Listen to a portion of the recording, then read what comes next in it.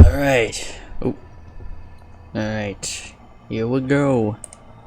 Well, it turns out this part of the game is kind of finicky, so apparently the best way to go about it is just to brute force this and just run straight through, heal whenever I can, and make it to the end. Oh boy. Oh boy.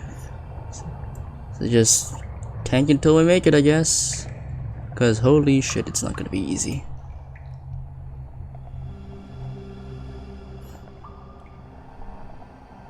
Okay, well I quick save, so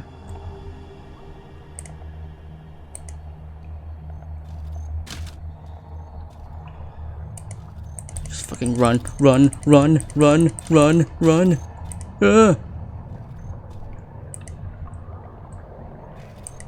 Just fucking go. Oh shit. Heal. Go.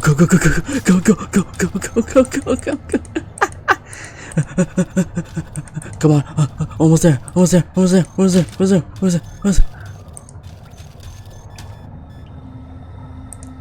fuck. Shit. Take it. No! Ah. I was so close.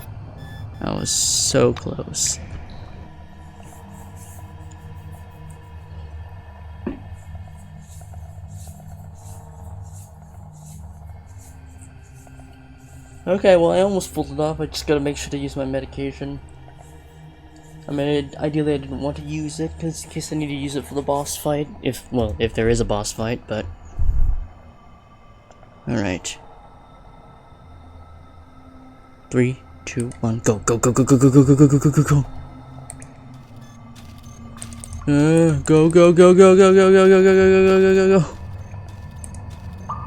Mobile generator. Okay, so there are points in the map that... Okay.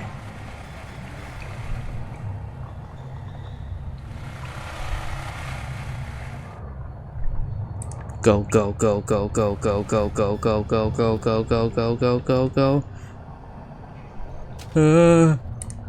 on. Go. Heal. Go.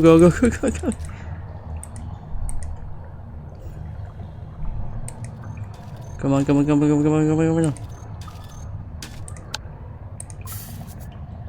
What? Why do I still have the darkness on me?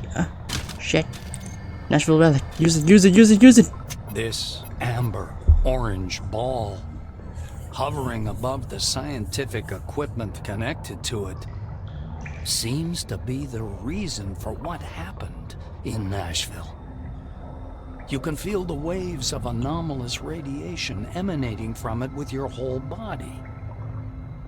A pleasant tingling rolls through your skin, and each wave fills your head for a mere moment with strange, rapidly fading images. Without taking your eyes off the sphere, you move closer.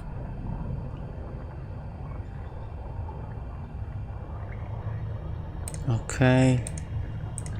Well, use the connected equipment to stabilize the relic state. I feel like if I just scan the relic, I'm just gonna not give myself time to do this, so... Boop. You bend toward the equipment. It's possible the slight electric current being emitted somehow stimulates the artifact's activity, so you decrease the voltage. The cooling system is working 1/2 throttle, so you bring it up to 85%. These measures should reduce the anomalous radiation intensity. At least, that's what you're hoping for. You suddenly begin to feel numb. Uh-oh. The prickling in your hands and the anomalous radiation pressing against your head grow weaker, but a frightening sensation rises in their stead. An unknown force detaches you from your body. What the fuck is this astral projection shit? The cool, ringing silence. The maelstrom hanging above Nashville embraces you. All of your consciousness unfolds like a giant canvas, hurling you into a dark auditorium. You see the maelstrom swirling over Nashville. Pulling you from the crumbling walls of the base, it lifts your mind above the world. Holy shit. It covers the lands of the dome like a gigantic spot, in the swirling shadow of which the lights of human consciousness flicker. Some of them fade away, barely in contact with the maelstrom. Others grow dimmer and blink painfully. Some glow with a strange, cold light. Gaining strength, the maelstrom, rushing westward, comes crashing down onto the southern lands of the dome, leaving behind hundreds of fluttering and slowly fading lights. After sweeping out Concord and Spire Station, the maelstrom finally calms down. It hangs in the very center of the dome, like a majestic, lazily swirling vortex, and your mind rushes about within it like a shining spark.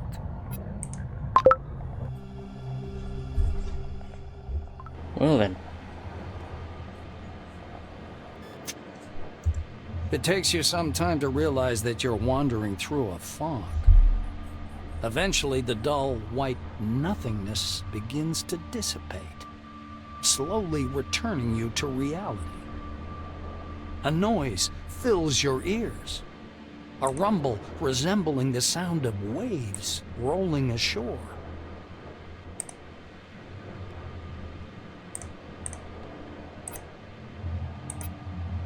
You step carefully through the white haze. Fragile bits of rock crackle under your feet. Vague shadows appear from the mist over your head.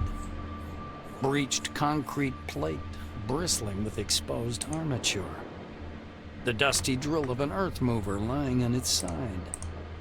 Yellowed documents, boxes. Crushed steel closets that tumbled down through gaps in the floor.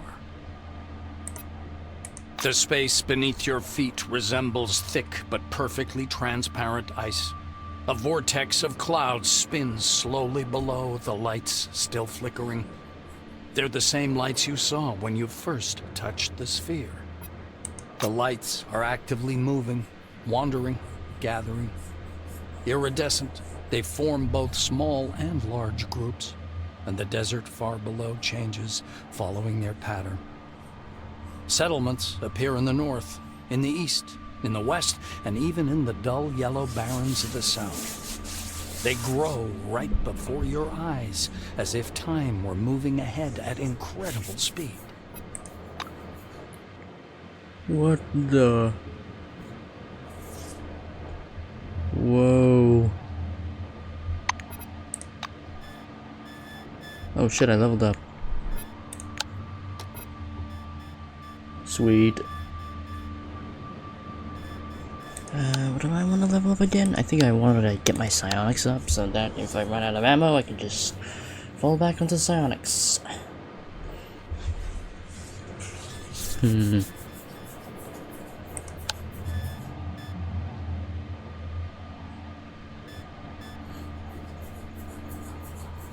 Oh, I could. Oh, I can use my. Ah.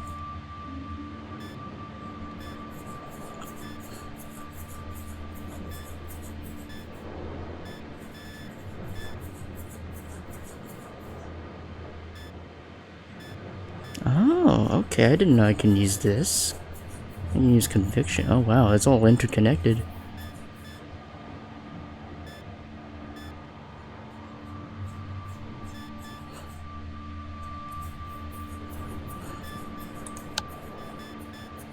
Wow, there's a lot of things you can invest in. But considering how early game this is, I think I might as well just focus on maxing out all the shit I'm specializing in first before investing into others. Though then again, I might miss out on influence opportunities, but who knows? I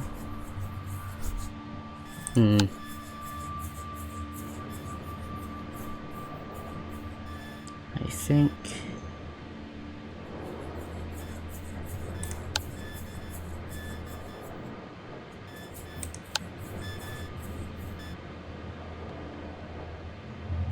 that's pretty good.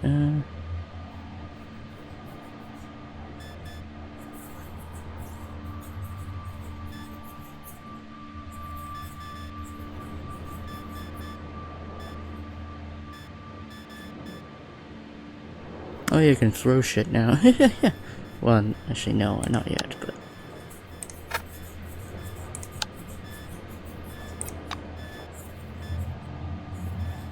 Wait, is that boosted by... Oh, it's boosted by Tinkerer, that's why I'm not getting anything. Oh, I see.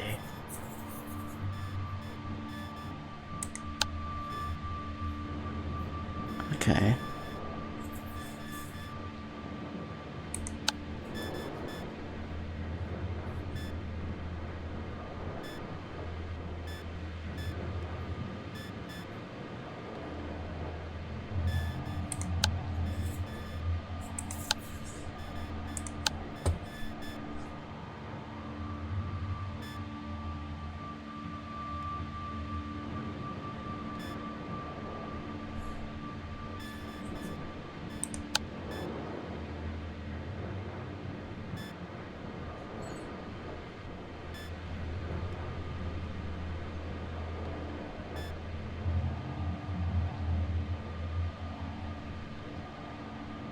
Wow.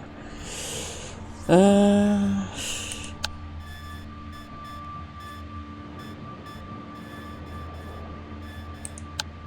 think maybe you just go for the conviction. And then I'll invest into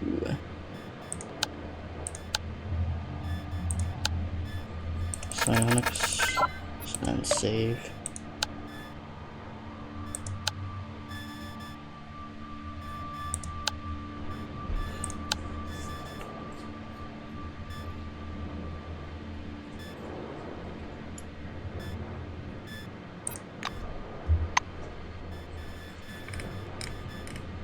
I think I have a better psionic glove. There we go.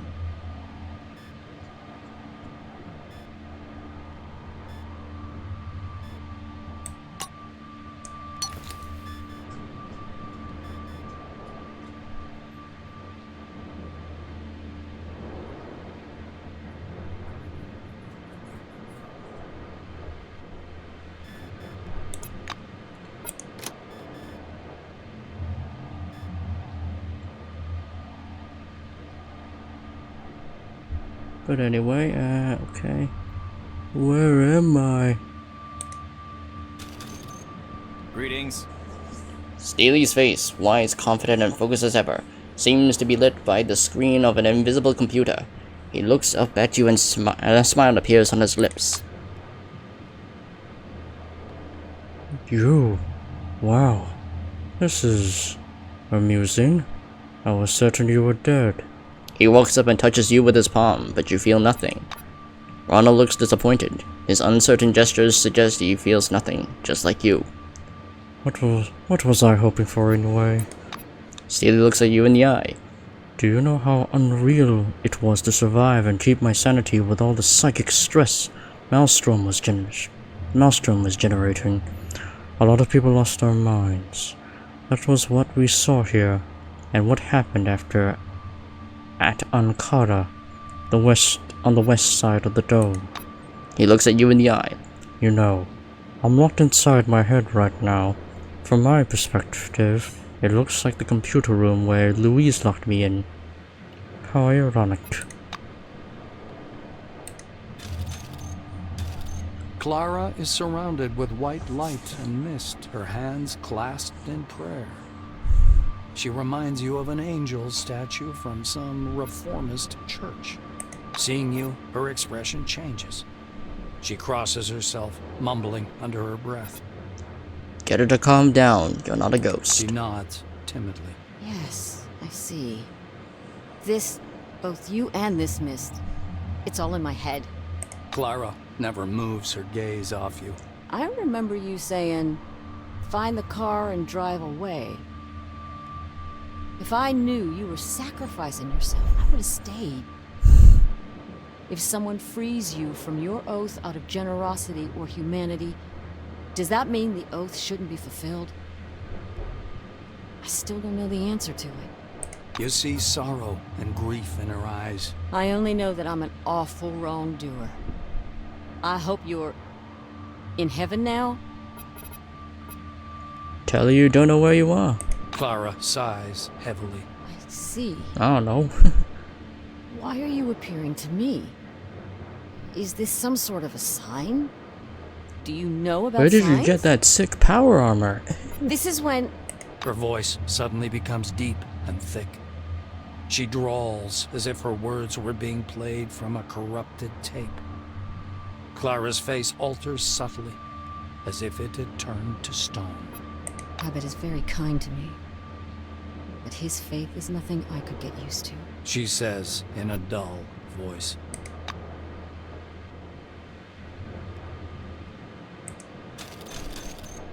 Hello. The orange raises his hand as if aiming an invisible gun at you. Holy shit! He looks at his empty hand with a puzzled expression. Ginsburg looks up and examines your face with a suspicious squint. Do I know you? Yes, I do. Shit. Oh shit, I should quit with this crap. Those glasses will fry up your brain right quick. He points his head with an awkward laugh. Ask what the crap he's talking about. Ginsburg passes a hand before his face. Have you gone nuts or is it just me?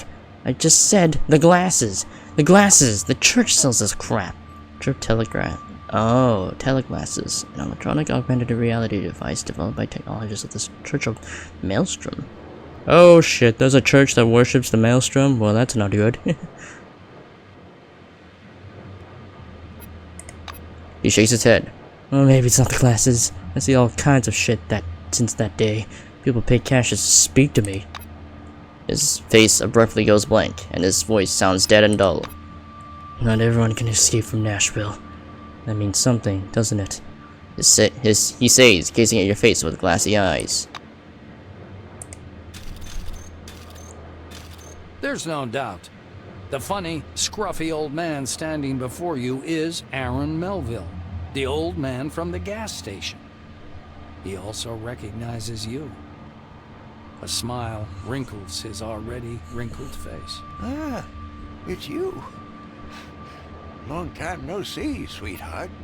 Melville examines you closely. Safe and sound, I see. How'd you pull that off? No one survived where you were heading. The only worst place is the center of the dome, where the spire... Well, you know. The old man points vaguely upwards with his crooked finger. You're aware, aren't you? The spire is fallen. Now the road's closed. As if folks would want to come here anyway. And here we stay like crabs in a barrel. He thumps his timber leg on the ground, driving the mist away. Don't think that I'm complaining. My business is on a roll. They come and they go. Melville's face seems to petrify. He speaks slowly, but flounders anyway. The gas station can be crowded nowadays. Everybody needs my gas station. Folks went crazy, I tell you. Fighting over nothing. The old man woefully shakes his head.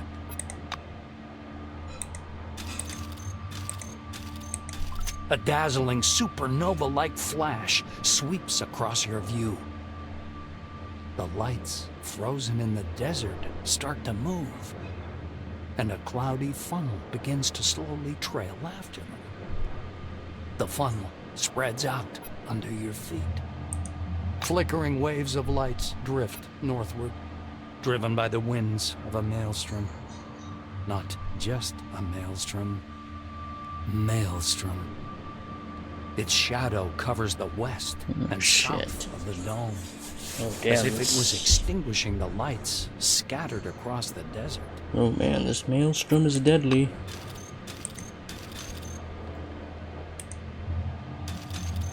A gray-haired man, arms stiff at his sides, stands squinting short-sightedly into the mist.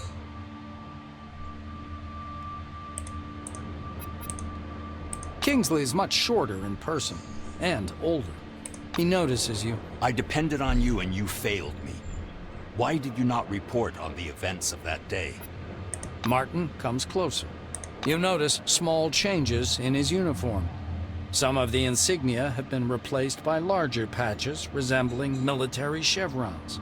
Kingsley nods as if anticipating your question. Yes, the uniform is new, but the man is the same. Head of Magellan Base. I intended to resign after the incident, but Nakamura decided otherwise. I couldn't argue with her. He surveys the thick mist around you. One thing's certain. You're standing here. That means you're alive. Yes, I know what this is, partly. He looks you in the eye and says, scientists on the emulator project have been telling us a lot about it. Not everything, of course. Even they don't know what it is. Ethereal. Ooh. Van Olden looks the same as he did during your first meeting. The same shiny glasses with thin rims, an arrogant expression, and a stopwatch clutched in his hands. He's examining a shred of mist hanging in the air. He's so involved in his research that he doesn't notice you at first. Meeting your eyes, the scientist instantly darts back. Then he comes up to you and begins to palpate your face, hands, and clothes. His fingers seem to sink in your face. Sebastian Van Olden screws up his lips scornfully. Yes, of course. A thought form, like the pink mist, I suppose, or any other similar anomaly. As was to be expected. Ask him about the thoughtful and pinkest. The white winces. Have you any grasp of the context? I'm talking about anomalies. The pink mist is obviously a term particular to this field. A thought form. Well, it's a derivative of this pink mist. Eyewitnesses often see people in it.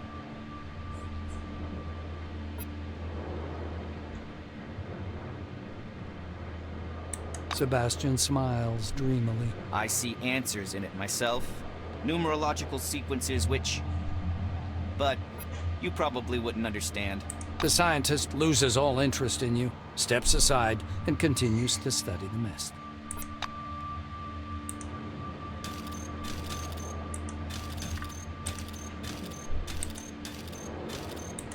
You smell quartz and sand tempered in the sun. But as you try to penetrate the dispersing mist, you can't see any desert. The world around you is full of pictures. They're floating around like visions in some crystal ball. A hall covered with carpets. A golden Cronus logo on the wall among wine-red banners. A power plant. A city filled with lights. Mercenaries, soldiers, armored vehicles moving through the cool wasteland in the night. The spire of a temple spire, its searchlight shining into the night sky. White corridors of research complexes. The visions fade one after another until only the last remains. The black silhouette of a strange building towering up from the lighter sand. This picture freezes before your eyes, as if giving sense to everything that came before.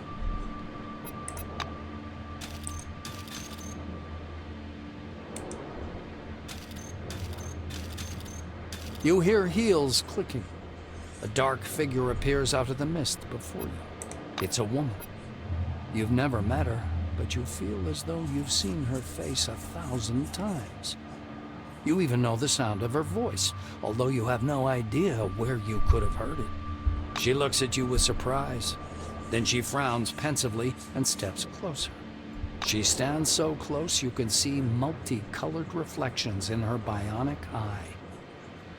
After poking you to confirm your ethereal nature, she waves her hand left to right.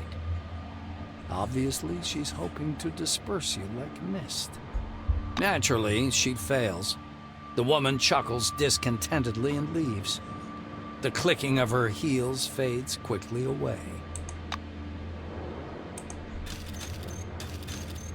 A wizened old man, long and lean as a scarecrow, leans over to examine you with the curiosity of a vulture. His long, yellow-white robes fall down in waves and rustle quietly. His stony black eyes resemble those of a blind man, but their gaze is fixed on you.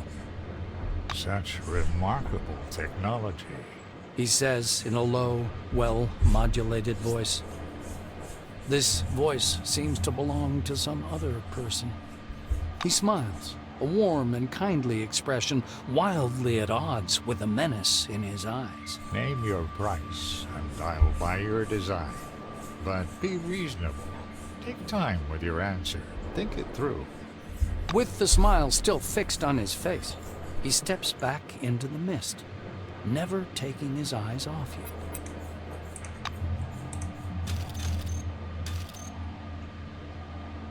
you. Hieronymus Zemeckis. The fuzzy mist, as if whisked with a mixer, looks like slowly dissolving clouds.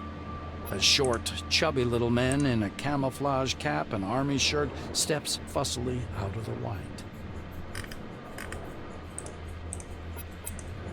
He clasps his hands behind his back and stops a few steps away, scanning you with his gaze. Vivid interest flashes in his eyes. He clears his throat. I'm out of jokes about death. Or about Mr. Christ. I'm out of jokes about hallucinations. Although hallucinations under the dome aren't any joke, but an everyday reality. The man circles you. His glance bounces from your face to your uniform to your shoes and back. But you are something else. So, let's see. A pre-war haircut, old-time uniform, clean and pressed. Shoes aren't worn out, just got them. He recites with enthusiasm. He frees his plump palm and carefully touches you with one finger. You are ethereal, but light-tight. You respond to my movements. You are not using an image that's familiar to me. You don't look like anyone I know. And your badge says... He raises himself on tiptoes and fixes his eyes upon your badge. The name. Of course. Of course. The name. He flings his arms about and leaves without even saying goodbye. The mist seems to slam shut behind his back, like a pair of wing doors closing.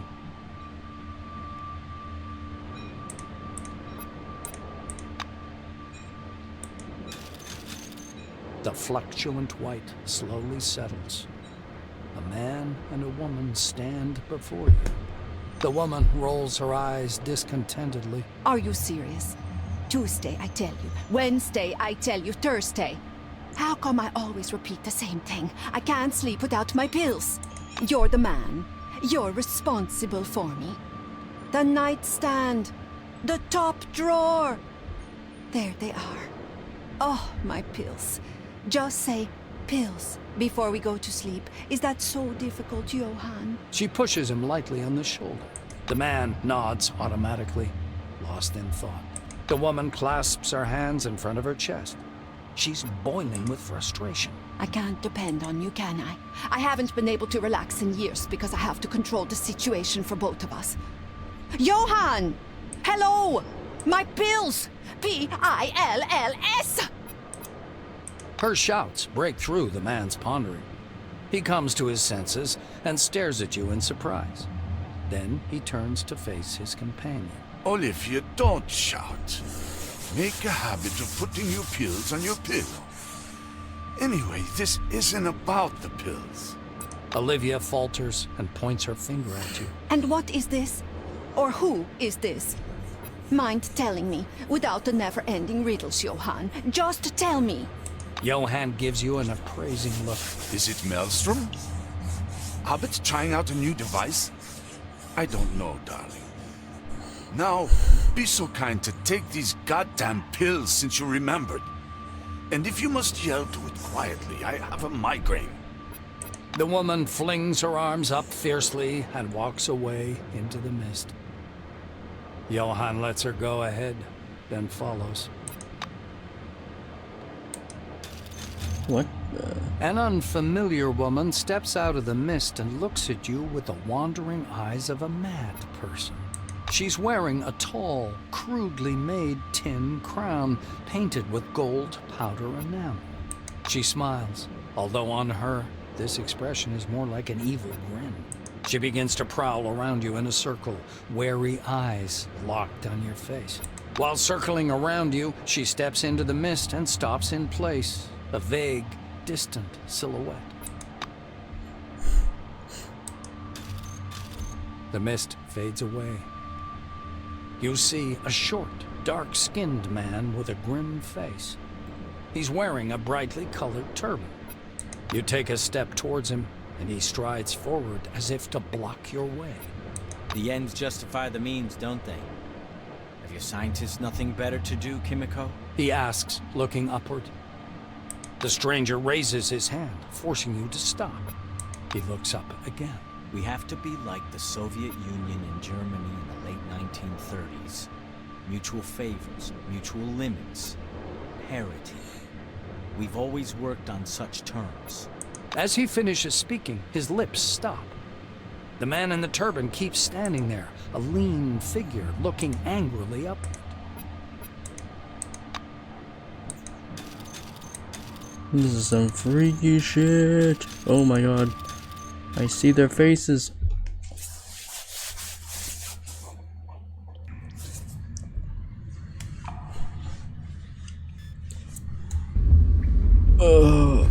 Oh, it shattered.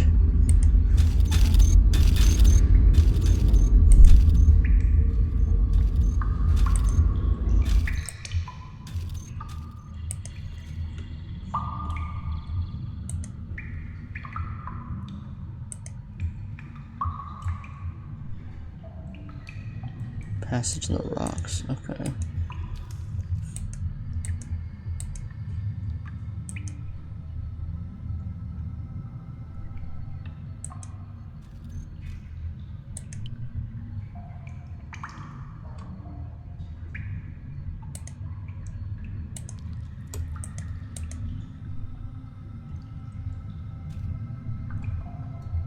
Oh man.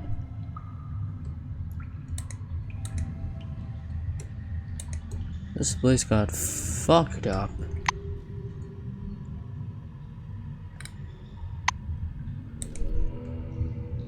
Wow.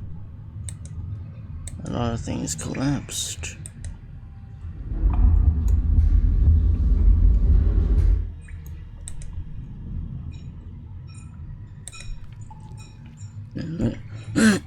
And looks like I have to drop the armor.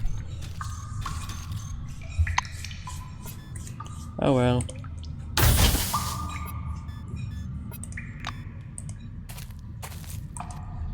Let's get out of here.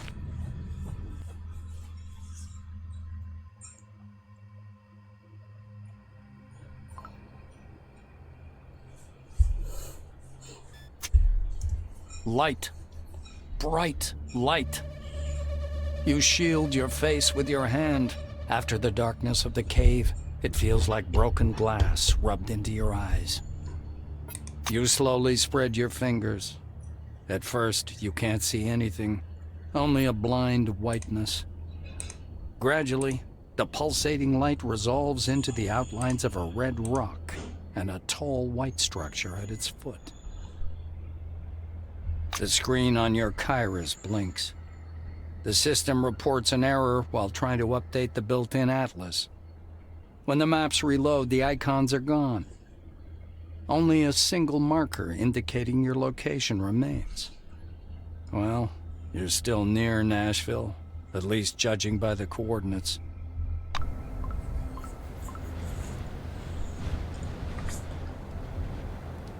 Oh boy. Exit to the dome. Oh shit. Is this everything?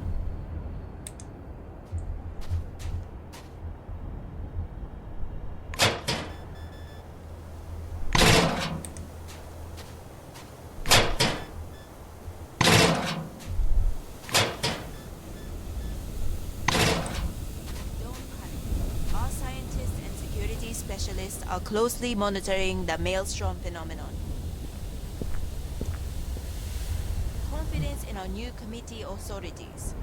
The problem will be solved as soon as is feasible. Ricardo Alexander.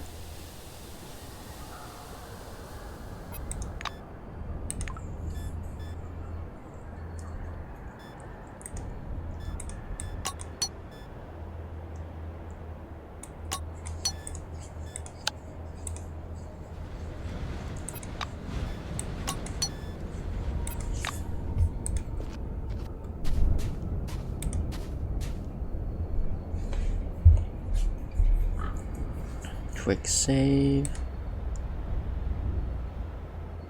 You lean closer to the radio embedded in the car's console.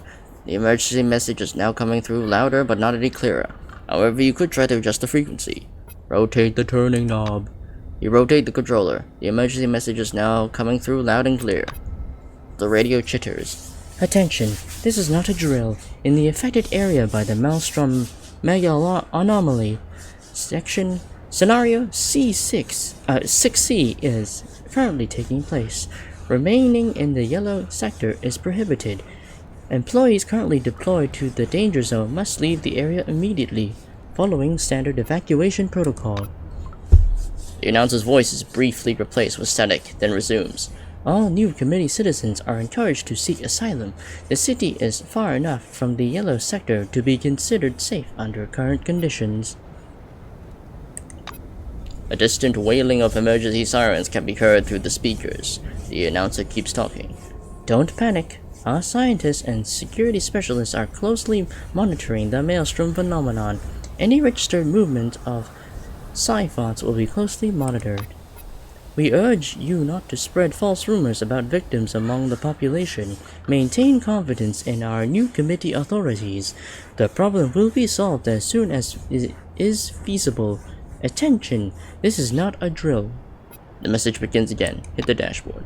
The speakers fall silent for a moment, then begin to crackle and stir with double force. This text of the announcement is still barely audible in parts.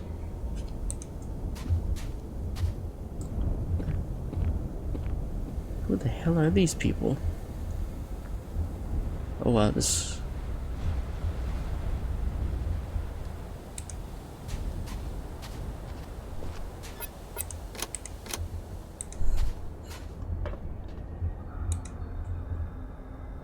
Hello? Who are these people?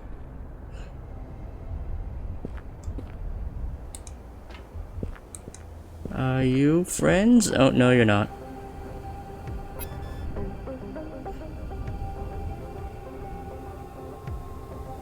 Ooh, I can swap places with the target. That's cool.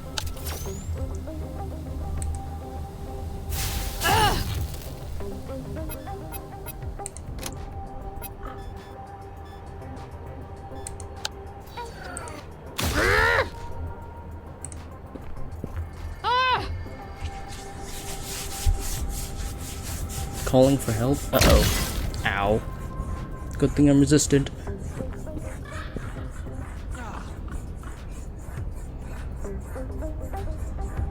Someone from the outside did it. Some outsider. Covered our place with their scent. Who the hell are all these people?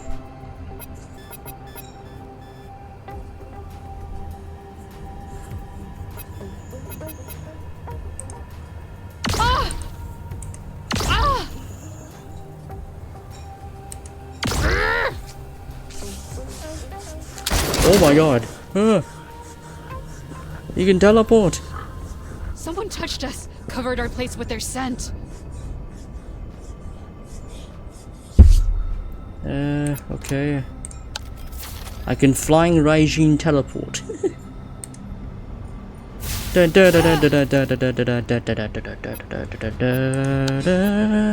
Oops.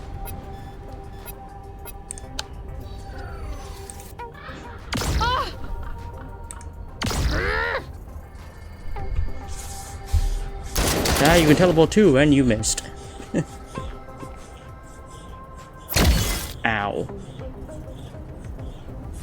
Someone touched us, covered our place with their scent. Ow.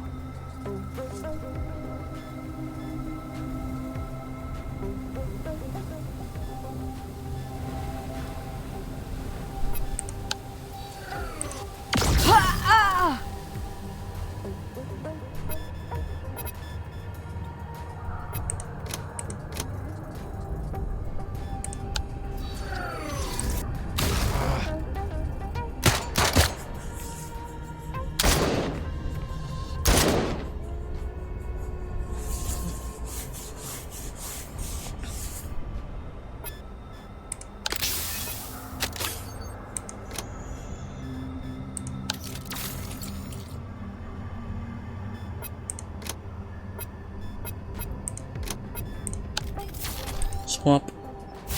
There is outsider radiation everywhere. Someone passed through here, scattering their light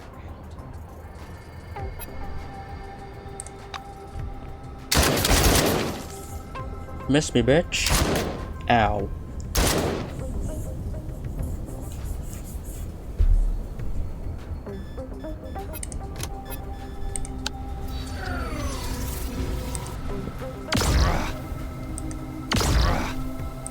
Someone's touched us, covered our places with their scent.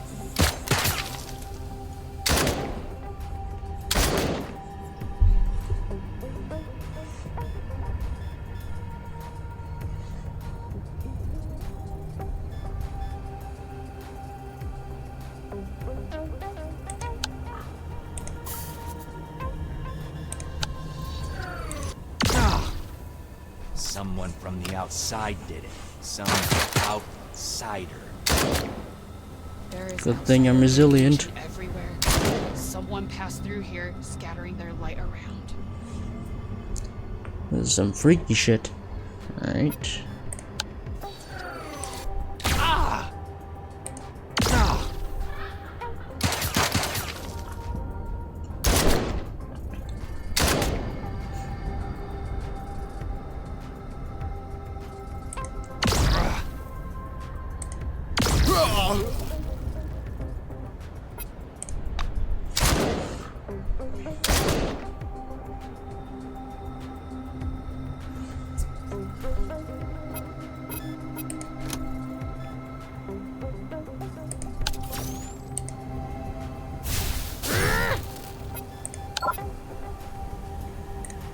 I just swap, reload, and move, I guess.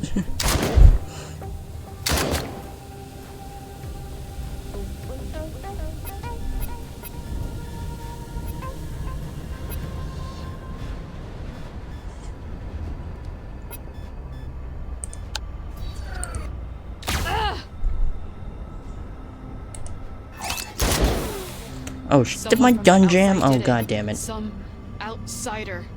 Me and my luck.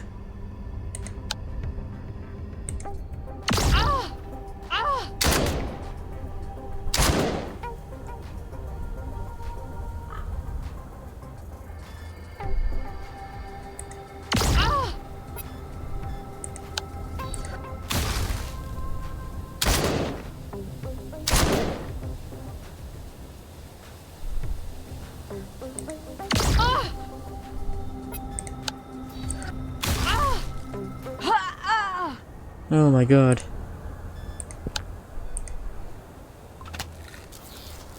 How's my fatigue level? Okay, not that bad. A stormer. Oh, these are the people that worship the goddamn storm.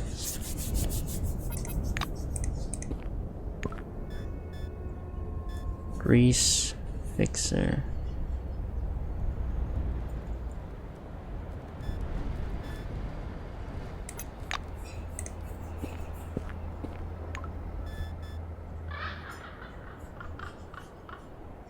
Flatulence for what?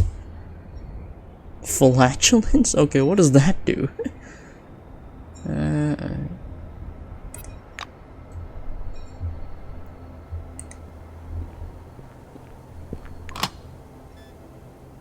Simple mine clearance kit, okay.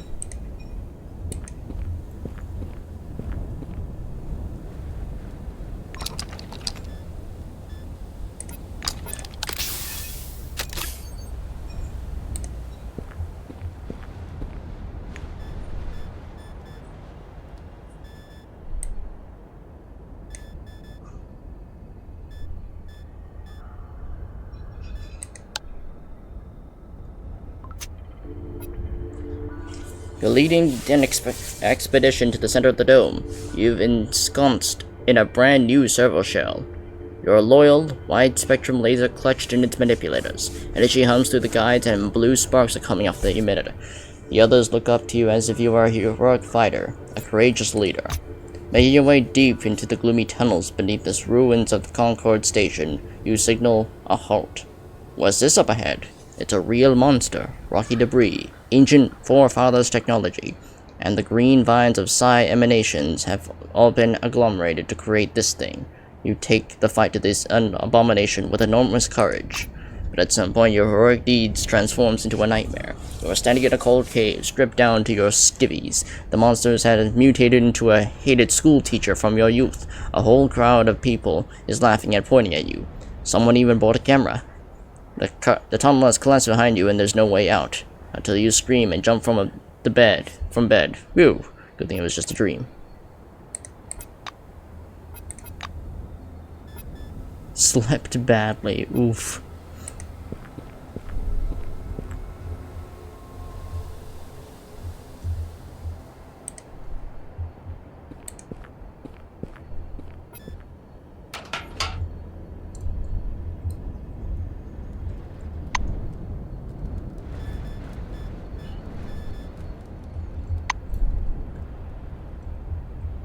Alright, anything up here? I guess I could have snuck my way up there and shoot him from the high ground.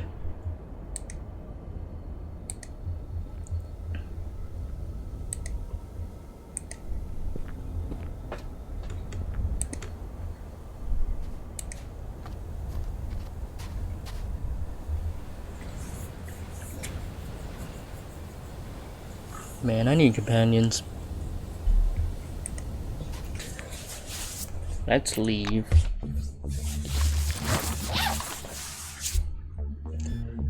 Alright, quest.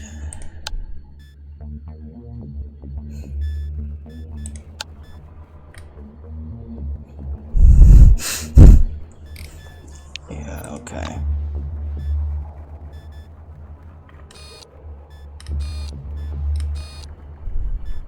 Oh, there's the maelstrom itself. I'm not going there.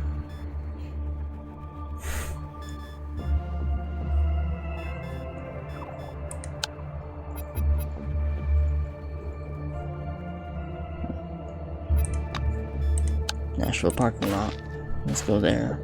You wander through the desert and suddenly fall, fainting for a moment. A quiet hum, like that of a huge bell, fills your head. The space around you is again hidden behind waves of fog. But now it's different. This even white haze conceals everything unnecessary, highlighting the important. In the northeast, a flickering column of blue light can be seen beating straight up through the clouds, like the beam of a huge lighthouse is that the directed source? into the sky. Without taking your eyes off the beam, you struggle to get up. Each step requires great effort and your head is splitting. These are not the effects of sunstroke, and what you're seeing is no mirage. This is something else. Something is happening inside your head. Use your medical knowledge to stabilize your condition. You search through the pockets of your uniform and find several pills. Some to treat high blood pressure and a few painkillers. You put the pills in your mouth and after a while you feel better. The headache and hum soon pass. All that remains is a slowly dissipating fog and the blue glow fading away in the distance. You've seen this fading glow before, but from a different angle. The explosion that flashed through the clouds pushed apart by Maelstrom. This strange beam of light is what remains. It must mean something. Maybe there to the northeast is where your path now lies. Magellan Station.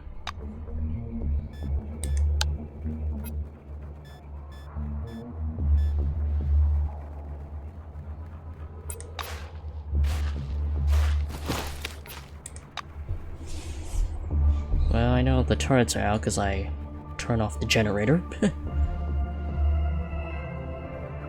Now the turrets have no power.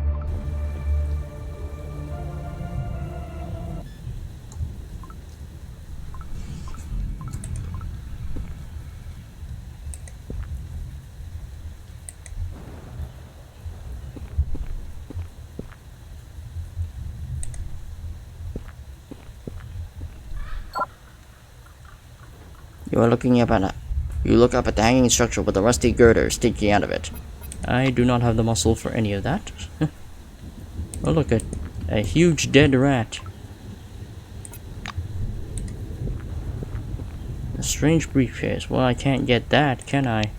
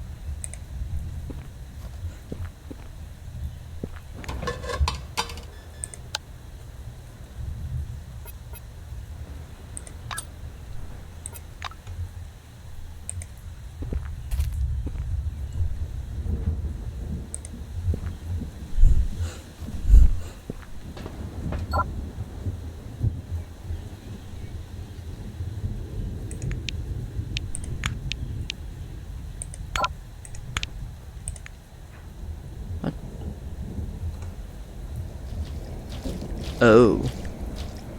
Oh. Oh, they're rank 11! Oh my god, I am not going anywhere near them. Even if this is on journey mode. Because I'm only level 5. Yeah, they're like more than twice my level. I am not going anywhere near that.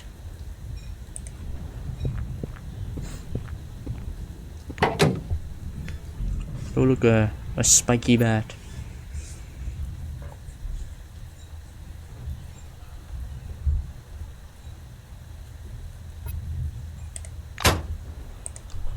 Well, that's cool, but I'm not a melee specialist.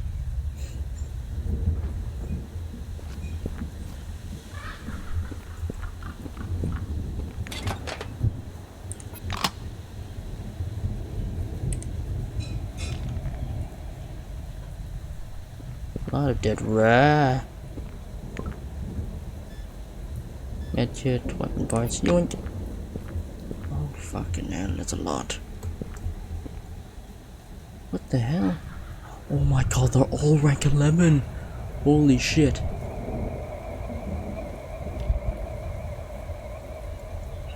Alright, Magellan Station it is.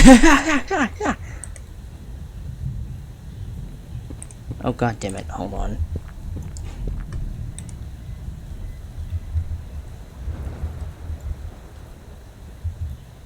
Go away, bot. Anyway. Yeah, I'm not going anywhere near those guys. Cause I mean, oh my fucking god. 200 health. Yeah. That's double my health. I'm getting out of here. Cause look at me. I can't do anything. I mean, sure, I got tons of resistances. But at the same time, not looking too great. Oh yeah, I got this belt item. Forgot about that.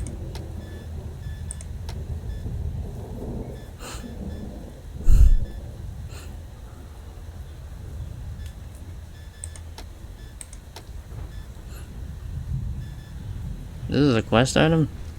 Oh wait, no, that's not it. These are quest items.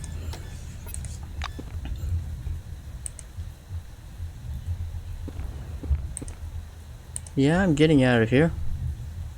Magellan Station it is, because no way in hell I'm going to be able to fight those things.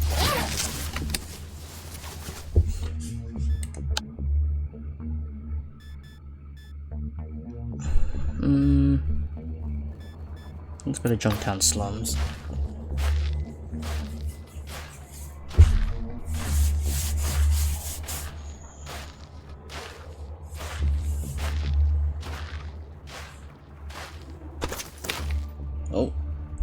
An eternal twilight seems to hang over these swamps. Thick vapor clouds the light, and glimmering greenish sparks remind you of fireflies. Not the local carnivores, but the harmless insects of the outsider world. An unidentifiable sound breaks the marsh's dead silence, drawing your attention to several figures moving around the reeds. Try to quietly pass by. Luck is on your side. Ah, my fortune. Okay.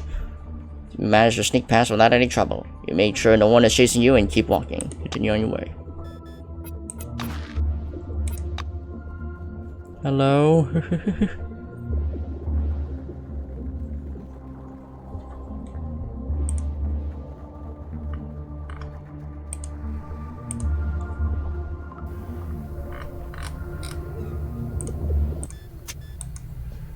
The hum in your head that's accompanied you from the moment you left Nashville and had almost fallen silent since suddenly returns. Barely able to stay on your feet, you look around. The road took you to a strange slum of rusty iron roofs. Above them, you can clearly see a faintly glowing column of blue light, just like in the first vision that visited you shortly after you awoke. Somewhere in these slums is the unknown, but apparently important goal of your journey.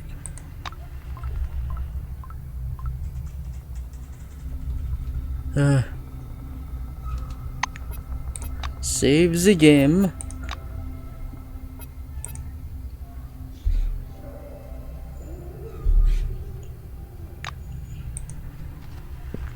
Hello, Roy. Come on in. The city's already under quarantine. The soldier's face is wrapped in a neckerchief to protect it from the sand, and his eyes are hidden behind his sunglasses. His entire uniform is coated in desert dust, and the letters on the metal badge are barely readable. Roy Oldie, guard. Well, hello there. He gestures bluntly to the slums behind him. For the moment, you can stay here. The city is already under quarantine, but there's still space in Junktown. Inquire about the quarantine. The guard gestures towards the horizon. They say Maelstrom began to expand, which hadn't happened for a long time. That's why the quarantine was declared. Citizens must remain in the city, and non-citizens and those who didn't have time to relocate are all here in Junktown. Fortunately, we have the emulator. To be completely honest, I don't really believe this thing works, but it's better than nothing, right? Welcome. He shakes your hand. Good luck.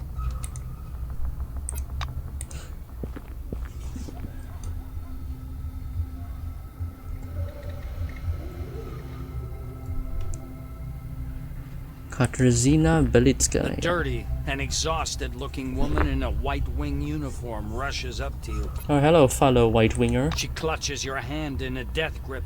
You're my last hope. Please, please, please, please. The woman stares at you imploringly.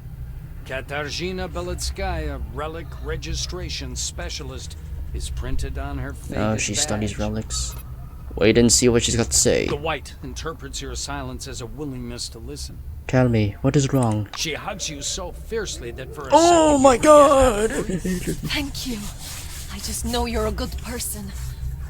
If you won't help me, nobody will, and I'll just die. Alright, just tell me what's going Right on. here, amongst Did you get these. affected? Katarzyna pulls herself together. Katarzyna. I've been banished from the city. From Magellan. What? They took my Selectron and stripped me of my citizenship. What? No one wants to Why? help me. Everyone's afraid they'll... Why did you end up get like banned? all because of that damn Nakamura and her laws. Belitskaya looks upon you with new hope. But you'll help me for sure, won't you? I need to get to Magellan, and you can lead me there. You have a Selectron, I see it. It's hanging right there by your belt. Yeah, ask why she lost her The citizenship. White's face falls, and she hurriedly looks away. It's these new... Fuck, I don't have conviction! Fuck! You're No! a full rights member of society. Alright. Belitskaya nods readily. Yes, yes, of course. Ask. Ask how they could be possibly banished from Magellan. Katarzyna obviously doesn't understand your question. What do you mean, how? They took my Selectron and threw me out into the desert. It really is that simple. I'll use my massive brain to question whether the decision was really so arbitrary. Whether Cronus is in control, bureaucracy reigns. The White frowns bitterly. She's not happy to be caught in her lie. Yeah? Well, it wasn't exactly like that. There was a trial and I was offered either prison or loss of citizenship. What was I supposed to do? Go to jail? I'd never survive being locked up with a bunch of oranges. Katarzyna flings her hands in the air desperately. Find out who Nakamura is. The White is surprised by this. I'm new here. Katarzyna smiles nervously. She seems to think you're kidding. Are you serious? Are you a time traveler by any chance? Or maybe you've been in stasis the last few years. Kimiko Nakamura usurped power from the committee right after the incident. Oh shit. Now we all live by Oh, her Cronus. Observe that in legal terms, Nakamura must have had serious jurisdiction to claim power. Beletskaya looks away. Well, she didn't literally seize power. When Maelstrom appeared, communication with the outside vanished and the spire collapsed. Oh. No one knew what to do. Power vacuum Kimiko moment. organized the evacuation of Concord. She accommodated the staff in Magellan. Of course, Cronus' board voted to make her chairwoman. Shit. What does it matter how she came to power anyway? She gets to strut around like a big boss and people like me suffer. Katarzyna flings her hands up desperately. Return to her request and ask what she specifically wants from you. The White taps the Selectron hanging by her belt. Please, guide me to Magellan. I just need to get to the station. Said that you'll need time to consider her request. The White is on the verge of tears. Yes, of course.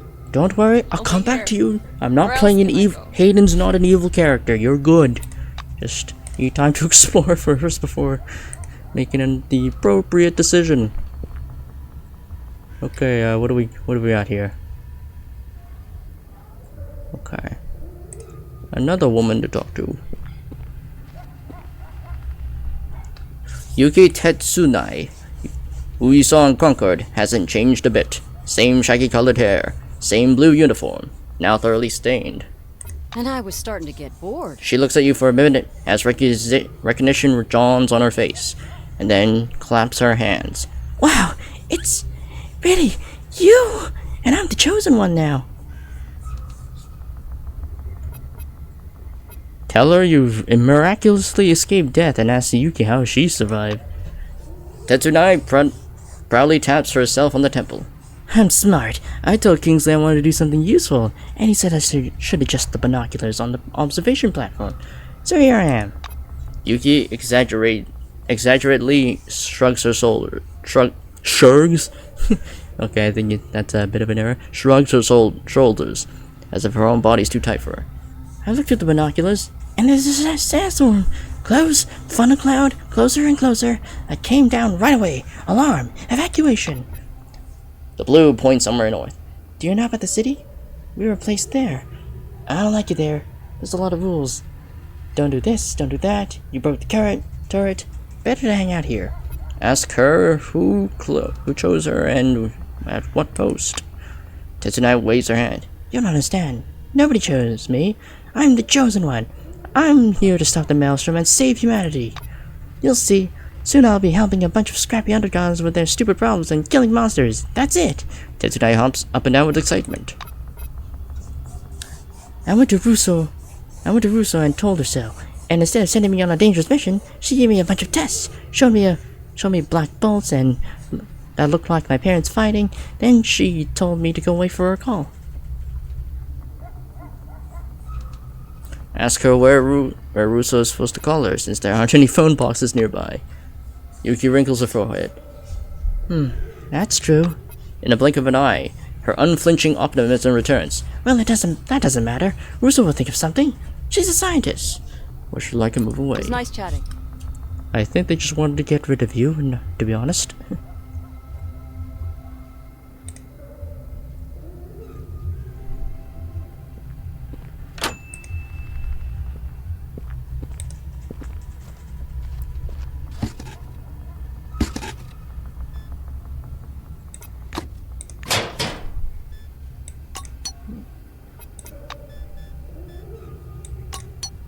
definitely need that.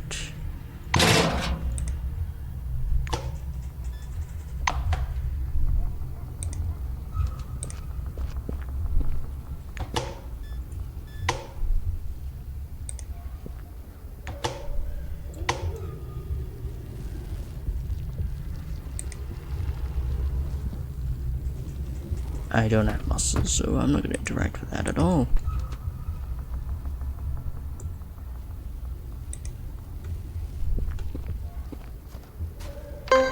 Oh!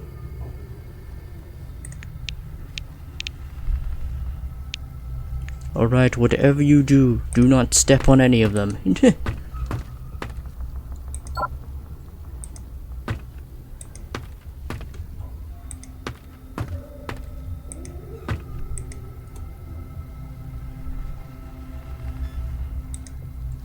Okay. How did you miss that?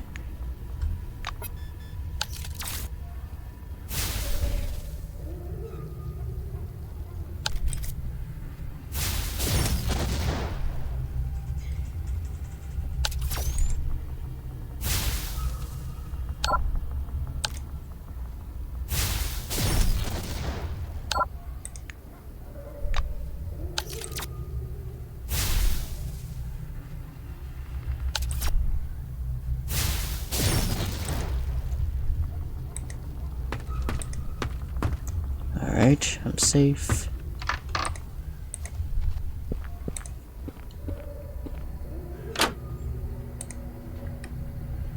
Hello?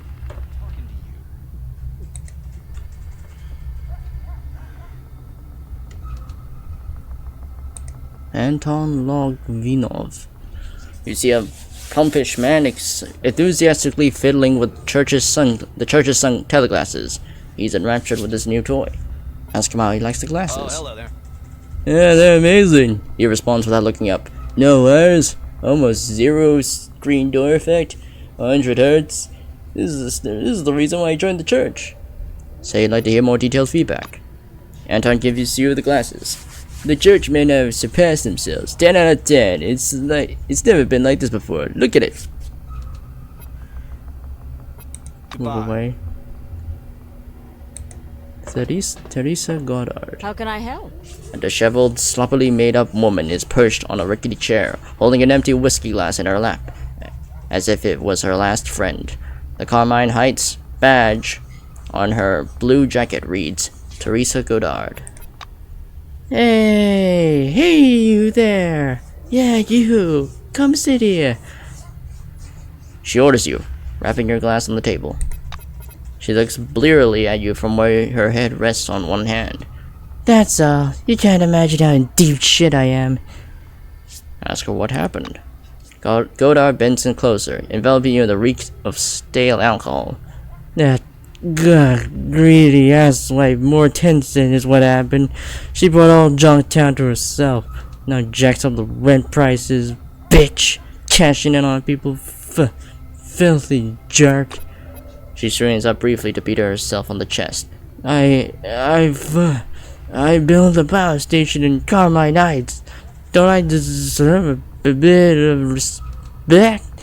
Where am I gonna get that money? Carmine Heights. Soon after entered the new committee, it became evident that not everyone was on board with the politics. A large group of former employees withdrew from the committee and established their own settlement, Carmine Heights, in the east of the dome. Oh. It's a small democratic republic with an active political sphere and developed economy. This is a thriving settlement running several promising exploration and development projects. Ask her how's it going on Carmine Heights. Teresa runs a finger around the inside of her glass, licks it. I liked it. Pity if Maelstrom is gonna last. You see? You understand, yeah? She makes an effort to answer. If you're asking, if you want to know, the Raisiners are no longer the way you used to be. They don't seem to give a shit about society. They give powers to those who care. Ask her if anything interesting is going on in the city. Teresa bangs her glass on the table. How the hell should I know? I'm from Carmine Heights. They don't let me in the city. Nakamura, the bitch. Saw some mad churchman in the square yesterday. Was blabbing some shit about illusions, so I went to listen. She shakes her head alcoholically. Oi, Therese, if you don't like my prices, you can bugger off. I'm serious, Therese, you can bugger off. And by the way, it's free of charge. And I was starting to get bored. Beth winks at you from wiping the glasses. Good afternoon. Beth shots. Free Nakamura joke with every order. Roll on up. Ask what kind of housing she's got on offer. Beth puts a glass inside. I ran a few shacks here. There's a bad one, a decent one, and a really chic little house. Chic by local standards, I mean. Mortensen leans over the bar. They're all available to rent, though I consider an offer to purchase. Ask her to tell you more about the nearby houses. Beth starts wiping the counter. The first house is an old, rundown shed. 3 walls are down, but that's the last one's still standing. There's a locker and a mattress, so you're not sleeping directly on the ground. And it stinks so much that even bed bugs have fled. So there you go. No bed bugs. And part of a roof with very few holes. Beth continues wiping the crumbs on the floor. There's a somewhat better house. The walls are a bit thicker. It's a bit more spacious. Has some furniture. It's simple, but has the basic comforts. If you bring any junk horse home, you won't be ashamed of the furnishings. Silver shakes out a rag and leans on the counter. There's a premium class too. By the way, premium means it has its own water supply. Jokes aside, it's an excellent apartment. I love to live there myself. Alright, ask if you can buy one of the houses in Junktown. Holy shit. Yeah, 120. Oh, fucking hell. That's a lot of money. 30,000? Yeah. Alright, so you wouldn't mind a snack? Bethany puts the glass away. You never got any Michelin stars here, but I can figure something out. Look. Okay.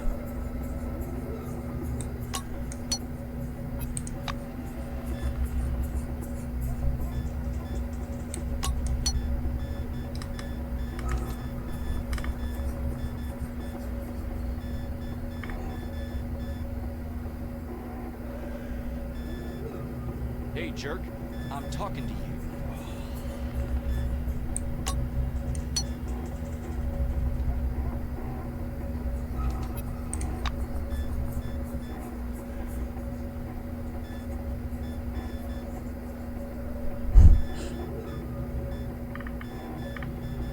Oh yeah, you can sell the rat stuff.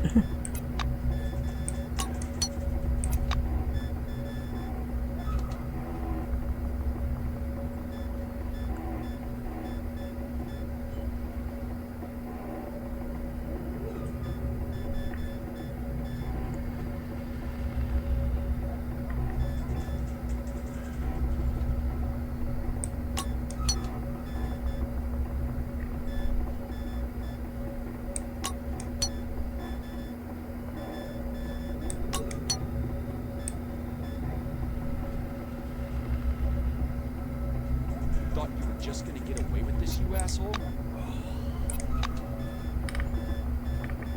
Got shit to sell.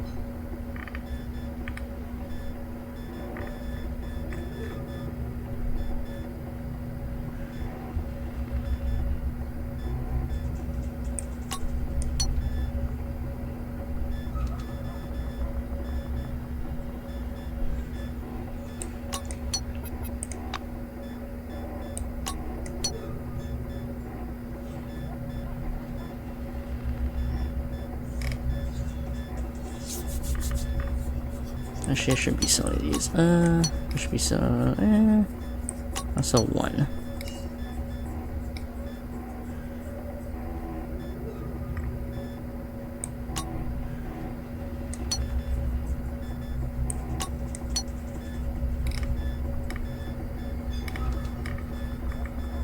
Hey, jerk. I'm talking to you.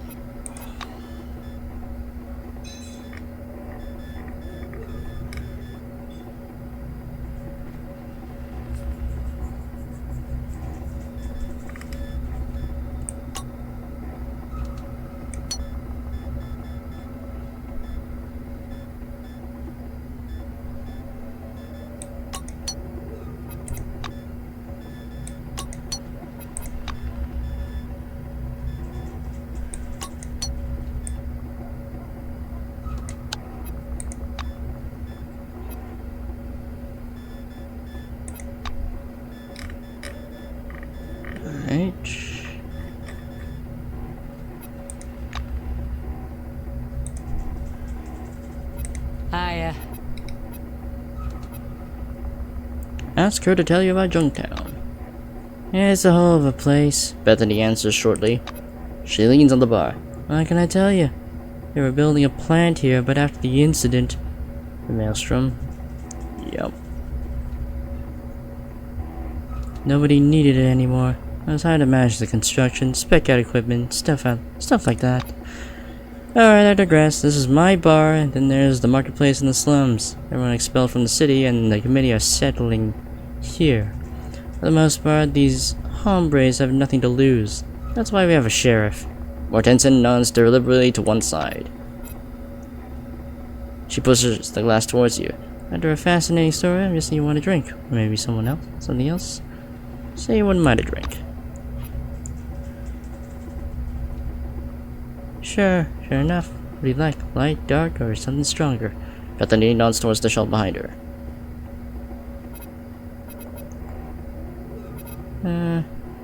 Ask Beth to join you for a drink. She shrugs. You offer, you pay. Just so you know, I only drink dark beer. And only one glass. Getting drunk at work is a no-go. Yeah, let's pay up. Beth fills 2 glasses. Chin chin then. Thanks for the hospitality, babe. Would you like anything else? I hope to see you again soon. Oh, I'm a bit tipsy.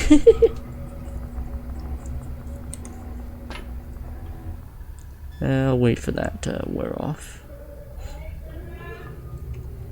Anyway, be right back.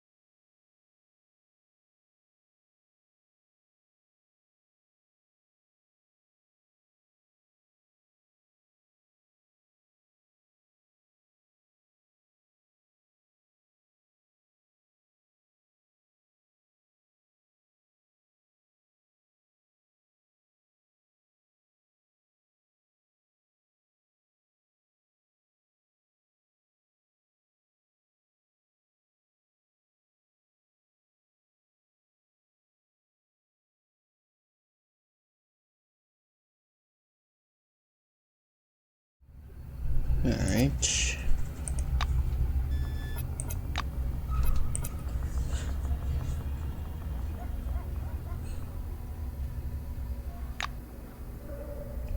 What is going on here? Oh, as you enter the bar, you immediately notice a large orange sitting at the table surrounded by empty bottles. 3 angry blacks are towering over him. One of the blacks takes a truncheon off his belt and taps the table slightly with it, attracting the sitting man's attention. I'm talking to you, butthead. Davey now eats pap, cause you broke his jaw. The musclehead raises his calm gaze at the black. Well, you shouldn't have cornered that lad in the washroom. I got a nice teensy tangerine here in my pocket. Give it to me, but make a puree out of it first. At the end of the truncheon, knocks against the orange's shoulders. You think it's funny? Fucking jokester. One of the blacks notices you. What are you staring at? Fuck off. This is a police business here. Police of the new committee. Clear the space. He raises a shiny sign above his head.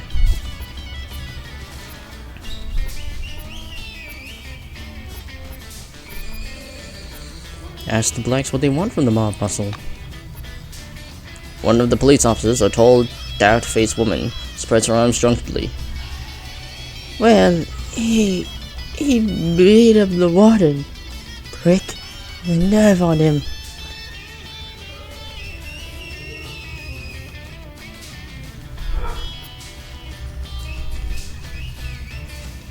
Offer to cover up the case with a couple of beers at your expense and a small compensation for the beat-up warden. The sound of the word beer, the policeman brighten. The orange shakes his head in displeasure, muttering something under his breath.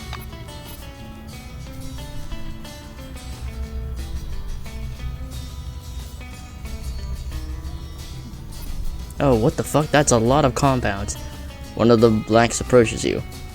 Beer? Compensation? Go on. We're intrigued with your... 400? It was 400. Did I get that right? I don't have that money. Yeah, I do not have that money at all.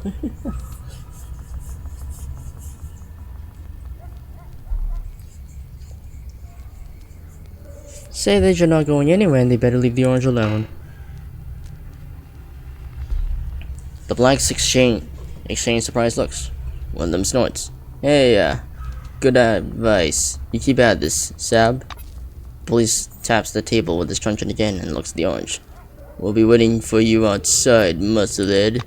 The blacks leave. The orange finishes his beer in silence, glancing at you. He rises from the table with a grunt. Well, thanks for your support. They're waiting for me there. I better go finish our talk. I feel awkward otherwise. Yeah, right. Get out of here. If you want to fight, go outside. This is a reputable establishment.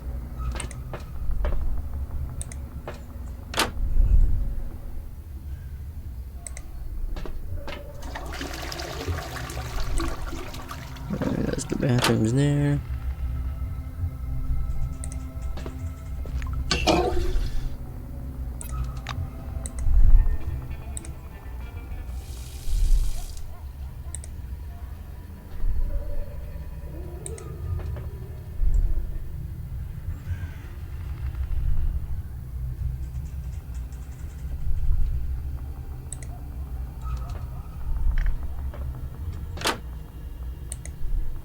Lamar has read. Man, shit has really gone downhill after the incident. A tanned man wearing a bleached black cap is completely focused on his communicator. A badge reads Umar Hazred, Deputy Sheriff, is visible on his chest. I don't like you. He turns his cold, watchful stare at you. You lot always bawling about Maelstrom getting stronger. Why don't you fucking geniuses do your job instead of hanging around town? The White Wing? Yeah.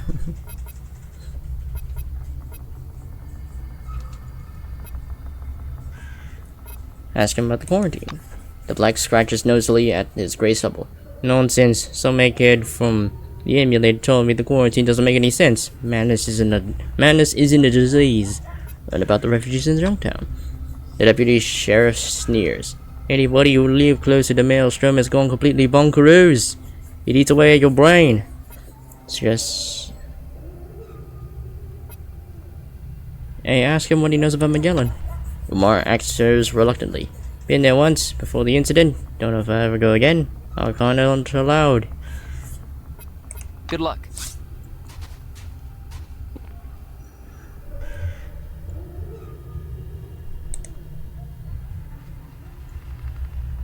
Yeah, you're still here. Okay. Oliver Kid.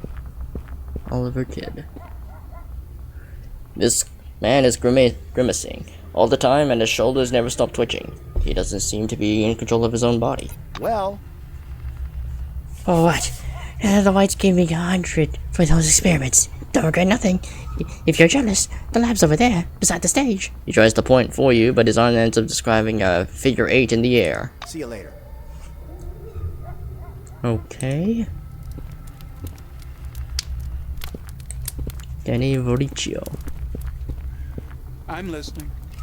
A guard wearing a black cap with a massive silver cockade is watching you idly.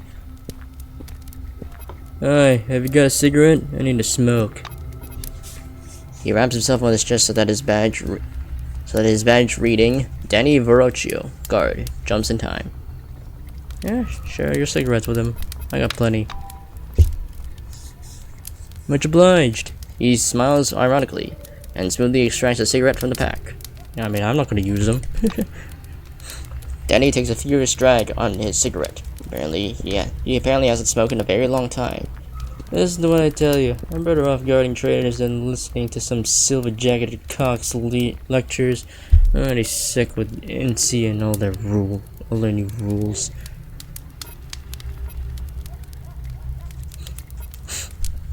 Ask him what's wrong with the new committee's rules. Verrocchio rolls with laughter, shaking his head and coughing out cigarette smoke. What's wrong? I'll keep it brief. Everything's wrong. The NC needs rules to create the illusion of power, but the irony is, the more strict the rules, the more eagerly people obey them and the more real power the new community has.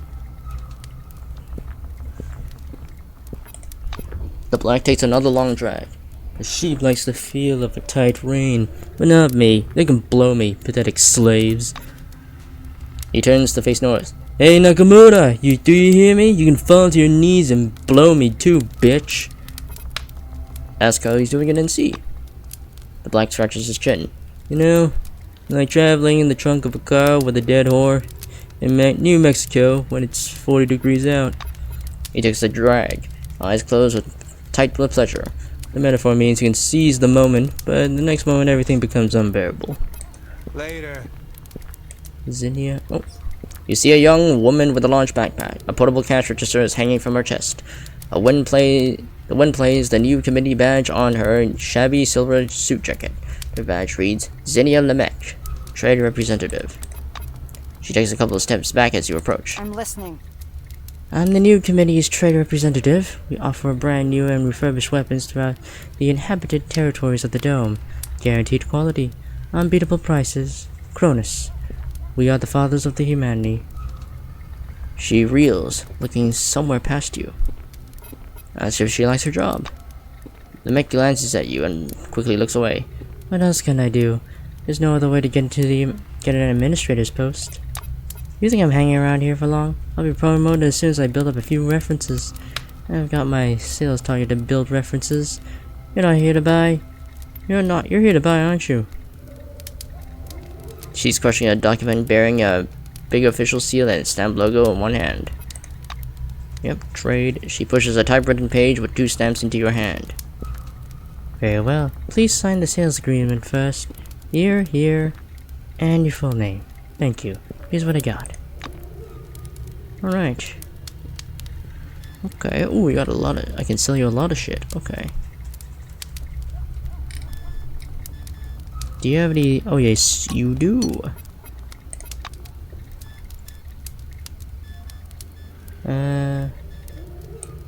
Something like that. I don't use these. I don't use that either.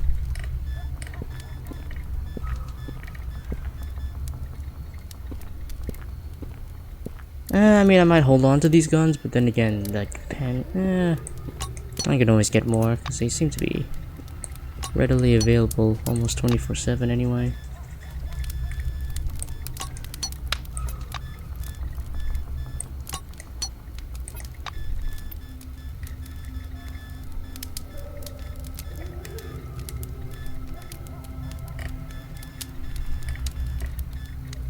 I think that's more or less everything.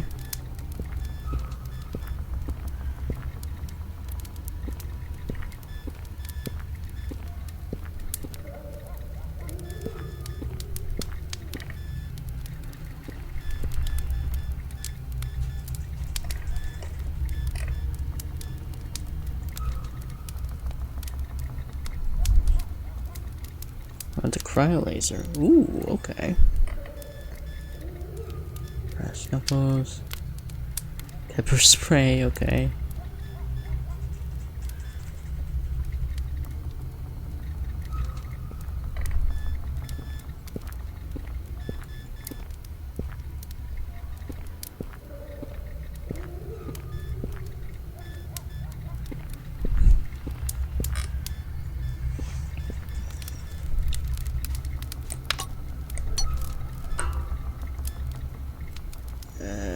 Okay.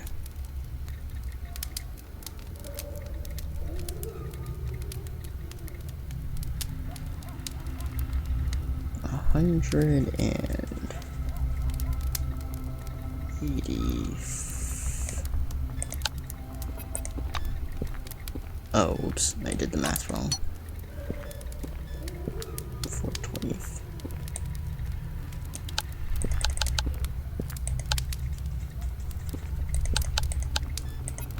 There we go.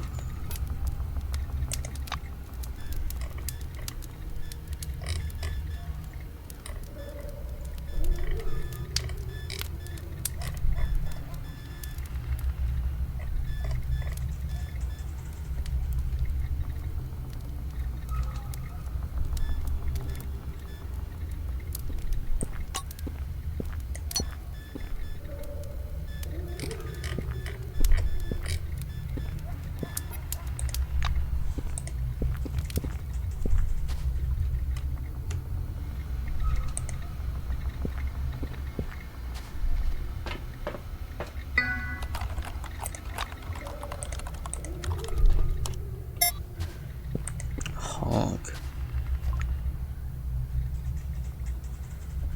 Oh, use the honk car. Excellent choice. These nimble miniature cars allow you to quickly navigate your current location. In addition, sometimes such vehicles may be blocking a secret passage or container, which can be accessed by pushing them aside. At worst, honks can contain useful batteries that can be removed. Honk the horn.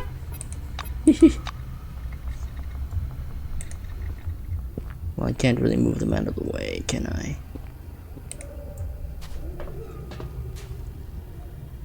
The mighty man gives you a desultory glance. He's holding a glass of whiskey in his hand. His badge reads Don Spencer.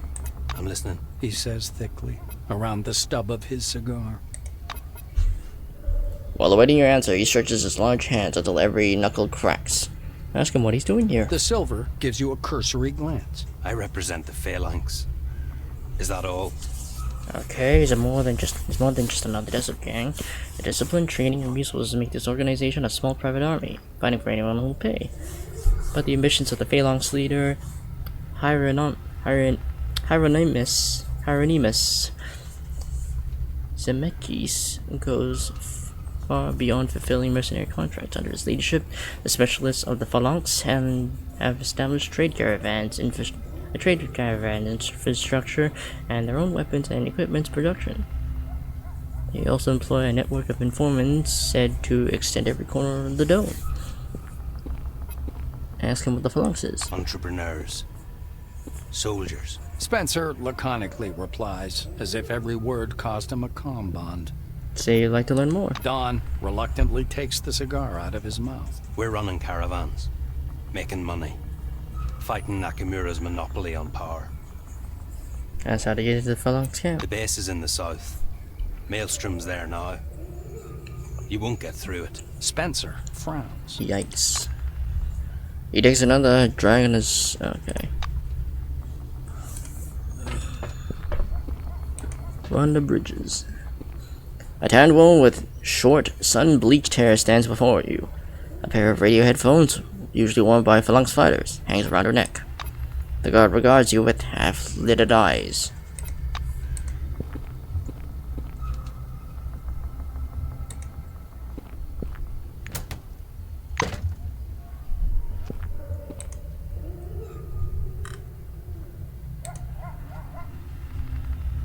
And so this is what the society under the dome has regressed to.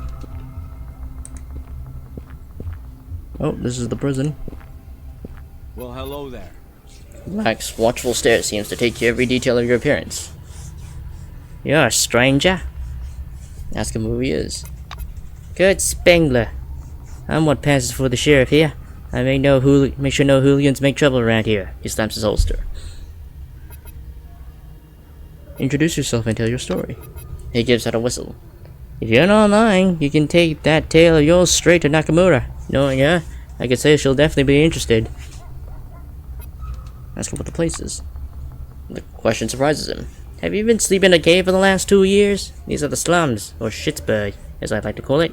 The outskirts of the city. The only official settlement inside the dome. Ask who Nakamura is. Kurt bends towards you with a smirk. Kimiko Nakamura is the head of the new committee. She's mostly alright. This hell of ours isn't her fault. It's her voices and the competition throwing sand in her gears all the time. What can I say? She's beautiful, though she's also one eye short of a set. Ask him how to get into the city so you can talk to Nakamura. Well, he scratches the back of his head. Though the proverbial Leviathan is, well, rotting, as Hobbes would say, access is rigorously controlled. I'm afraid you're stuck in this shithole to the end of the quarantine. He pats you on the shoulder reassuringly. Ask him what is there to do around here. The sheriff shrugs.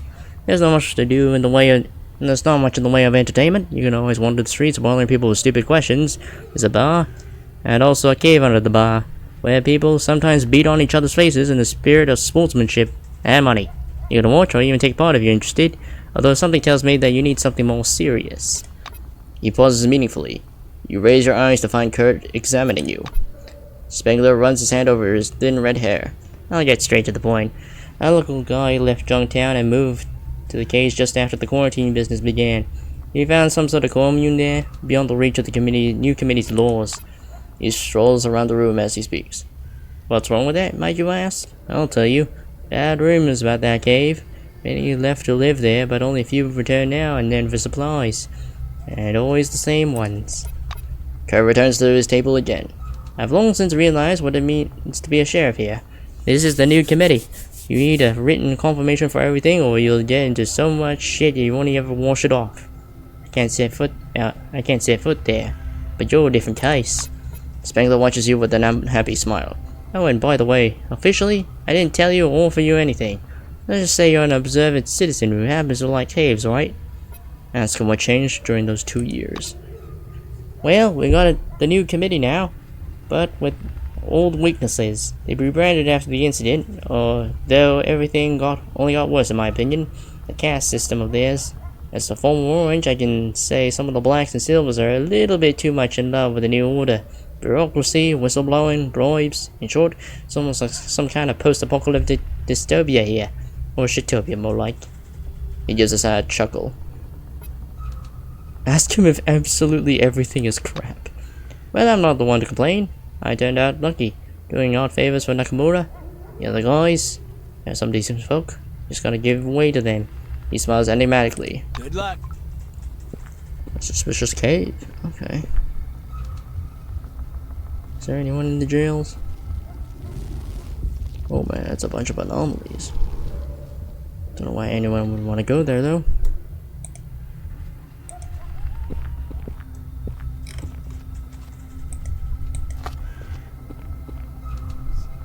If only you attend our...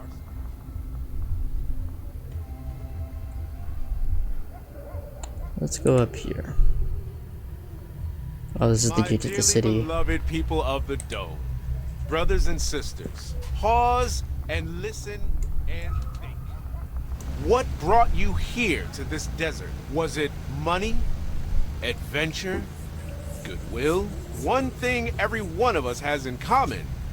We all came here seeking the best for ourselves and the world. And we are all frustrated. This frustration seems impossible to avoid. But what if the church could give you the answers you crave? Oh, These boy. teleglasses, they are everything we ever expected from the dome. They are happiness and a better world. They are adventure. So they wait, are your loved ones was I and knocked dearest out for friends. 2 years? Your memories. God damn. They are the future we've all lost. And these things, everything, will be yours if only you attend our sermon. The doors of the church are always open. We'll be waiting for you. My dearly but what do you want? The man in the white uniform shakes his head in displeasure, arms folded. You're headed to the emulator office. Don't bother. They rejected me, said I wasn't a suitable research subject. He sniffs in annoyance. As a scientist, I dispute this conclusion. The incident influenced everyone, from those hiding underground to people in the mountains on an expedition. And what about those who were at the center of the dome? It must have been horrible for them. Frustration seems impossible. But what is A small man with a gray beard tousled by the wind is resting on the shadow of a city wall. Mario Bertolucci, handyman, says on the badge on his orange uniform. A dirty diesel generator rumbles a few meters away. Bertolucci stares absently as it though the purple lenses of his at it through the purple lenses of his teleglasses. Ask him what he's seeing in the teleglasses right now. Mario opens his mouth, though he obviously wants to share. He's too overwhelmed with emotion to speak. Solving, he shakes his head, unable to find the right words. There is so much to love in the world, he says out of the blue in a quivering voice. Tears run down his jaws under the glasses. Ask what he's doing. The orange points at the generator and says proudly, I watch over the diesel generator and make sure the screens are running. Santiago himself asked for my help. But what if the church could give Say, okay, that's Santiago. these teleglasses? A giant man spreads his arms in greeting. Impenetrable black glasses hide at least half his face. The stranger smiles. Reverend Santiago at your service. Is this about my sermon, the priceless gift of the new world? I could check you in. He embraces you with his strong, warm arms, smiling all the while. Ask him what the sermon talks about. The Reverend laughs in a not very sincere or charitable way. Not talks, my friend. The time of words has passed. Through the teleglasses, we show you a wonderful world you can conquer with the power of your mind. You must see it. What day is good for you? Move away. My dearly beloved people of So the this is the dome, lab. brothers and sisters, pause and listen.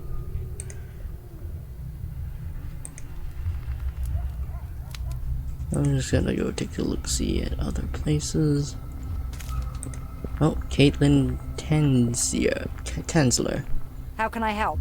A woman in a black wing uniform is standing by the boom barrier. She gestures you to stop. Caitlin Tensler, City Security Service. Show me your Selectron. Free entrance to the city is closed until further notice from Secretary Nakamura. Mind you, if you suddenly decide to shoot me so you can get into the city, the gate is controlled from the other side. Others have tried it. Tried, yeah. An unpleasant smile flashes across her face. Nod and give her your electronic key. The black presses your Selectron to the stationary scanner. You're not in our database, and according to the rules regarding access, article number... For a long time, she lists items, articles, sub-items, appendices, and footnotes, while occasionally pausing for a breath of air. And as such, entrance to the city is permitted only for registered citizens and embassy employees. You don't fall into any of those categories, no questions, leave the area. That's why the quarantine was introduced. The guard grows thoughtful. As a scientist, I think it's because the maelstrom gives people visions and drives them mad. Sometimes irreversibly mad. Nobody knows better whether it's contagious or not, so they introduce the quarantine. She jerks her thumb over at the shoulder at the gate. For some reason, the city is considered the safest place. When the maelstrom became active, we were flooded with refugees, the city, and Magellan. Yeah, it just turned into the new city, okay. Ask who Nakamura is. Tansler adjusts her peak cap. Is that a joke? Chairwoman Kimiko Nakamura is the head of the new committee, the only legitimate authority under the dome. Ask when the quarantine will be lifted. Black rolls her eyes. She obviously gets this question all the time. They don't report these things to me. The quarantine was introduced when the maelstrom began to spread. As soon as the maelstrom problem is solved, Nakamura will cancel the pest control protocol. Examine the guard more closely. Both Caitlin and her uniform has seen better days. An abundance of chevrons, badge, and braid is intended to draw attention away from worn patches, frayed cuffs, and discoloration. Nevertheless, the black eyes are filled with determination. She examines you in turn and makes a wry face. If you want something to stare at, go to the bar. That's not why I'm here. Good luck.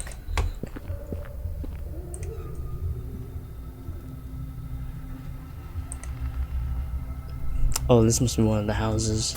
Is that the shack? Oh, these must be the 3 houses. And that must be the luxury apartment.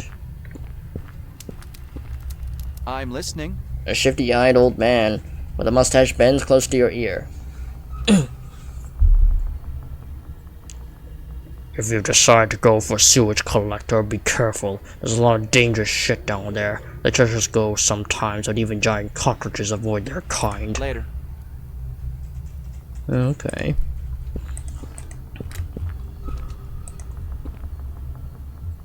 Barry Robbins. Sweetheart, you want to have a good time, don't? Oh, good day. A weirdly dressed man is standing by the wall.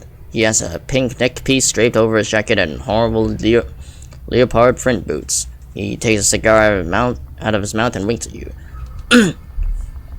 Greetings, my beauty. I see you come for the pleasures. He sticks out his chest and makes a show of spreading his ringed fingers over his heart. I'm Barry Robinson. People come to me when they want a good time. You see what I mean? Ask him what he means. Robinson cocks his head theatrically. What do you mean? What do you mean what, honey? I get it. Your last time was before the incident. I'm joking, but you obviously need a good fuck. I can help you with that. Now do you understand? Say that you already have a good time and leave. See ya. No, thank you.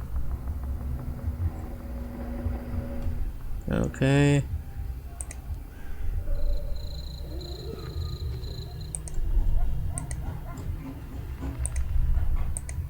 Yeah. Let's go back and... Oh, cave warning poster.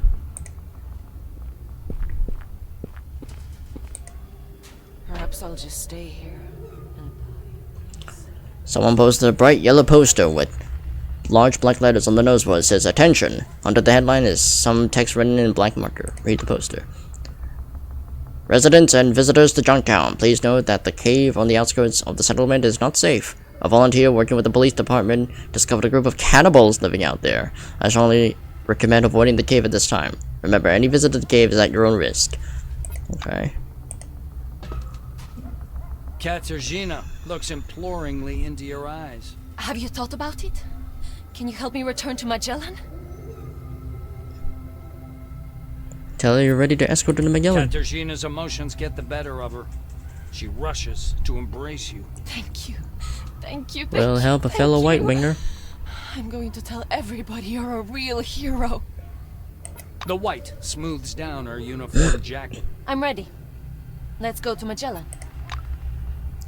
Ah, she is a companion. Okay. Relationship with companions. Your companions are living people with their own values, concerns, and interests. A companion who has full trust in you will reveal all the secrets of their past, but if you ruin the relationship, he or she will leave the party, so pay attention to what you do and say. Companions can be controlled directly, and they can perform the most of the actions available to the player. Companions join you. You can control the companions directly by using the F1, F2, F3, and F4 keys to select them. You can also use the virtual key portal. Okay. Next member. Okay. To make your hand stay in place, click on the chain icon. Ah, I see. So, okay, so it's similar to Divinity. Okay. They will be waiting for you to make that kind of fire. Click on the chain again. Okay. Oh, what the fuck? She has more health than me. God damn. Belitskaya nervously checks her communicator every minute or so. I don't want to rush you, honestly, but can we leave for Magellan already? You can't imagine how much I miss having a hot shower. So what is she rocking? Oops. Okay, you specialize in high-tech weapons. You have science. Okay, well, funnily enough, my science and medicine are actually way higher than hers, so I'm technically the superior White Wing. Okay, so you use high-tech weapons, and you're rocking a cryo laser. Neat. I mean, I don't think I have anything to give you other than... What's your stats? Your muscles are horrible, but your deafness is way higher than mine. And what about your brains? Oh yeah, you got maximum brain as I do. Your fortune is low, your psych is low. Okay. Well, I can give you a little bat. Actually, what's your contraptions? Oh, you can't use any contraptions. Okay. Okay, I'll in case you need to do something, I guess you can bonk people, I suppose. Because you technically have more health than I do for some reason. You have more encumbrance than I do, holy shit.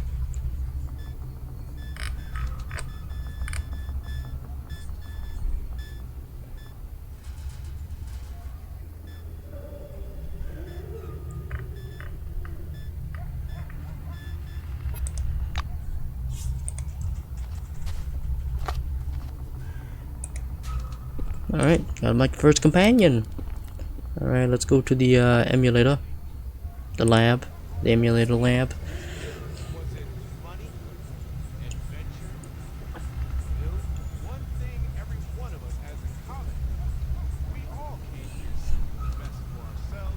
Oh, I haven't talked to you before. Or have I? Greetings. A man in a dirty blue wing overalls cheerfully hoists his empty bottle when he sees you drawing near. Hey, buddy pal. Can you believe it? I found Russo a story about me having all these symptoms, and she actually brought it. What an idiot. The blue goes on to take a sip from his bottle, but due to his disappointment, discovers it's already been drained. He examines the bottle with a look of befuddlement for a moment, rocking his heels, then laboriously shifts his gaze to you. I'm thinking about what to spend my 100 compound bonds on. Looks like the first item on my list is clear. The man once again checks the bottle that is indeed empty and then throws it away. Have a good one.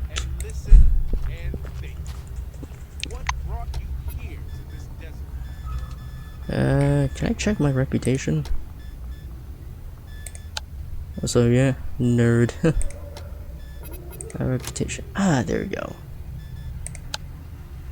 Oh, Crump is a companion. Oh, sweet. Okay, so I could get him, but I just need to find where he is. I don't know where he is, but could use some muscle, considering I'm kind of the twink here. Hayden's kind of a twink, but yes.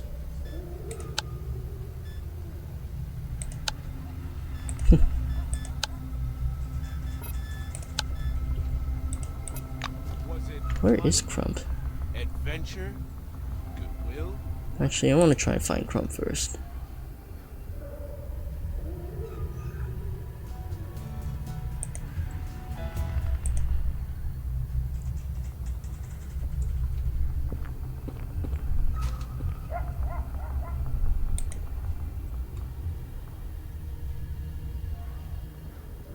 What the fuck? Oh.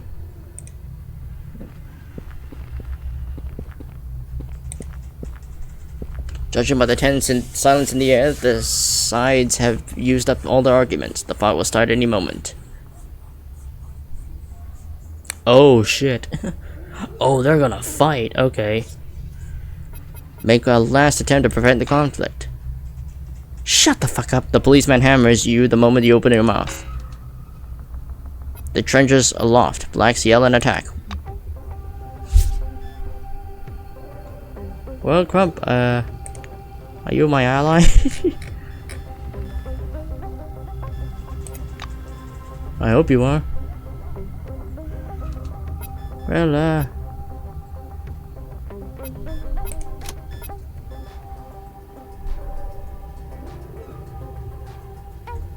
can I, load my save?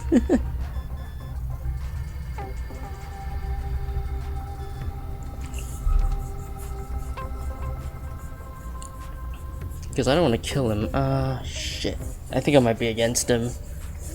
Fuck. Shit. I didn't save! Oh well, I'll load.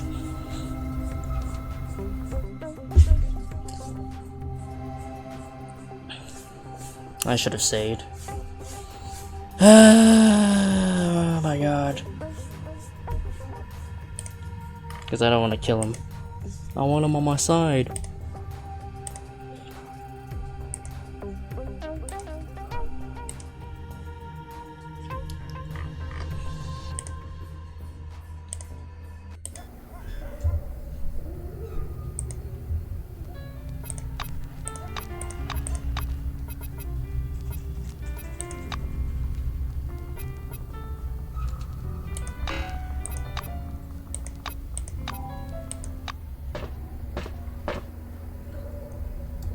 Yeah, right. Get out of here. If you want to fight, go outside. This is a reputable establishment. Did I sell my shit or do I still have... No, I still have guns, okay. Actually, I might as well just hold on to whatever I have.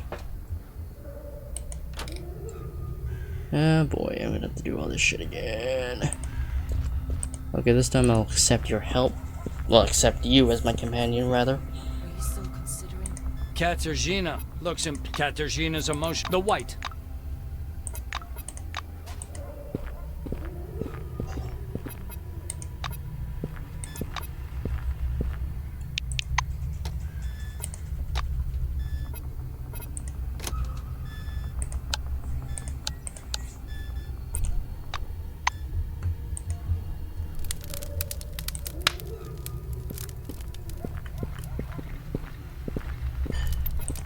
What do you want?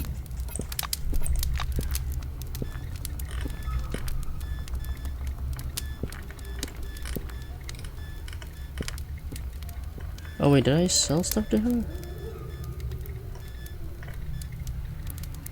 No, I haven't. Okay, no, I haven't.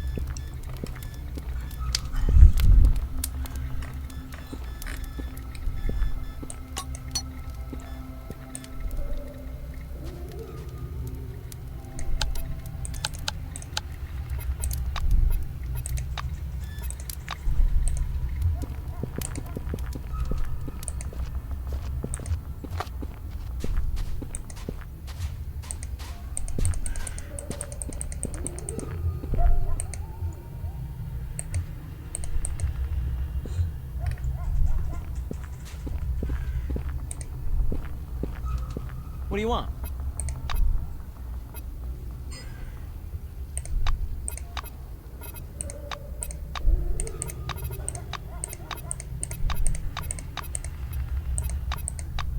Good luck.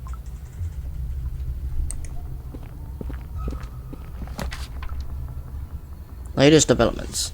On Tuesday, they said Maelstrom began to expand. Of course, no one in the city expects anything good to come of this. Nakamura stated that the city should be closed to non-citizens and that The number of patrolmen in Junktown should be doubled. An influx of refugees is expected.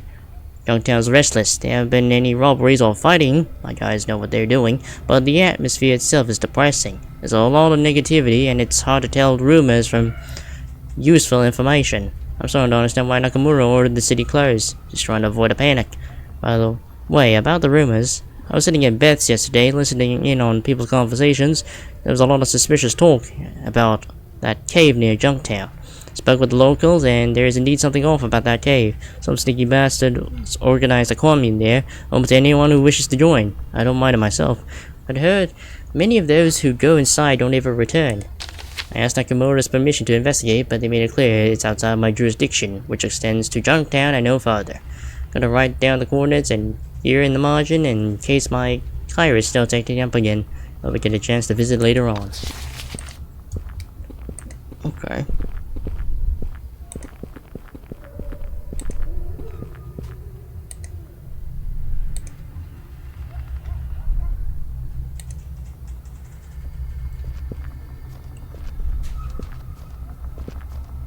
Okay, I know this is gonna be quite tough, so yeah, you're rocking heat and fire. You're rocking fire and ice.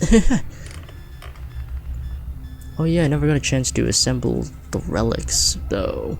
I think it might be too late to get everything, so... Oh well. Ventilation relic, inspection zone relic. There might be other relics that I'm not aware of, but oh well.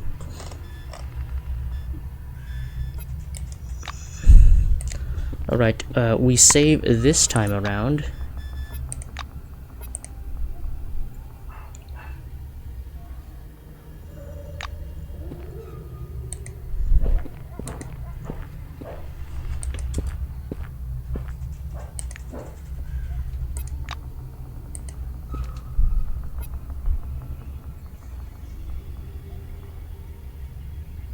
Stand next to the orange and prepare to fight the blacks.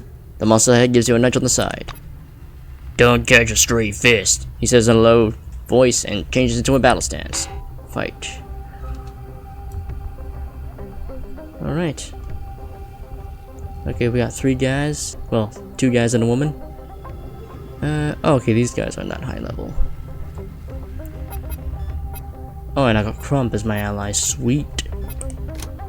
Alright.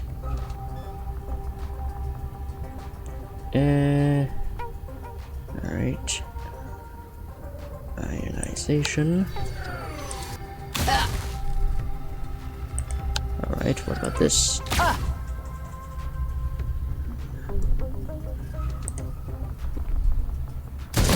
Ow. The fuck?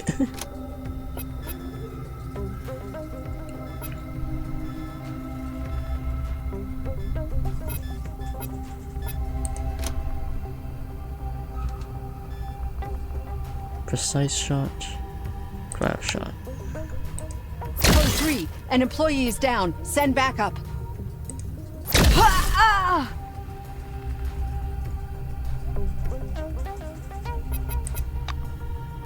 Alright, Crump. What you got? Punch, headbutt, jab, powerful kick, low kick, karate chop, sweep. Oh man, okay, so you're kind of a hand-to-hand kind of guy. We got brass knuckles. Jab.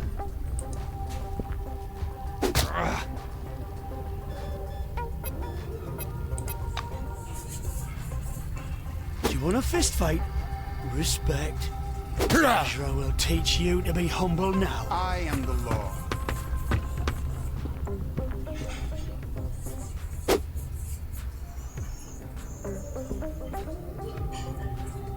Man.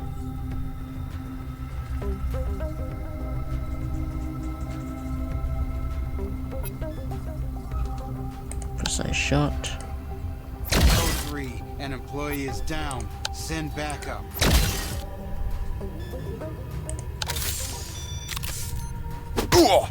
Man, they're just kind of wailing on him.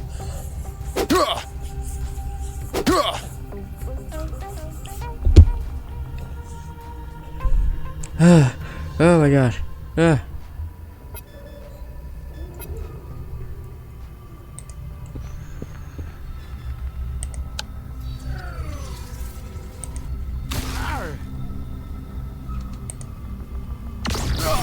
Ooh, nice crit.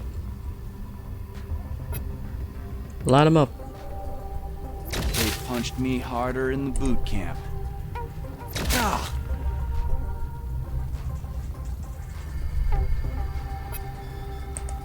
Headbutt. Oops.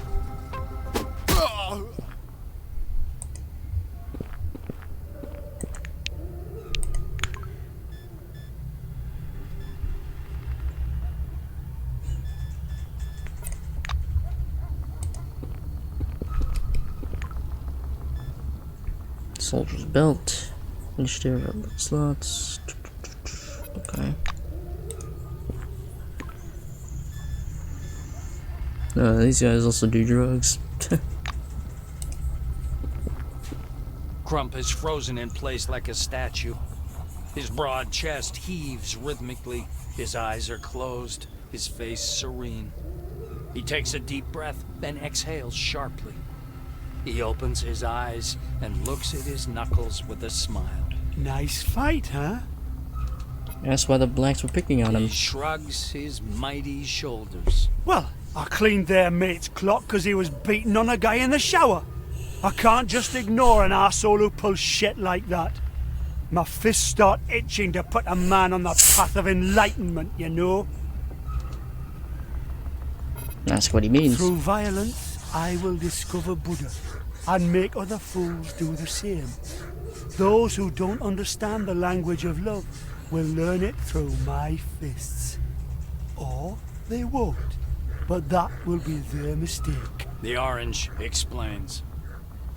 Ask who he is and what he does. The Orange looks down at his fists. Crump's the name. Yeah, that's what my ma called me.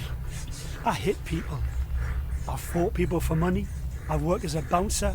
I've made debt collections. I'm very good at it. Maybe one of the best. Then I ended up under the dome because of the program. But nothing really changed. Recently at Liberty. Funny, a lot of new opportunities to hit people came up after the incident. But it's either get hired by gangs or be a turnkey. Disgusting. So I'm waiting to see if there's any chance of using violence... He wrinkles his forehead, trying to come up with the right word. ...meaningfully. Through violence, I will discover Buddha and make other fools... Say what about the principle of non-violence? He makes a face. Fuck your non-violence. Believe me, violence works better and faster than non-violence. Your values aren't worth a cold turd if you can't smash a face to defend them. Hey, that's an unusual way of looking at things. Well, everybody has their own thing. The Orange pats you on the arm with his ham hand. Okay, peace out. If you're bored, stop by. I usually hang out here.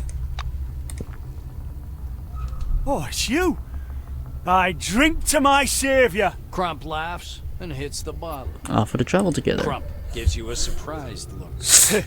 Maybe karma really did bring us together, damn it. Shall we go then? Hit the road. Okay, come on. Just tell that Katarzyna not to bother me. Lies a lot. Fusses around beside the point. Alright, Trump's inventory. Let's go. There's brass knuckles. Okay, he's mostly hand to hand. He's not much of a melee guy. Okay. Interesting. He does use light weapons though, so he can use pistols at least. Definitely criminal.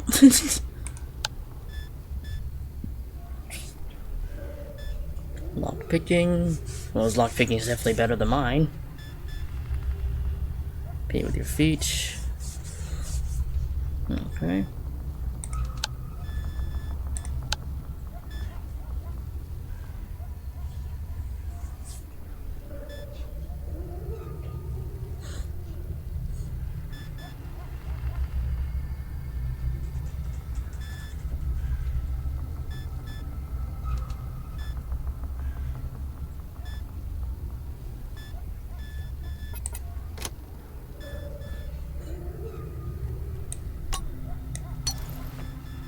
I can give him a pistol.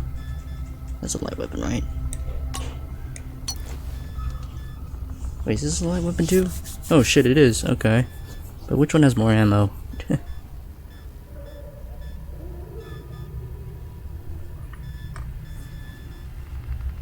Worker's belt, encumbrance up.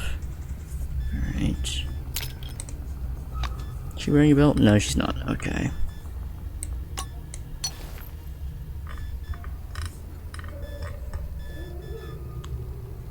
Oh, resuscitation kit? Okay.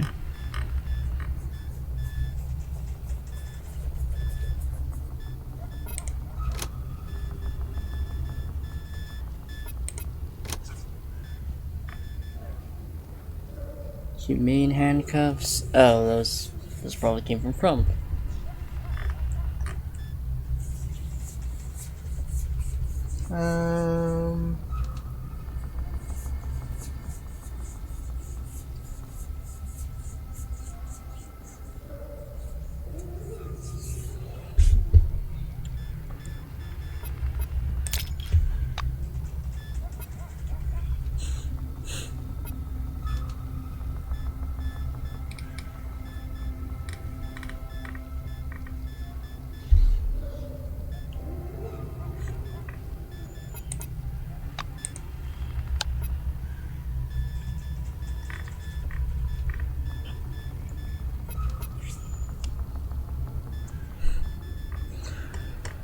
Alright.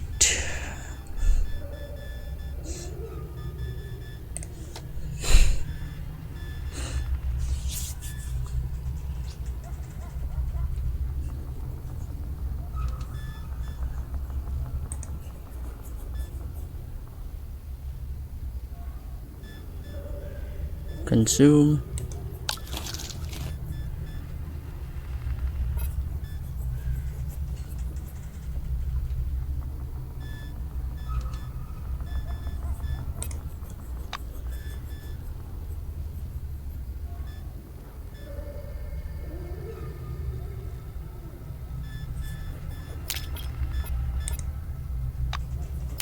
He's definitely more tanky than me.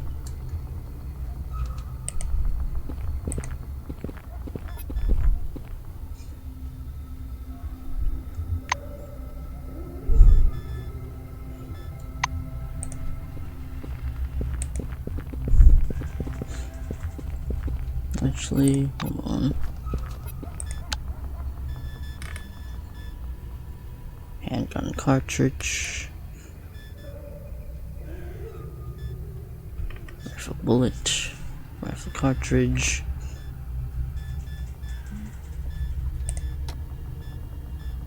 Handgun. Oh, that's plenty of handguns. Cartridge. Yeah, okay, so just stick with the handgun then.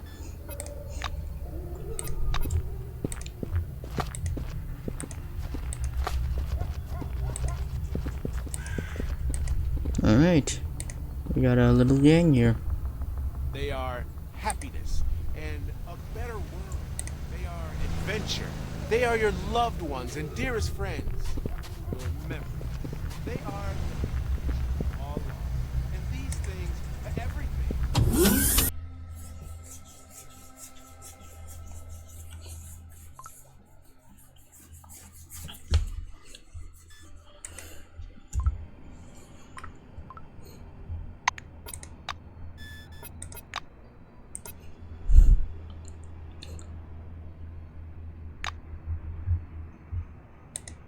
Oh, it's you.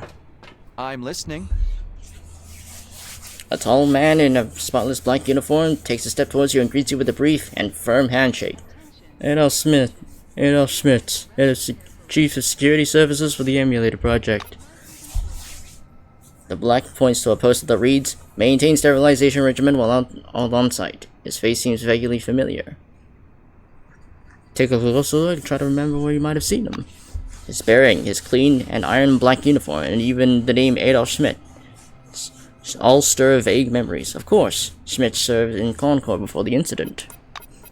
This was the man who stopped you by the turnstile and sent you to security to talk to Kinsley. Ask him what the sterilization regimen means. The black pins you with a stern, judgmental stare. You're standing in a scientific research facility next to high precision equipment. It's very sensitive to contamination. And look at your shoes. I can't let you in there like this. Put on some booties immediately.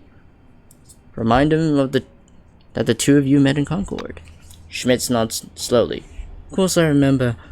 I've been working in Concord since it opened. If you're from the Dome, then we've definitely met. It's only logical. He frowns while plucking a dust particle which had the audacity to stick to his sleeve. Remind him of your encounter 1714-1976, the closed turnstiles, Kingsley, Nashville. Schmitz pulls himself away from what he's doing and looks at you intently. You? But there was an incident at Nashville. Everyone there was killed. A tight grin appears on his face. I don't believe you. We get many insane people coming around here. Some from the church who want to worship Maelstrom. Some who think the emulator can help but find their missing families. Are you one of them? Are you one of those who claim to have survived Maelstrom? Come on in, then turn to Henrietta. She'll examine you and reach a verdict, but for God's sake, put some booties all over your shoes. The back steps aside and waves you forward. Ask him what the emulator project is. The black straightens his collar as if preparing to give a lecture. The emulator is a simplified model of the Maelstrom that should help people under the Dome learn how to control it. That's the extent of my knowledge. If you want details, you should talk to Henrietta Russo. She's the director of this complex. Straight down the hall. Schmitz points to the big glass door. Alright. Later. And there's the bathroom if we ever need to use it.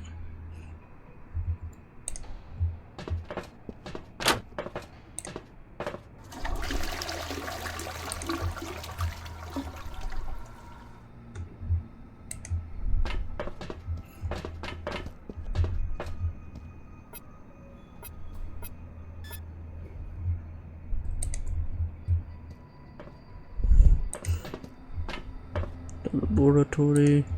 Attention, please handle relics carefully. In case of damage, your life will be forfeit.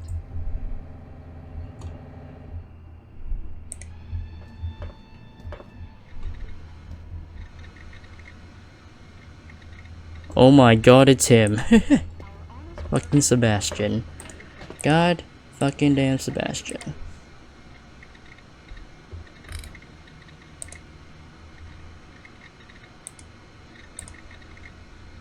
Oh my god.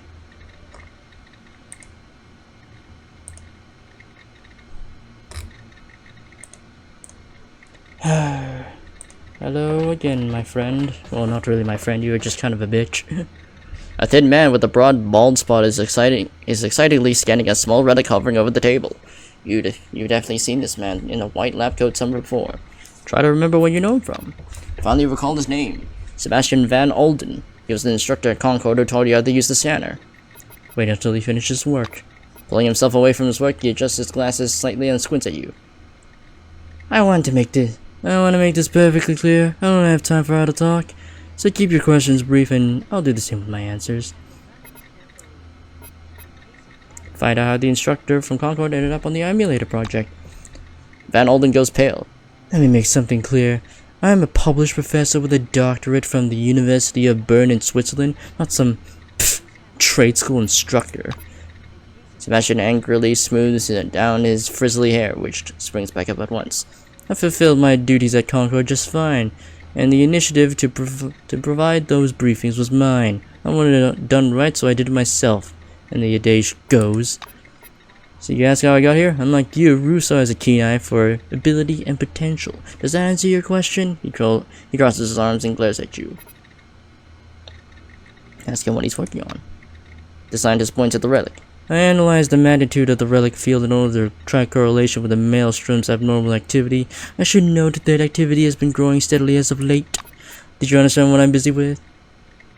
Busy is the exact right word in this context. I am busy, understand? The white returns to his relic. He has no interest in this conversation.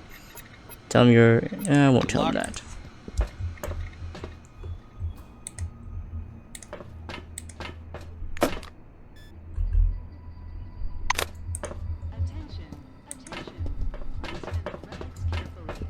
Alright.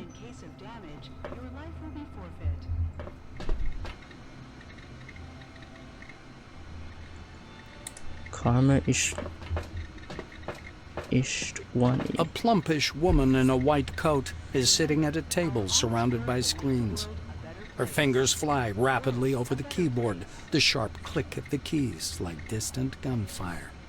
As you approach, the clicking of the keyboard stops, and the white raises her eyes to study you. She doesn't seem angry or irritated, but her glance is so cold, it gives you chills. Without a word, she returns to her work, as if you didn't exist. Okay then. Okay then. To Russo's office. Oh. Okay. Henrietta Russo. A lean woman is hunched over the console, hair pulled back in a tight knot. As the doors close behind you with a quiet hiss, she turns briskly to face you. You have an appointment, an examination, am I right? Know this. You must submit to a blood test and show me your Selectron as your ID. Some sly dogs have been coming around twice for an extra 100. Her voice is firm and loud, and she's spinning a ring of keys on her finger, one that was sticking out of the console a moment ago. The badge on her white coat reads, Henrietta Russo, Project Director. The coat itself is flecked with several stains in different colors. Russo follows your gaze down to her soiled coat. It's soda. This scrap doesn't wash off. Tell you found the— oh right, the comlink. Tell you found the body of Ricardo Alexander, New Nashville. Henrietta makes a forced gurgling sound, either a loud sigh or a sob. I've long since realized what happened. Still. Oh. It's bad. Very bad. Ricardo was so... very much alive.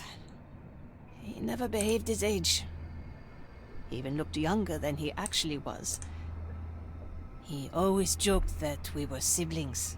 Twins separated by the time. Russo purses her lips. Even now, she doesn't cry. After a brief silence, Henrietta shakes her head. All right. You know I've always been this way. I can't deal with personal issues in public. Let's get back to work. And I'll pretend everything's all right. Say that you slept in stasis. In a dream, you rose up into the air under the dome, and here in the north something flashed. The white chuckles sarcastically. Let me guess. The thing that flashed was the 100 combons you'll get for undergoing the examination. She gives you an apologetic pat on the shoulder. Don't get mad. It's just that I get told about hallucinations by nearly everyone I meet. That's why you have to pass the simplest test right now. I have to be certain you really cross paths with Maelstrom. The white explains, taking a notebook out of her pocket. So, first question. Where did you contact Maelstrom? Russo taps pen on pad, impatiently. Tell her about the cave in Nashville and a shining red ball. The white gives you a skeptical look, but makes no comment. Russo writes something down and turns the page. Second question. Describe your interaction with Maelstrom. Tell her you're surrounded by a white fog and saw and spoke with other people while in the mist. The pen stops in Henrietta's fingers. Okay. You were navigating the fog and talking to them. She shuts the notebook. Let's get down to your examination. Stand here. I'm going to prepare special parameters for the scan. This will take some time. Russo puts the scanner back on the computer console I and got studies reputation. you, deep in thought. I could use a smoke after that. And I don't smoke, by the way. She says. Henrietta walks a full circle around you and stops in front of you again. What can I say? That was the best 100 we've ever spent. Your vitals are downright incredible. The sensors are off the scale. Even the FOPs don't show these metrics. And unlike them, your brains haven't turned into mush, supposedly. I'm going to say this now. I need you to become part of this project. What do you say to that? The white is looking at you expectantly. FOPs. The western reaches of the domes are controlled by a gang of FOPs that sprang up in the Barrens after the incident. Dangerous and crazy tramps who wear carnival masks and homemade outfits created from trash and old Cronus uniforms. Oh. Oh, they're just psychos. That's why you should help them. Henrietta snaps her fingers. A fair question. However, the point is you're not helping me, you're helping all mankind. We're all locked up in here with everything that implies. Maelstrom unstable, politicians squabbling, and communication with the outside world still unavailable. She catches your eyes. I have faith in the emulator project. I believe it will protect us from Maelstrom wandering across the desert and frying people's brains. I believe we can use that force for good, but I'm short of both resources and manpower. That's why I need help from someone with a unique psychic field. You could be a critical piece of the scientific jigsaw puzzle. When we solve it, we'll get the answers to all our questions. Moreover, it's about profit and prestige. You can't imagine how many doors will fly open to an employee That's a of the lot. emulator project. You'll have money, fame, and all the power you could possibly need. And you're still asking why? I call it the ultimate offer. So, do you accept? Russo offers her hand. You want to merge and become one with the Maelstrom? That's fucking crazy. Ask how the other factions are dealing with the Maelstrom issue. She assumes a mocking expression. They aren't. The emulator is the only project aiming to reign in Maelstrom. All the others, Carmine Heights, the Phalanx, the Church, are sitting pretty. They're busy with their little political squabbles while the scientists are tilting at windmills.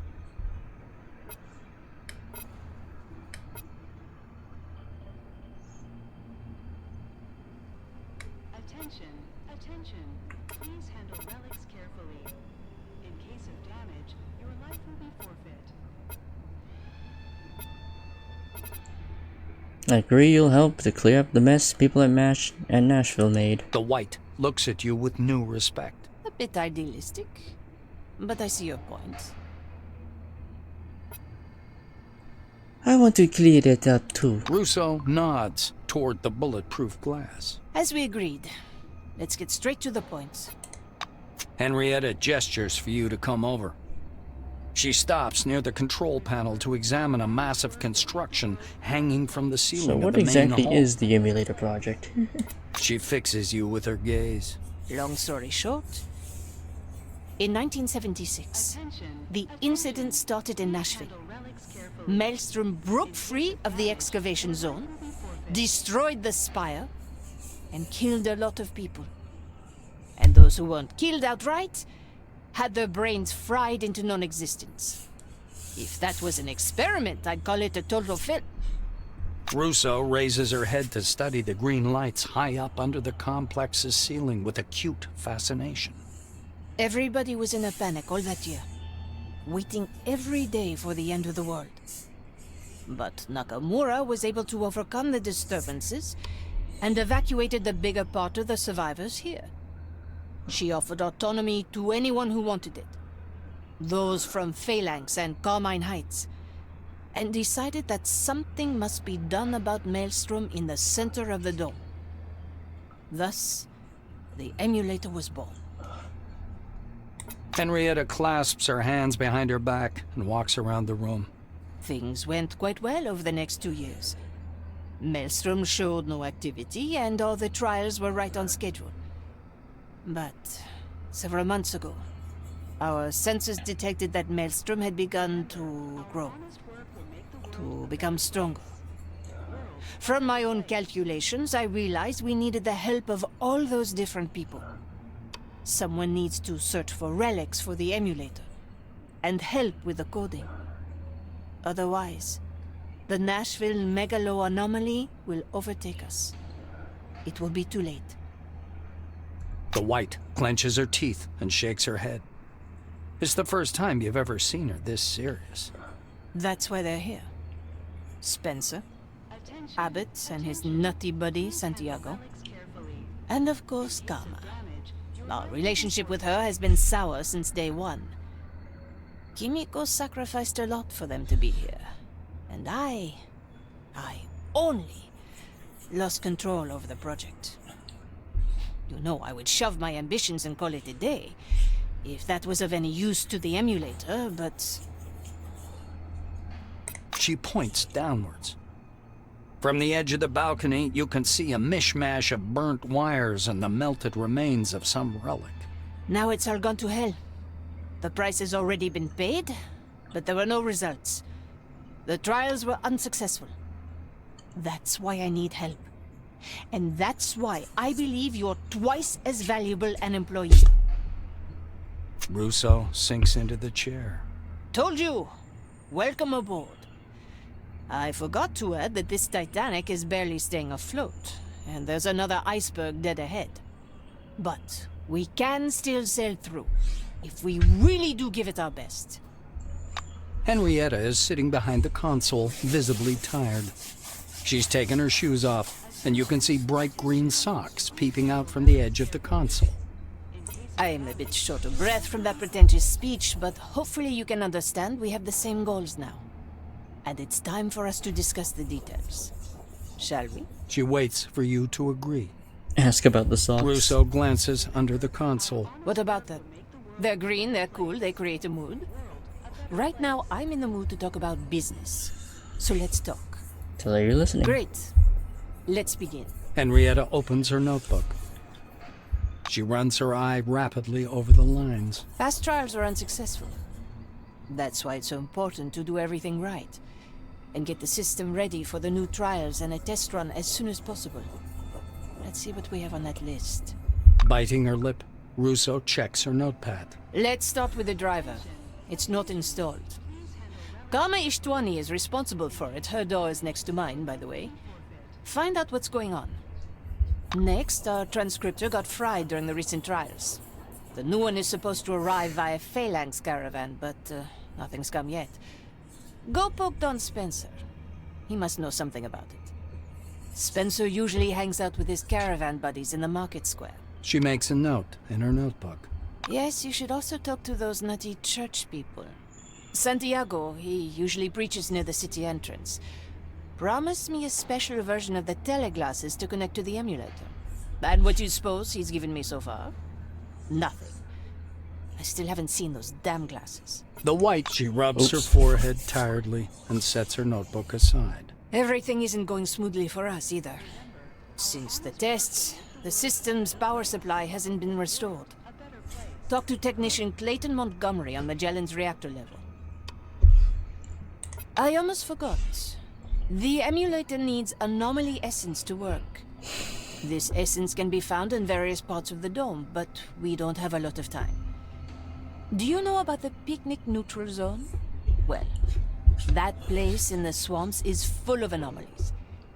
Talk to the people out there. They'll have essence for sure. Henrietta grows absent, perhaps reviewing what she said in case she's forgotten anything important. Russo looks at you. So, this is what we're going to do. I'm staying here to prepare the trial program and make sure no one fiddles with the emulator. You handle everything else. Better start with Magellan. I have a feeling they've got some hidden agenda, okay? Tell her you're doing as she asks and move away. Whoops.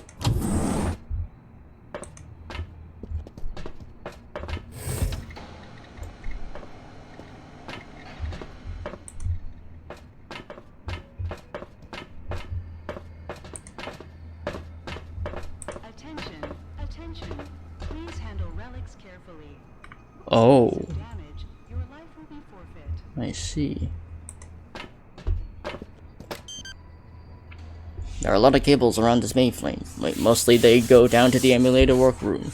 The rest connect to the other rooms in the building. The equipment is plugged in. The main menu of the Care OS is on the screen.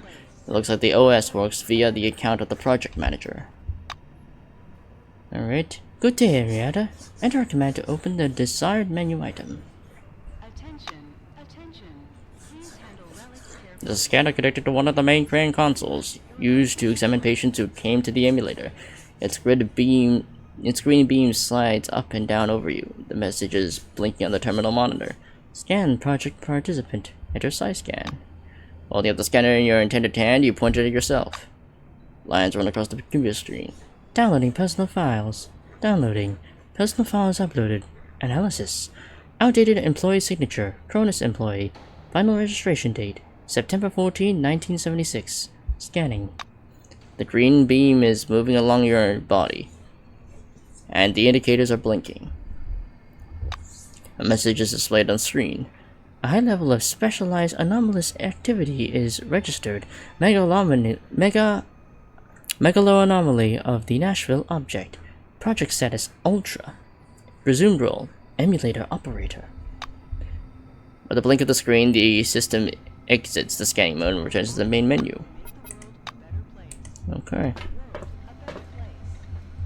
Attention, attention. Please handle relics carefully. In case of damage, your life will be forfeit.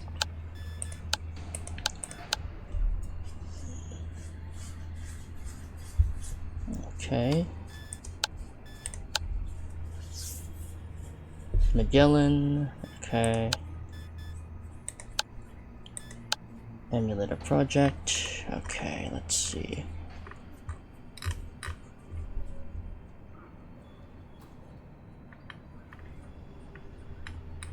The emulator needs an outdated driver. Find out the project office. Sprint Stripper. Talk to Don Spencer. Teleglasses. Santiago. Need to restore the emulator's power supply. Okay.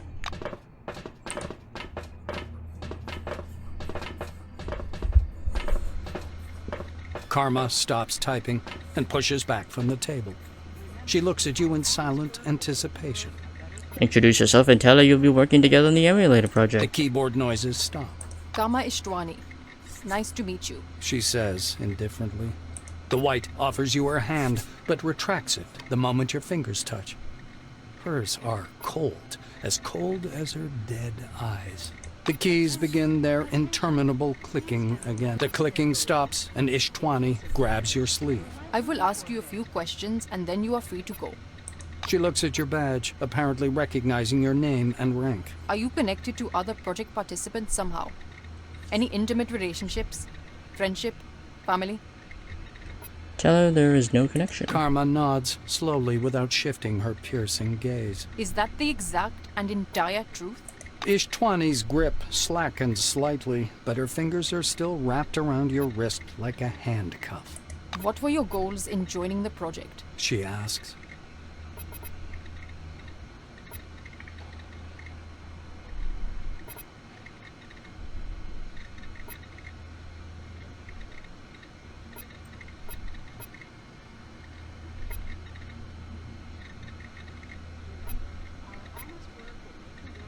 Answer that you,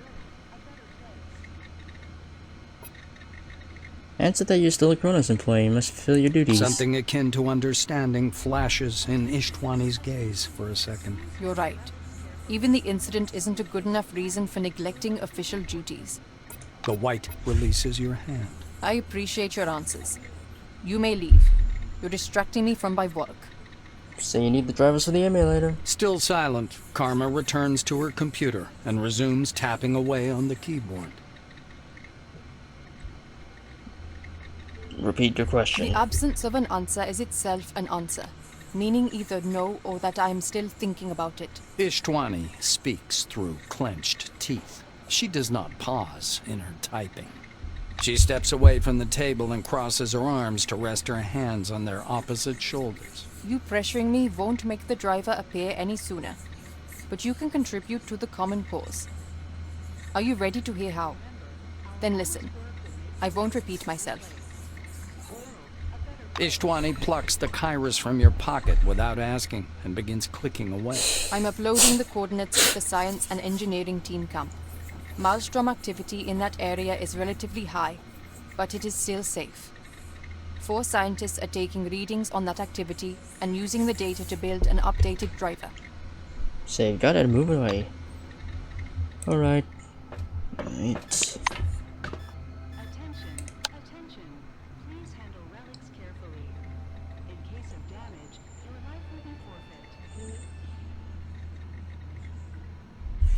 Try and skip the relic, talk to Don Spencer, and then Santiago with the glasses.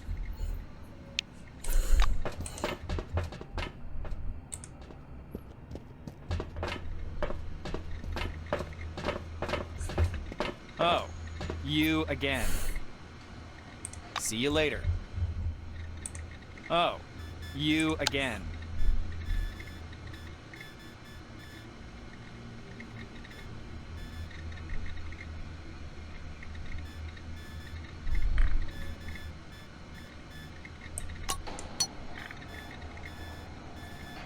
Okay.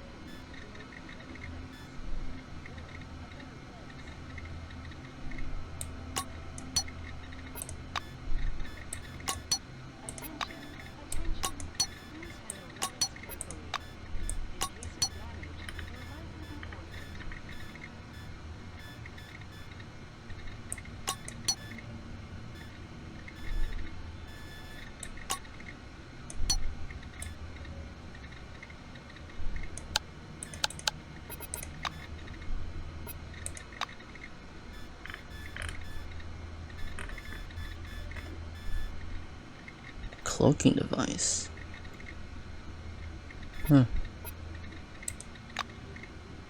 Goodbye.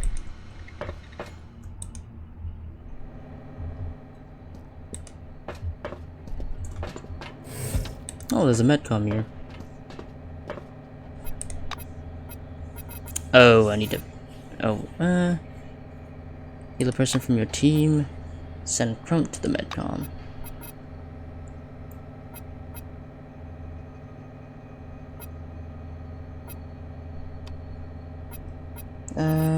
You know what? Never mind. I have to actually pay for that shit.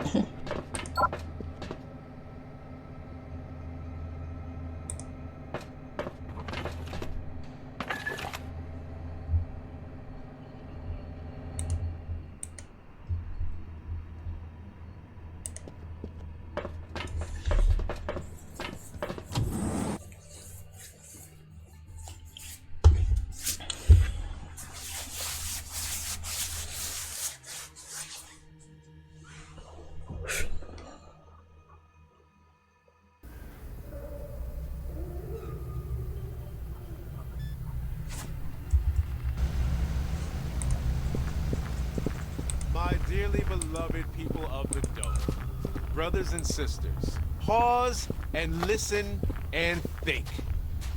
A giant man spreads his arms. Reverend Santiago at your service. Is this about my sermon, the priceless gift of the new world? I could check. Tell Lucio saying you to He pick up modified embraces you glasses with for the his emulator. Santiago's lips, still stretched in a broad smile, twitch once or twice. Although his eyes are hidden behind the glasses, you can tell he's examining you closely. The Reverend's bright smile widens. You know, it's hard to win Henrietta's confidence. You're a special person, that's for sure. If only I knew why. Anyway, the device you're asking for is the apex of our technology. I'm not comfortable handing it over to a stranger. No offense intended, of course. Let's do this. Since I want to know you better, I'll be watching out for you at our sermons. We conduct them every day at 6 p.m. on this very spot. Is that all right with you? He extends his hand to seal the deal. Answer it. Agree and shake his hand. Santiago's smile deepens. My intuition is whispering that we'll get along well. Oh yes, my friend. See you at the sermon. My dearly beloved people of the Dome, brothers and sisters, pause and listen and think. What brought you here to this desert? Arena entrance. Oh, that must be for them. Yeah, underground dog fighting.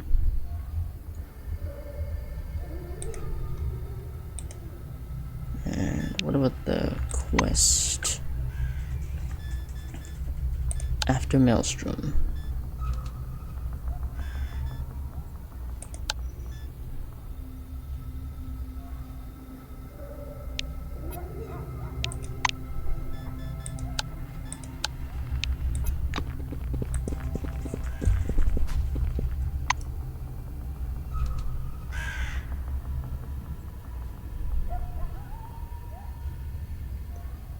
bar. Okay.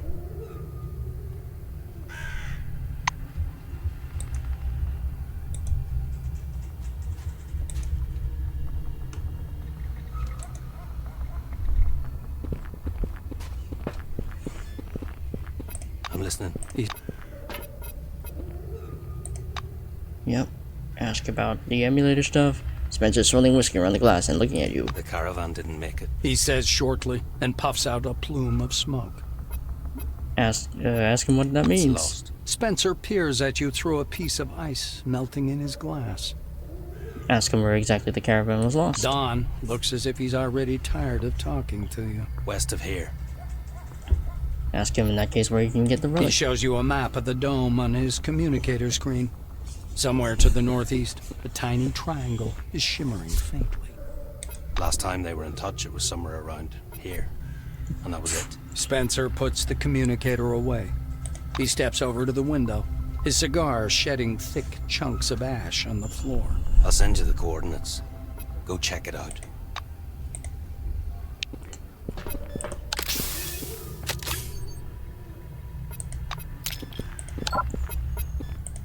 Oh, not enough ammo. Uh-oh. In that case... Oh, yep, we are indeed low on ammo. Yeah, okay, yeah, it kinda sucks when, two characters are using weapons of the exact same nature, so, I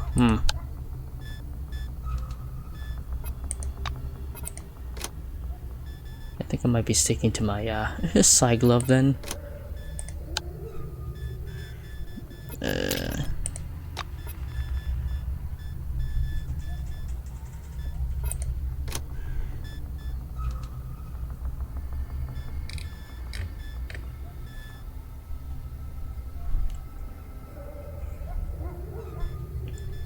My ex's hard cryo laser? Okay.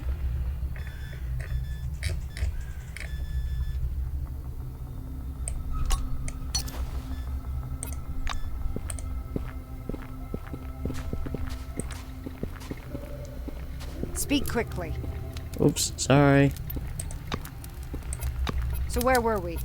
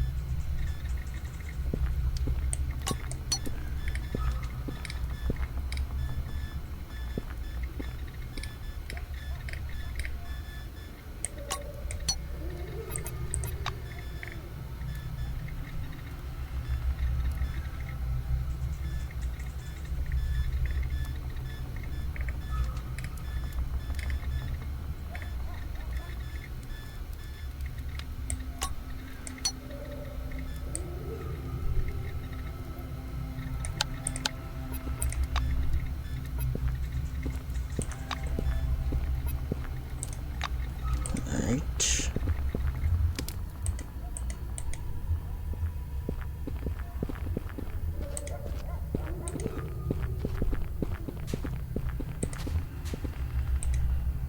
Soon Junktown will be packed tight.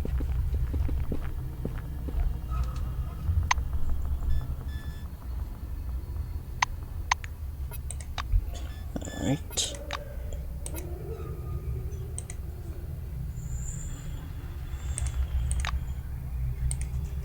Let's... Oh boy. Let's try to do the side quest first.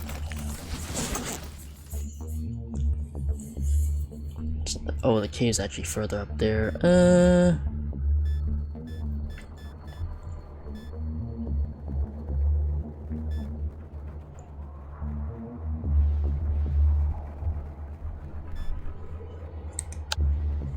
Actually, let's go there because it's the nearest.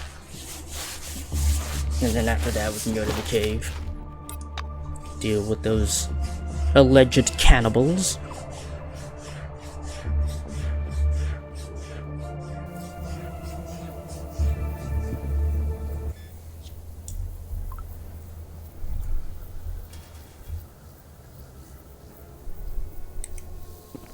Hello.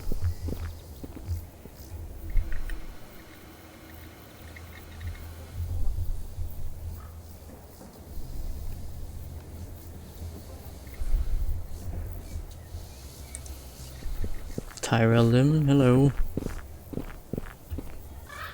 The blue is standing meditatively at the concrete wall. He scratches his head as he thinks out loud. Well, the old cables can't handle all these cameras, so replacements new. Here and, yeah. Pulling a pencil from his ear, he scratches something down in his notebook.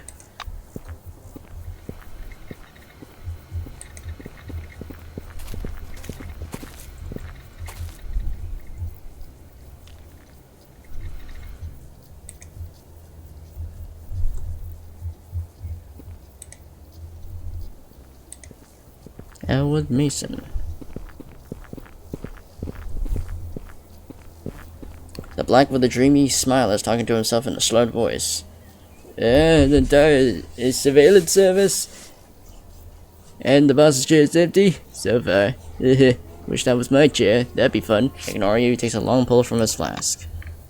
Okay.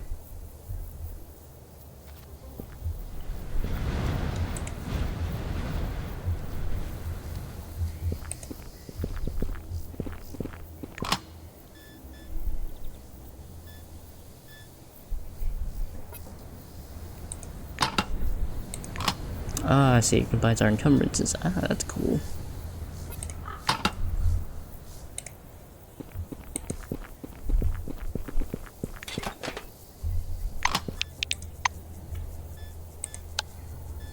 Oh, I can make a relic. The Triskel. It's a 3-part relic that vibrates slightly in your hands. Previously, these vibrations are not irritating, but are actually quite soothing. Okay. Sweet. Oh, I leveled up too. Crafting experience. Okay.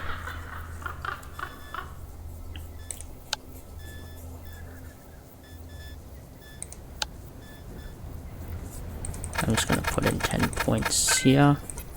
Conviction. And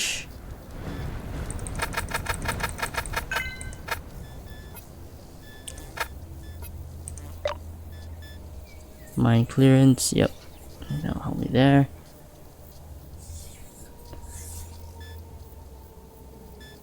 I can throw shit now.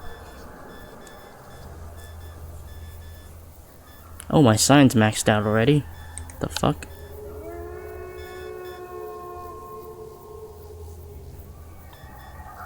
Oh, it's not maxed out, sorry. 120 out of 150, oh, yep.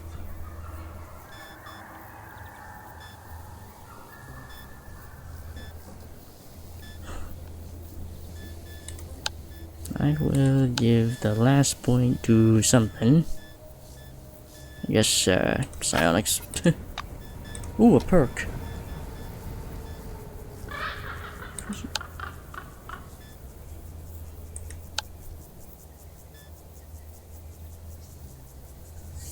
Evil Eye. Targets fortitude and resilience minus 25 for 3 rounds. That's good.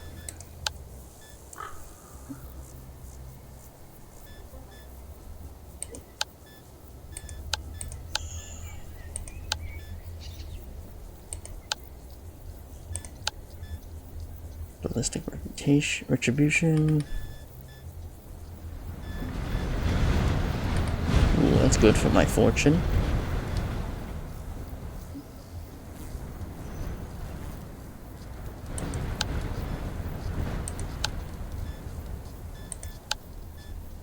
Optimizer.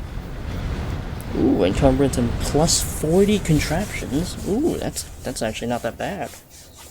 Science and tech, okay. Healing factor. Okay, that's good. Sturdy. Sunchild. Observant.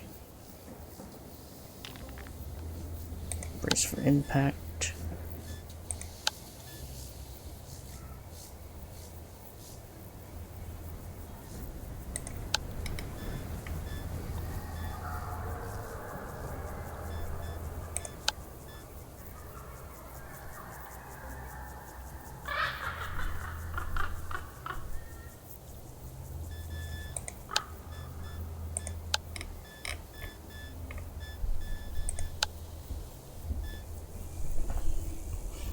Any teleportation removes 550 from you? Oh wow, that's... Wow. That's pretty cool.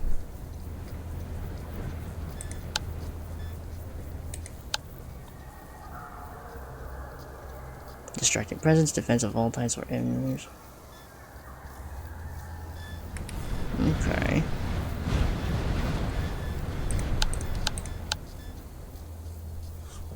Hmm.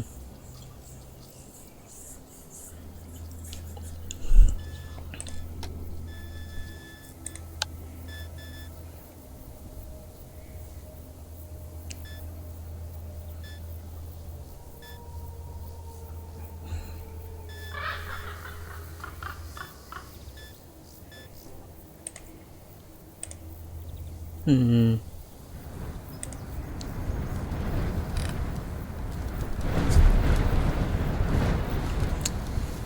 Lot to choose from.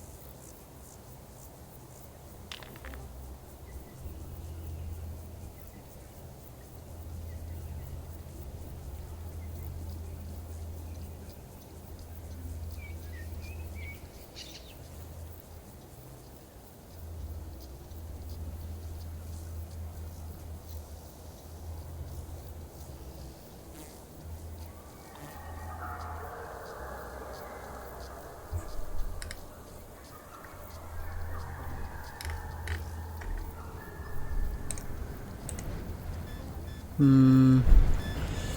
Do I want plus 40 more contraptions? I crouched an arm grenade, Jesus. Okay.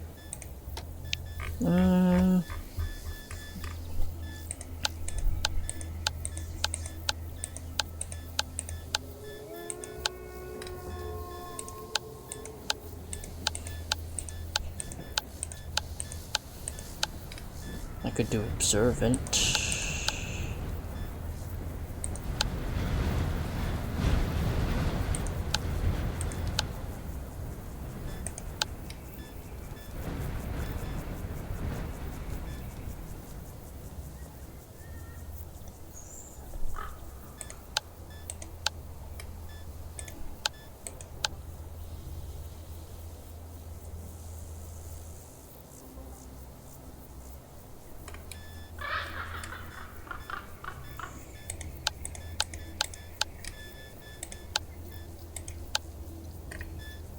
I think I'll go for observant for now, because I want to get more skill points.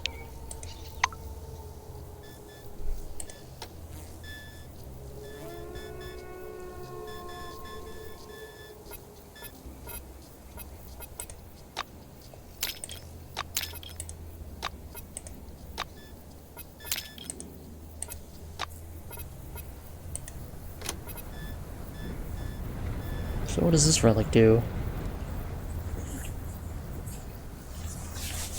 Brass ultra skill. Okay. Gives you higher initiative. Ooh, increases your maximum. Increases your saved AP. Ooh. And doesn't really do anything about precision.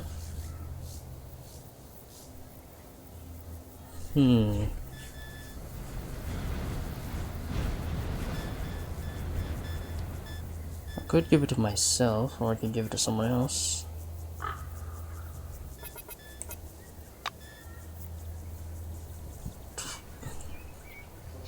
I could give this to Crumb. Yeah, I can give this to Crumb. Because he'll definitely need it more because he's a melee guy. So there you go, buddy.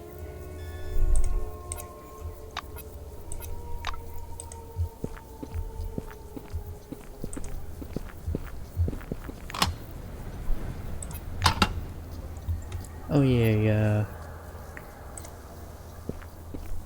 Katarzyna paces nervously in front of you. I can't believe I'm almost home.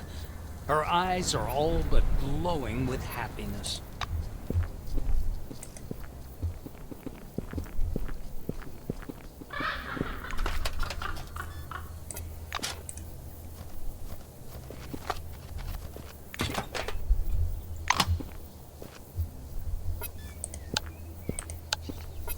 I gotta make sure I don't have my weapon out. Otherwise I'll lose reputation. The technician tiredly wipes his sweaty forehead and then tosses his cap on the floor and tramples it. Oh, for fuck's sake! Whereas, you dog piece of shit? You blew everything, you stinking wiener! No directions, no money, no jack fucking shit. God damn it, I should have left for Carmine Heights with the guys. When he's done letting off steam, the blue picks up his cap and dusts it off. He squints at you but says nothing and returns to his work.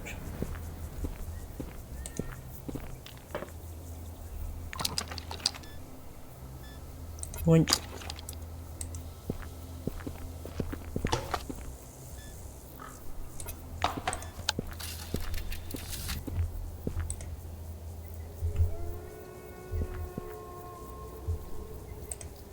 Hey!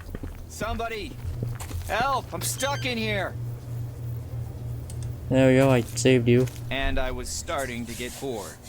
The technician clasps your hands for a sweaty overlong shake. Ah, thanks. I'd have been distracted here if it wasn't for you. Seems like everybody needs something all the time. But when you need something, there's no one around. I have a spare battery on me. Decommissioned, but it still works. Take it, please. It looks at you gratefully in the eye. Thank you, and move away. It was nice chatting. Okay, so what's the new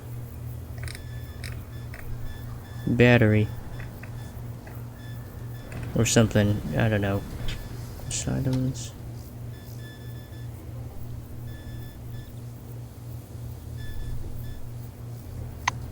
Okay, thanks. Alright, don't there's anything else. Nope, let's boogie.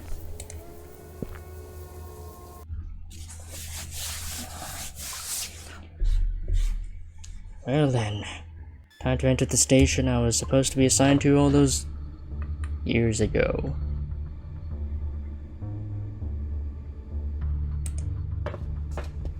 Katarzyna paces. I can't believe Crump impatiently shifts from one foot to the other. Finally, something's happening. So, what's the plan, boss?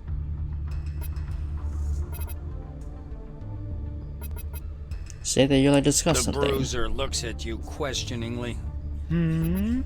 Discuss personal The matters. orange grunts long and hoarsely.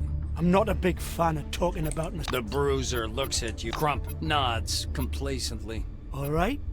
What did you want to discuss? Okay.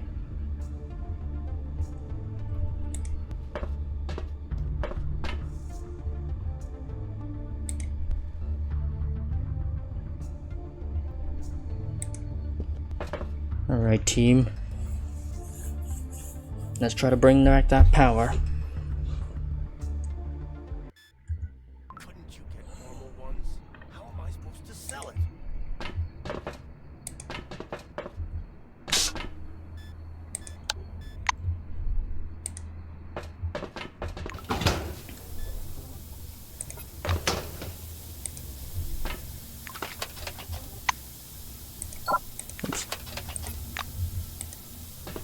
I don't like you.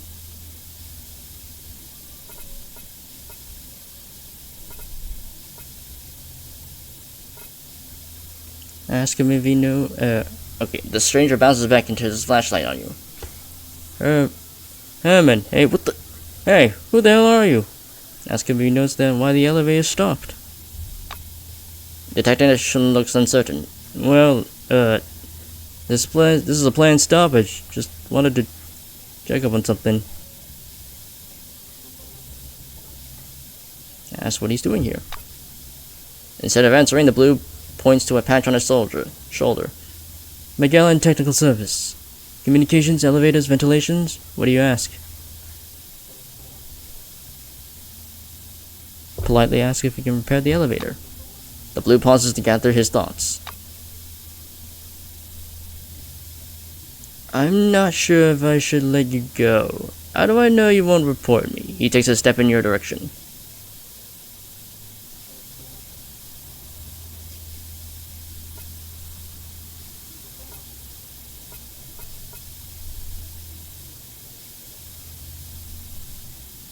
Tell him honestly that you haven't seen anything suspicious. Although the blue's behavior is strange and even frightening, there's nothing in his actions that would merit a report to the Blackwing. You explain this to the technician. Wait, you didn't notice anything weird? Fair enough. He abruptly falls silent, as if on the verge of saying something he shouldn't. The technician thinks for a couple of seconds. I'm gonna switch the electricity on now. The elevator will move as soon as you reach the pile of cases behind him collapses with a crash. One of the containers falls open and a small glowing object bounces onto the floor. The blue stares helplessly at the thing, then back at you. I didn't take them, it was Ermin. Yeah, Ermin's thief. Yeah, fuck it.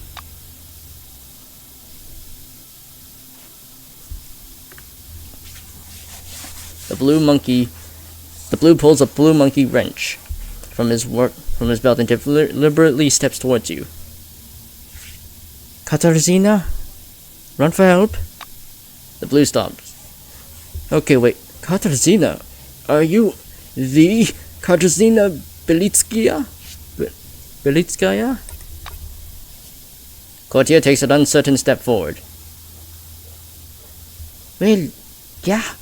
Are you Derek Exler? The technician puts away his wrench and smiles genuinely. The guy said the Silvers kicked you out. There's been a lot of filling with the relic paperwork, and the supplies are about to stop. Is that true? That's right. They kicked me out, but I'm back. I mean it. I'm working on it. We were on our way to Magellan just now when this elevator, Derek, I think you're supposed to say with this elevator. Derek, it's nice to meet you, but we have to hurry. Katarzyna makes a pleading gesture. The blue steps aside. No problem. The elevator panel's on the wall over there. Have a safe trip. Piece of cake. Belitskia mutters and moving away.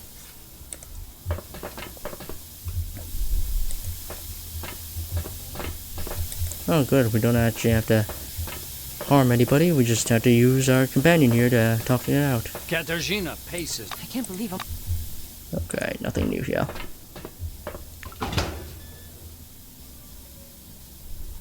Yoink.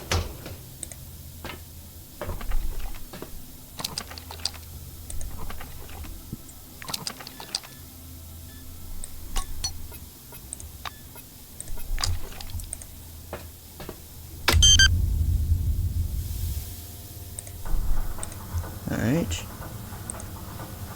Where's the valve view? Burns. Oops! Oh, it hurts so much. Whoops! I did not mean to hurt him. Sorry, my bad. I didn't mean to do that. I was wondering what it does. Of like, oh, what does this do? Oh, yeah. You know what? I'm just not gonna touch that. I pulled the DD from Dexter's laboratory and just pushed the red button and just screw everything up.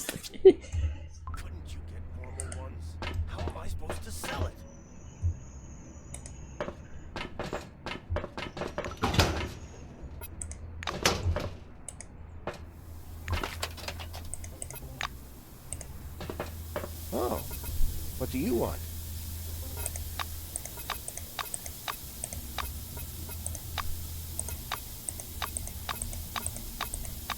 Okay, there we go.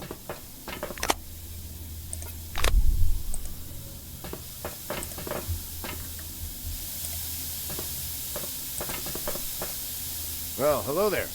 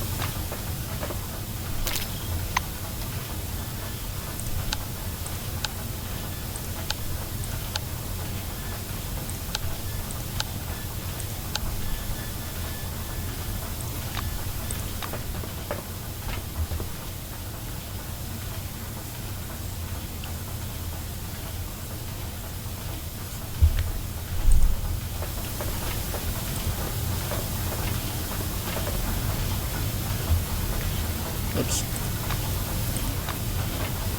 I'm gonna do a funny and actually. Are you trying to hide?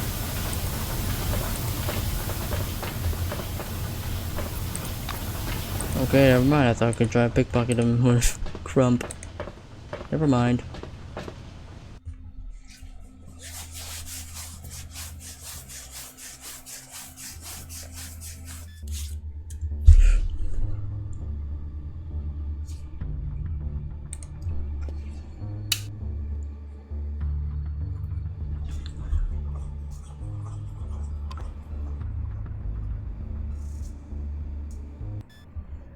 Floor level, -1. Lobby. Home sweet home. Katarzyna paces. I can't believe I'm home.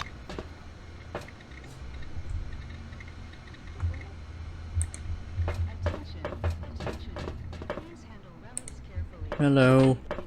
Glad to meet you.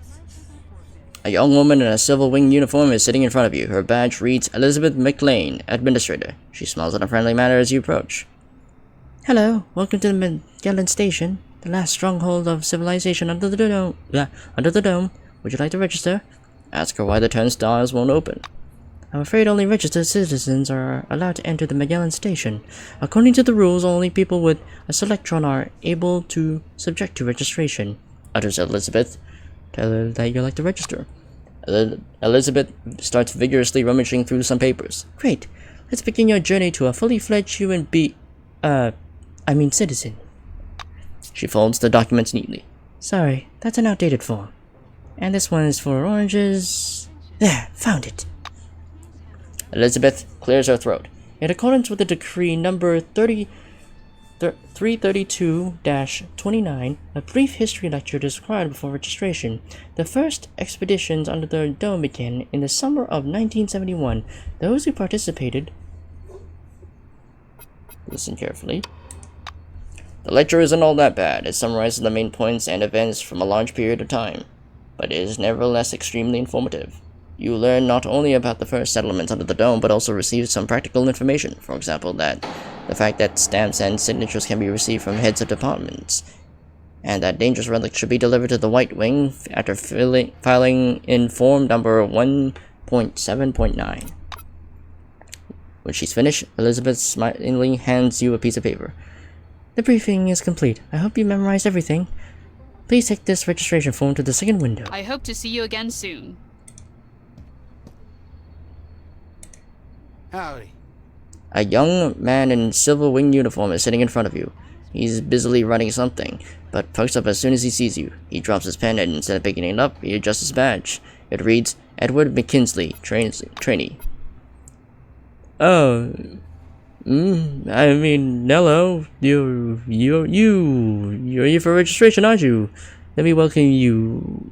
No, wait, we're not at that point yet. Edward squints at a paper describing various scenarios and their associated text. Pass him your registration form.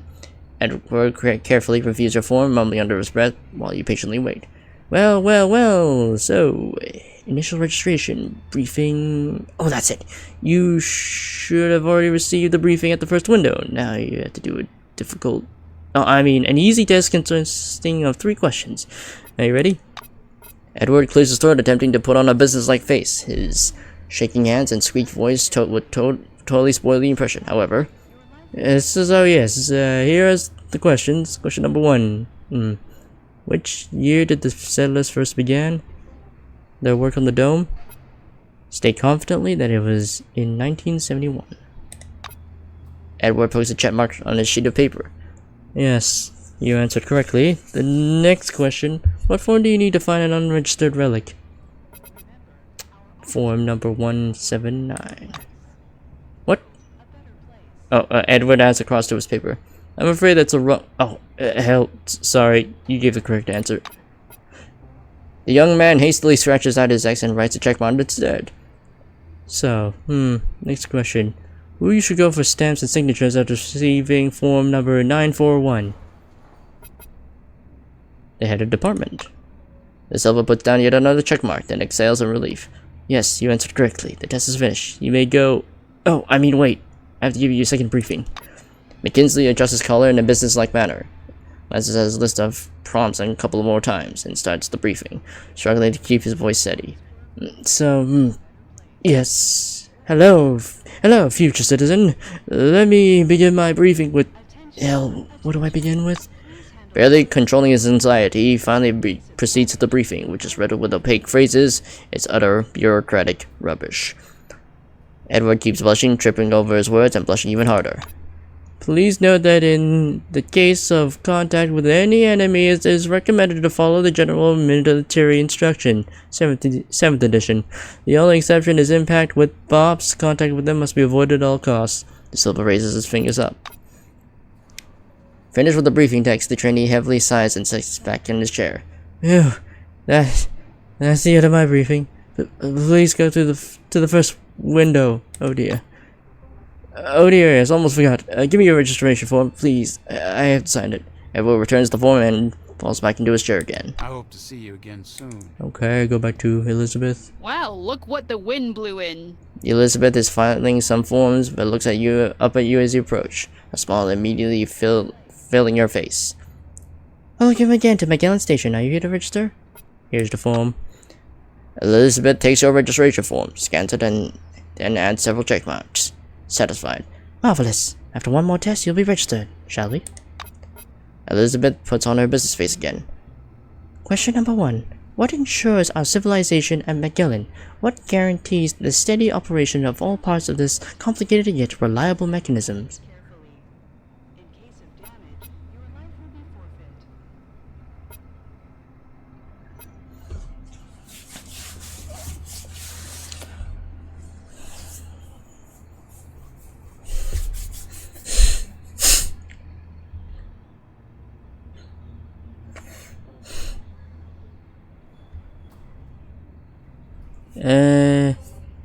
Cautiously assume that the right answer is bureaucracy? And Elizabeth nods and puts a check mark on the sheet. Great! Ready for the next question? As a future citizen of Magellan, what will you do about various dangerous elements, such as infamous fops gangs? Reply that you'll avoid them at all costs. Elizabeth adds another check mark. Quite right. So here's the final question. How do you evaluate the work of Elizabeth McLean and her trainee Edward McKinsey? Awful. A pit is waiting in hell for the damn bureaucrats who've stolen your time. Oh my god. Let's go for a modest review. Moderate. The trainee stuttered a lot, but you appreciate his effort. Elizabeth shakes her head in disappointment. She puts a cross on the sheet of paper. I'm afraid that answer was wrong, but there's nothing to worry about. You can always try again. Okay, let's try again. Every response that you've already memorized. As you're a fresh form, must try again and you'll succeed. Bye-bye. Oh god damn it! I have to redo all this shit. Oh my god, really? You. Welcome back. Oh my fucking god.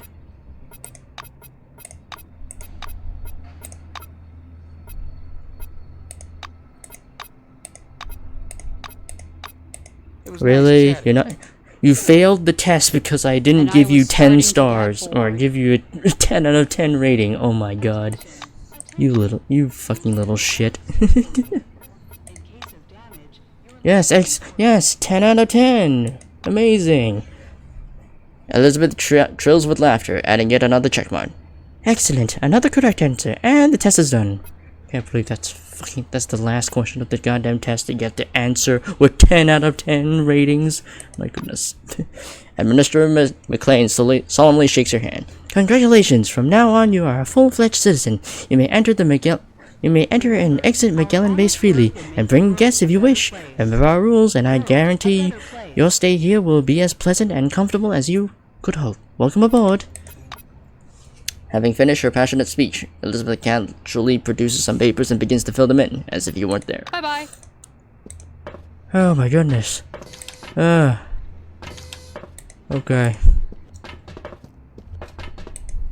Katarzyna raises the collar of her white coat to hide her face. She looks around cautiously. There are more cameras now. It's only been 3 months. She whispers. The white turns to you. Thanks for your help. Anytime you need anything, just say so and I'll get you anything you like. I hope I make it back to the laboratories. The white waves once, swings her bag onto her shoulder and disappears. You don't quite understand how she vanished so quickly. Well, that settles that. The bruiser quizzically sticks out his chin. Attention, attention.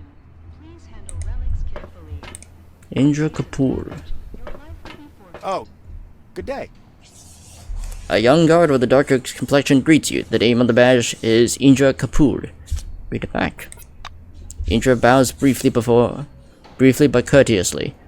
Thank you for coming. I apologize for reaching out to you. There's no one else to ask since there are so few people on our level on days like this, and I can't leave my post. Indra jerks his head somewhere to the side. The fourth camera in the surveillance room is out. I've already called the technicians, but they don't seem to be in any hurry. If you could take a look, I'd be very grateful. Yeah, I could help. Indra places a hand on his chest in gratitude. I'll be in your debt. The surveillance room is upstairs. I hope to see you again soon. Okay, west. Sweet.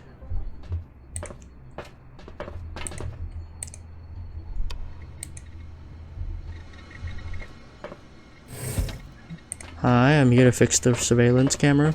What do you need? A pale, thin woman with a cigarette greets you without offering her hand. You look down at her badge. Courtney Reznor, Surveillance Services. Say that you were asked to repair the surveillance system. The black glances at you. Then you should have a look at the terminal. Find out the cause of the breakdown. Looking over the surveillance system displays, you realize right away that the problem is serious. There's no signal at all from the fourth camera.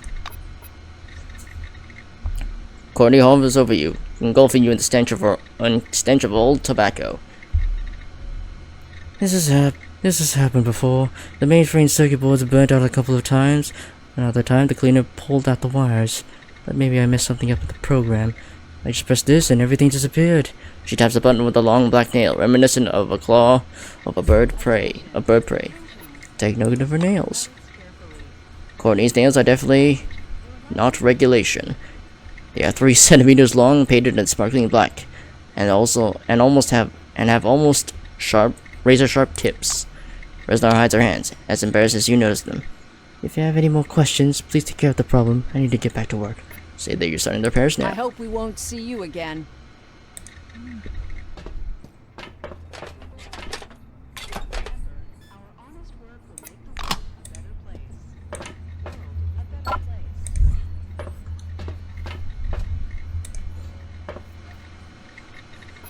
Fourth monitor, no signal, just a snowstorm static. Trained. The tag on the display suggests the camera is trained on an outlet of the ventilation system. Okay, check the surveillance terminal. Terminal seems to be functional and the software is working properly. It seems to not be a software issue at all, but the problem with the cables or the mainframe itself. First monitor. A sticker on the monitor reads the entrance zone. The camera is showing the main entrance and the reception desk. Second monitor. The camera monitors the elevators. The screen shows distorted images of the space in front of the elevator. Third monitor. Displays an empty hall. Fifth monitor. Covers the vending machines. One of the machines is lying on its side and is obviously needed to repair. Sixth monitor. The bathroom, utility room, and the surveillance room, where you are now located. The camera angle is strange, it's turned to one side, showing a window and some posters.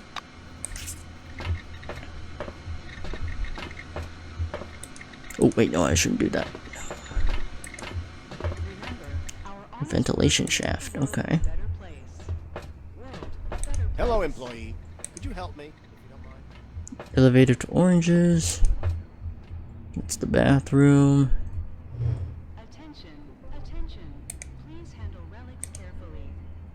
Cool air is coming from the vent. You hear echoes of distant voices from the lower floors of the station.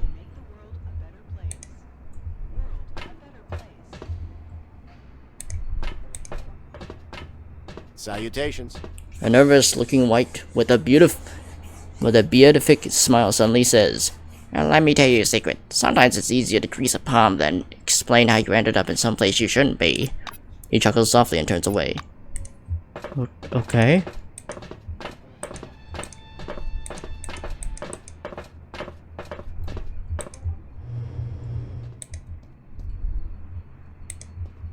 Come on, you darn thing, work.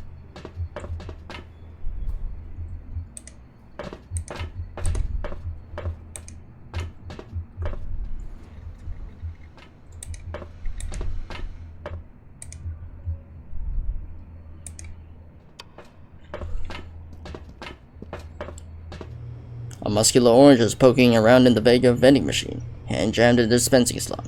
Something clatters inside out with a loud echo. The out-of-order machine must have failed to release a purchased item.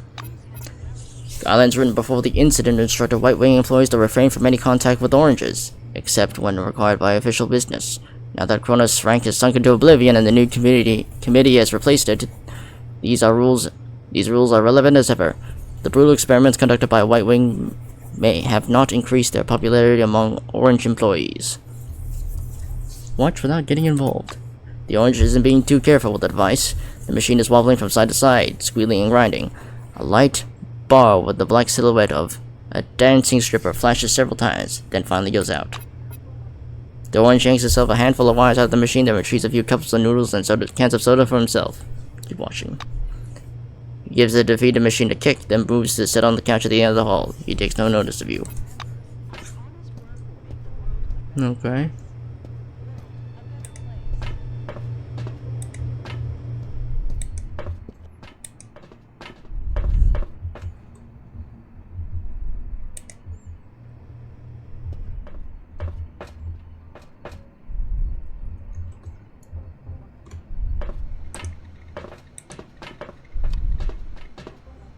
And I was starting to get bored. Intro greets you with a nod. You may remember my request, don't you? Did you find out what the problem is? Say that you can't log into the server to figure out what's wrong with the cameras.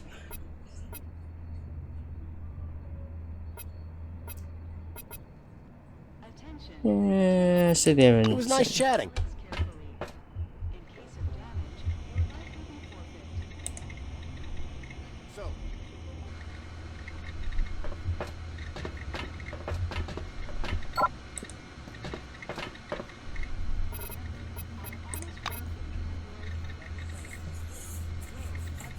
Is trained on an outlet of a ventilation system. Okay.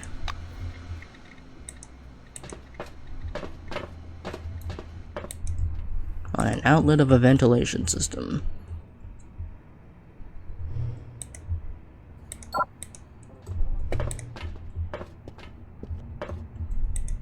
Come on, come on.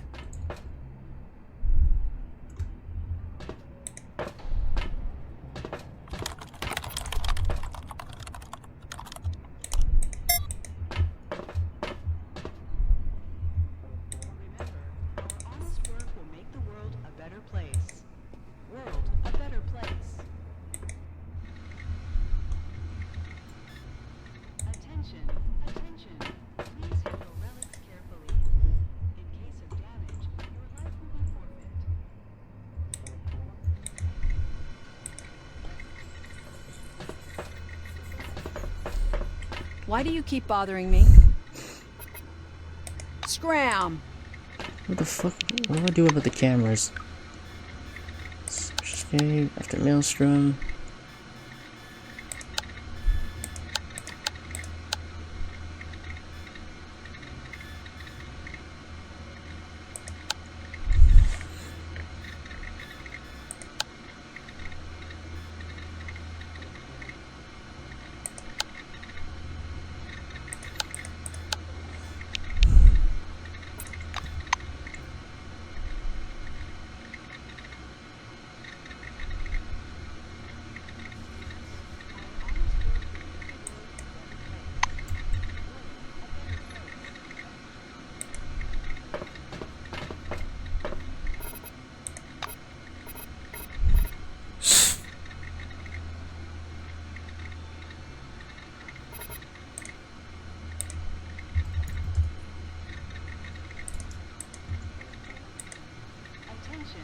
Attention. Please handle relics carefully. In case of damage, your life will be forfeit. Oops.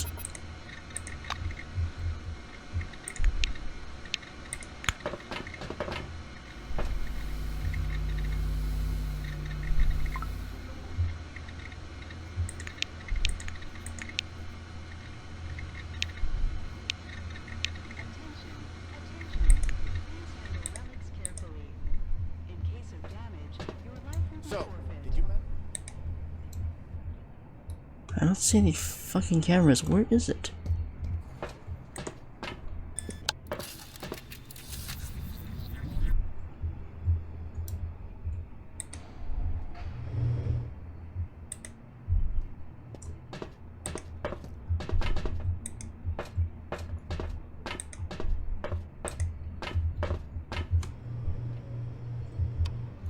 What the fuck? Hold on, I gotta look this up. Encased Magellan station camera.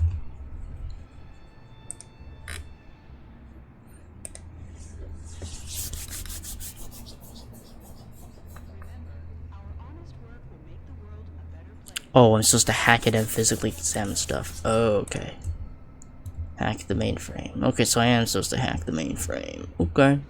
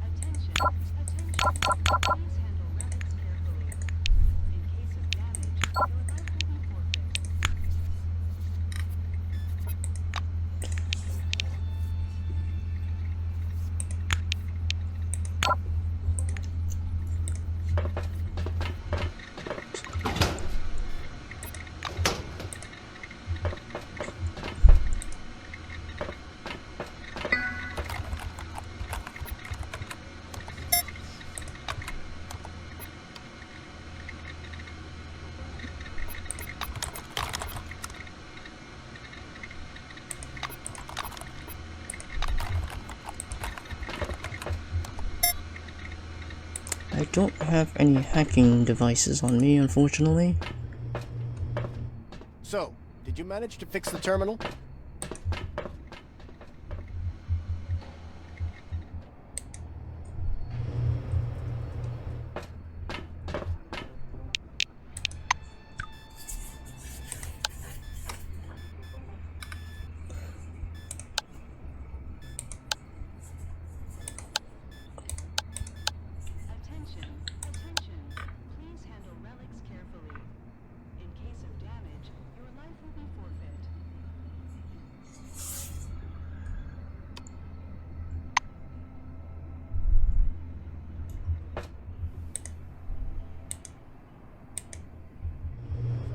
Did you manage to fix the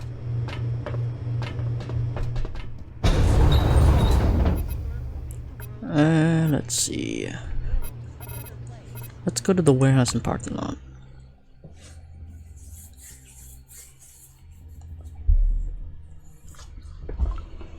Attention. Floor level, -2. Warehouse.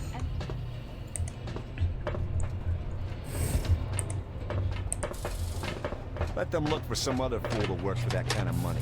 After the incident, everything became much worse.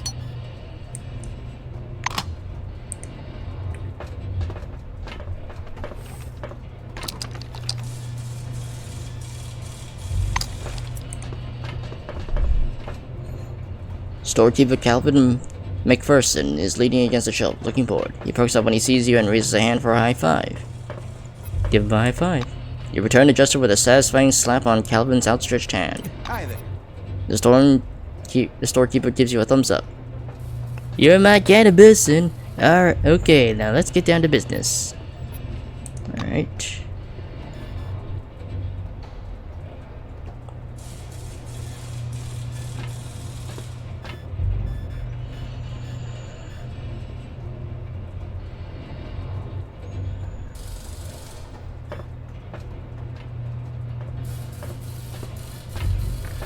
Okay, this is just standard stuff, really. I don't really have anything to sell you, so... We already got a night watch cap. Already got that. Let them look for some other fool to work for that kind of money. Stephen Moreau. Oh. A sinewy guard with a face bronzed by the sun turns his mirror shades in your direction. You look down to his badge. Stephen Moreau, security officer, level -2. Good luck. What the fuck? Hey, can you come over here? It will literally only take a few minutes.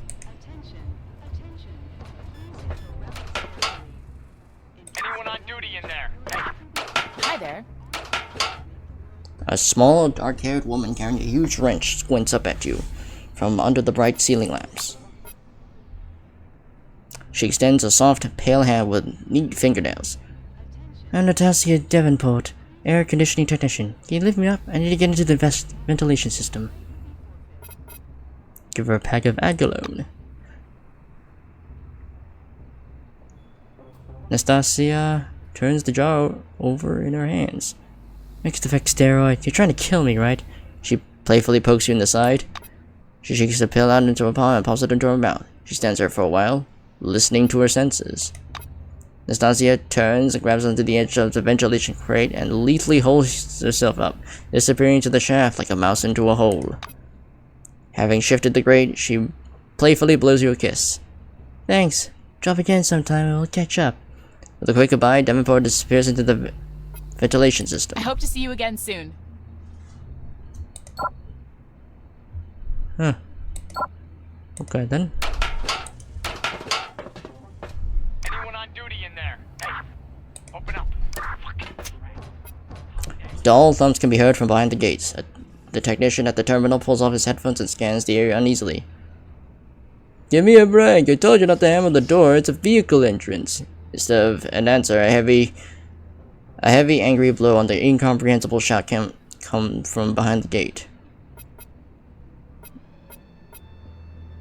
Observe what is happening. The officer who is pacing a parapet above the loading dock stops and listens intently. I recognize that voice. Open the gate. That's Kepler. He ran out with the caravan this morning. Did you hear me? Open the damn door. The technician looks up at the Blackwing officer with extreme displeasure. I don't know about Kepler, but even if Joseph and the Holy Virgin himself were knocking, that door is automatic. What am I supposed to do? Break open the panel, knock out the fuse, and pray that it will spring open? Also, what the hell, dude? It's the new committee. We have to submit explanatory documentation for every damn thing. Okay, I'm just going to walk up to the day and open it by yourself by accessing the emergency panel. You push the technician aside and kick the cover off the panel. Inside are several thick bundles of wires, as well as a number of fuses. You rip out the topmost fuse and press the next button next to it. Rumbling and scraping, the massive door begins to shift upward. By the strobe of the flashing scarlet lights, you see two huge figures in Blackwing servo shells. One of the fighters is wounded, and the second is lugging him along with great effort. Dirty Duty officer. Dispatcher. Code 21. Code 21. Tell the medics. Having dragged the wounded man into the garage, the fighter props him by the wall and falls down exhausted nearby. Get a doctor. Now. The chest plate of his armor is covered with a thick layer of desert dust, but the surname Kepler stamped on one side is still readable. He tears off his helmet and hangs a sweaty head under the stream of cold air flowing out of the air conditioner.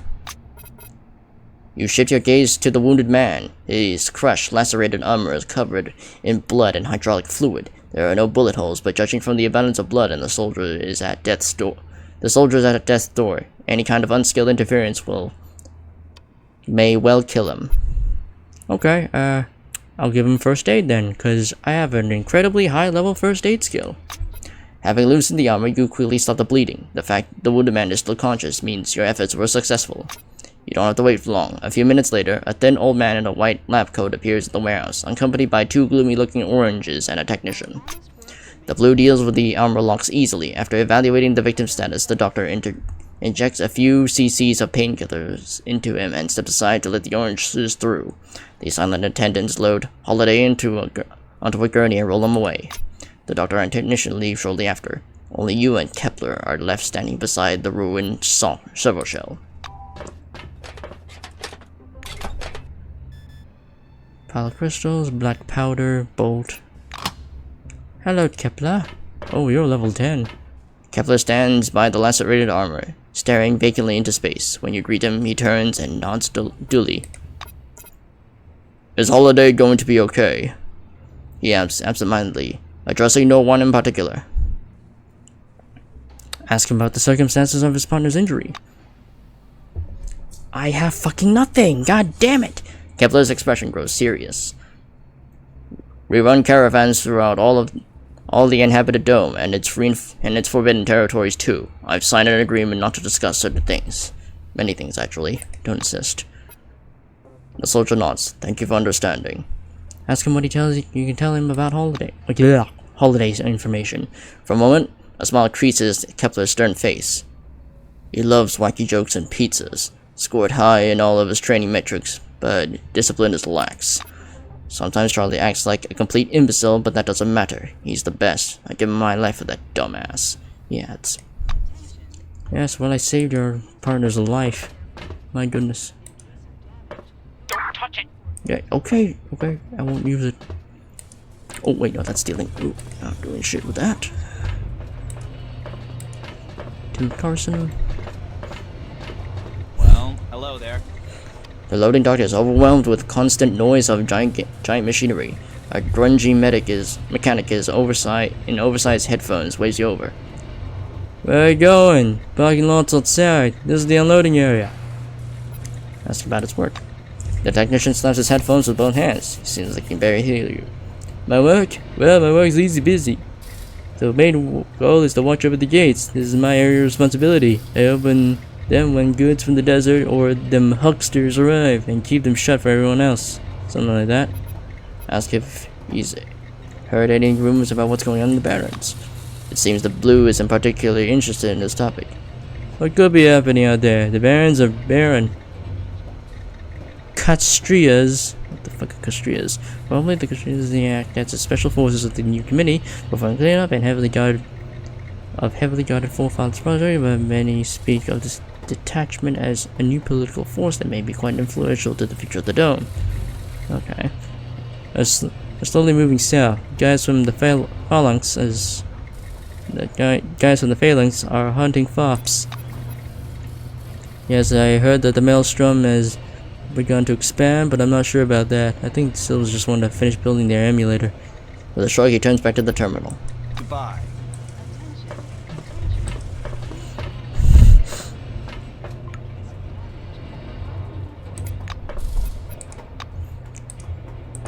Container. No hacking devices. Come on, man.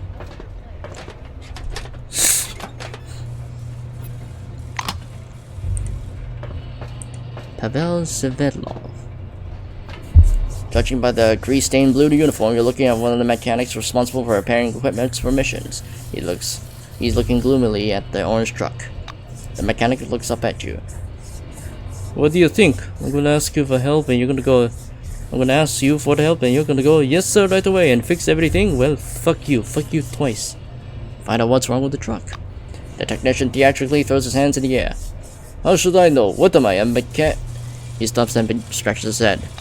I don't know what's wrong with it. It's broke. All M&M machines are either broken down or are about to break down. The blue spits. See you later.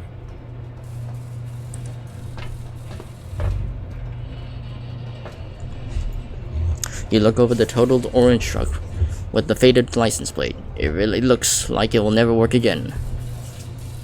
Thoughtfully touch the dents on the body of the machine.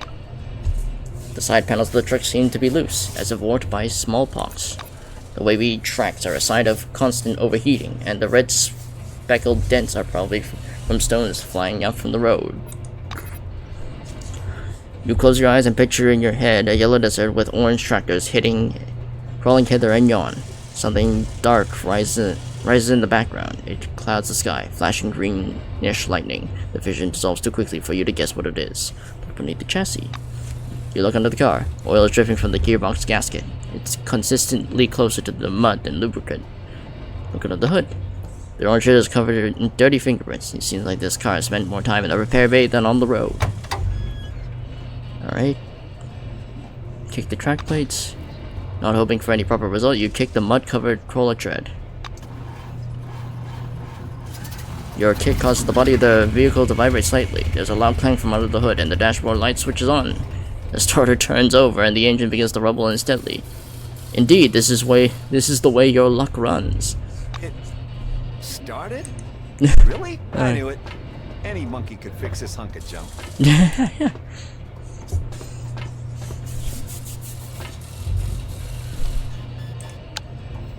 Do you have any hacking tools? No? God damn it. Mechanical repair kit. Thorstein, okay.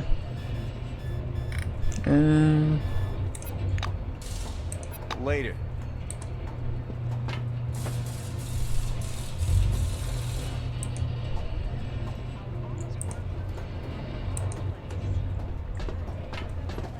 Attention. Please handle. Blue mutters to himself.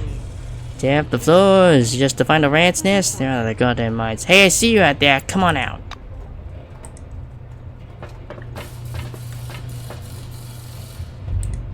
Oh yeah, Ramusen. You're not busy? Come here.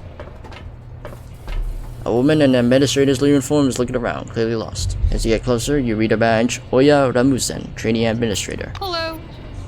She begins to speak in a strong Scandinavian accent. Listen, can you help me? 2 oranges are skipping work. They are unpleasant people and I'm afraid to talk to them. She looks down at her feet. Agree to help. Oya opens the folder and rifles through the pages. Let's see. Their names are Erwin Immelman and Theodore Liari. Svetlov and McPherson are expecting them. Let them know. Come back again. I think I saw one of them in the main hall robbing a vending machine.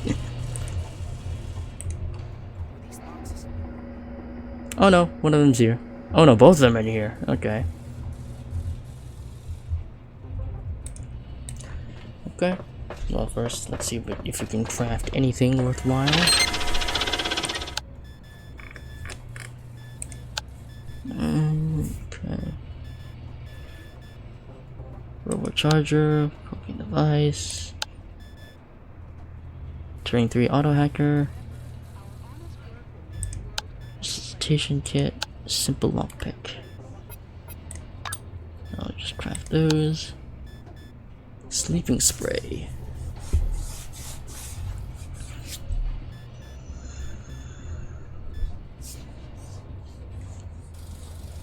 Causes fatigue to a target within 1 meter radius. Oh, that's pretty good.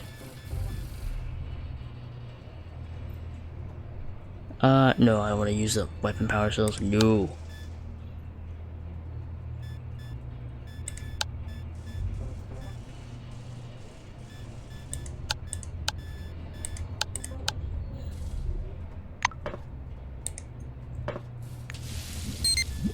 Sell badges.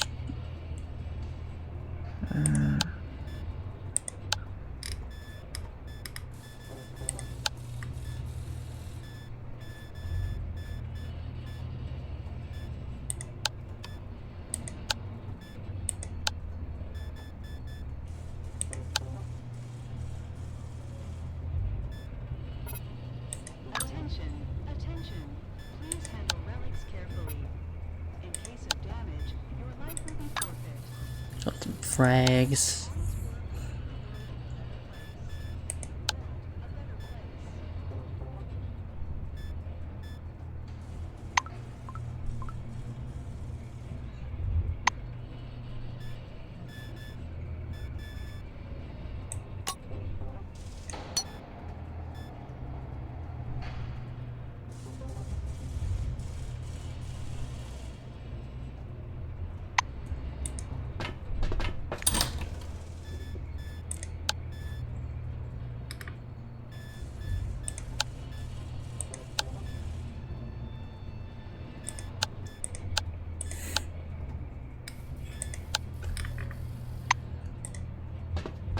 Lee Sung Park.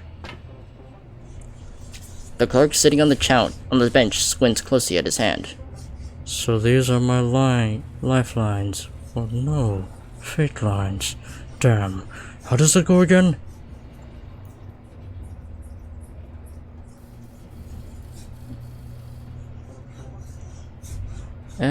Authoritatively declare that palmistry is unscientific hotwash, not neglecting to mention the Barnum effect. Attention, attention. Please handle relics carefully. In case of damage, your life Say that I'm gonna go with the psych option. Say that you're a descendant of Nostradamus and a student of Messing. Ask Pac to show the palm of his hand. Pac's eyes widen and he quickly presents his open palm.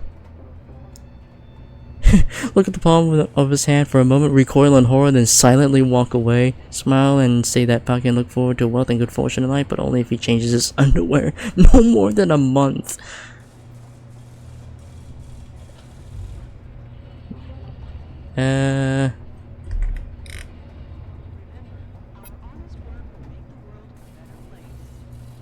No more than once a month. Oh, that's funny. But he's sporting a king-size Venus bump. Oh, that's funny.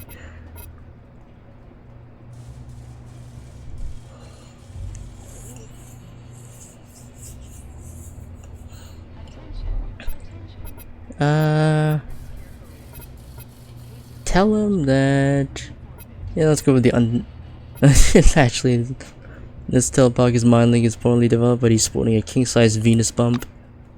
Puck smiles uncertainly, first at you and then at his palm. Wow, thanks. I hope to see you again soon. Okay. We might have to throw hands with these two gentlemen in orange suits, but good thing I have a crump. I don't have access. How do I open the door? Okay.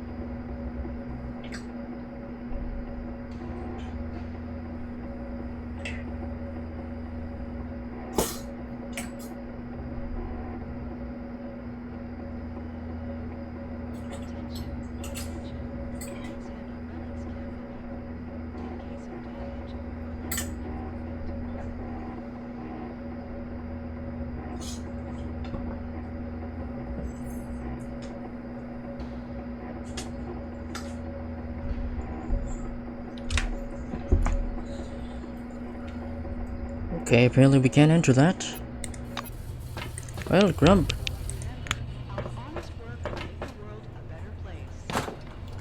Give that door a good old kick. Thank you, Grump.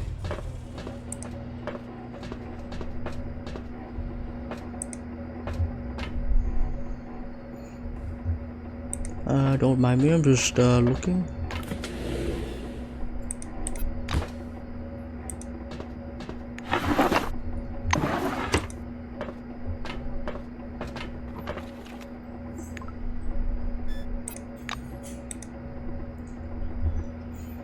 Alright. Dr. Theodore. The orange reclining languidly in an armchair, polishing his badge. You can only guess what the conversation was about. You couldn't understand a word of it from the hall. Tell Leary he should return to the warehouse. Theodore chuckles skeptically. That girl can get anyone she wants. Look, no offense, but I'm not going anywhere. I'm on a rush to get to my job. Convince him. You spend a few minutes explaining to Theodore the logic of going to work today. The orange grunts, vexed.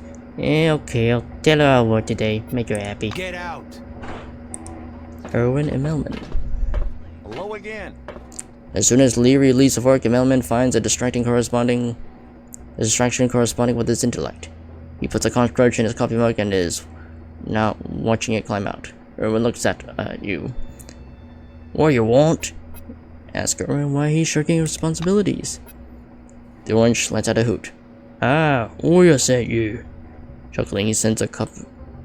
He cups his hands to his chest, as if holding an invisible pair of breasts. Okay. The intimidation, Blackwing, hand-to-hand, Silverwing, oh my goodness. Persuade the orange they should skip work. You paint the orange a colorful picture of his forthcoming downfall. Absenteeism leads to that, and then petty theft. The punishment cell, theft from his own people, a rat tattoo in the middle of his forehead, and the grim end, a screwdriver jabbed through his throat. Immelman rubs his neck and reluctantly acknowledges your point. The orange reluctantly rises from his feet, as if he's hoisting an invisible hunk of pig iron. Fuck her. Fuck her. Tell that Swedish bitch I'm working today, and make sure she don't forget it. Get out. Okay.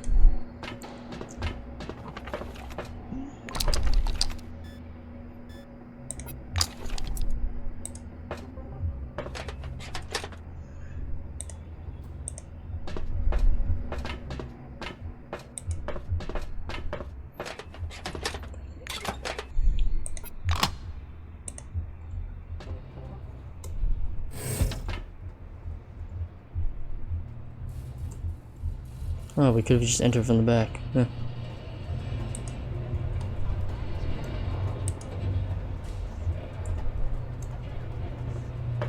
Come on, Crump. Will you please talk with them? Yep, I already did it. Don't worry. Boy looks at you questioningly. Ask her how long she's been a trainee. The Silva lowers her head sadly. Do you really want to know? Even before Maelstrom, the new community thinks I'm not very good at my position. Later. Say that you forced the lazy oranges to work. Rasmussen breaks into a smile. Yes? You saved me. Thank you.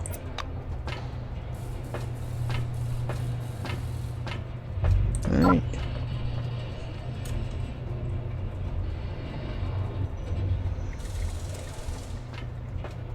There doesn't seem to be anything else, so, to the elevator, I guess.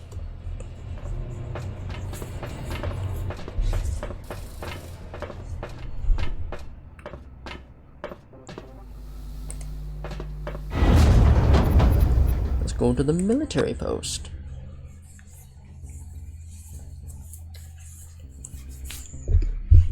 Keep your hands up during the pat-down, Moranis, or did you forget the rules? Floor level -3. Garrison and isolation ward. Whatever you say, Yato. Stop that sniggering. I know you're a thief. You're all goddamn thieves. Margarita, wait a minute. A red-headed woman stands at the armored counter. You know her from Concord Station. Margarita Tkachenko holds a small smoking pipe in her teeth, as she did before, and the small metal desk calendar is the same, too. She even has the same black notebook, although not the same one. Oh, good day. The black takes a pipe out of her mouth. Well, I'll be damned. It's you, isn't it? Ask why she's so surprised. Tkachenko gazes at you through the clouds of slowly dissipating smoke. But hey, the reception guy told everyone in order to find you had come from the top. He said you were sent to Nashville. I thought you were, well, done for. After a pause, Margarita opens her notebook. Okay, what do you want? Do you need guns? It's gotten easier under the new committee. Well, at least some things have gotten easier. That's how she survived the incident. The black smiles complacently. I realized things were bad when the storm intensified. I took a gun and a backpack and caught a ride to McGillen, so I didn't have to wait for the bus. She chuckles. I was sure some kind of crap was going down. That's why the new committee has made it easier to acquire weapons. Tkachenko takes a long drag on her pipe. New laws. Everything is regulated, but guns are sold freely. White-collar workers need to protect themselves, and soldiery left to join all kinds of phalanxes. Tell you looking for weapons? Oh. Alright, got the Archimedes lab pellets loot, so I'm good on that part. Weapon repair kit.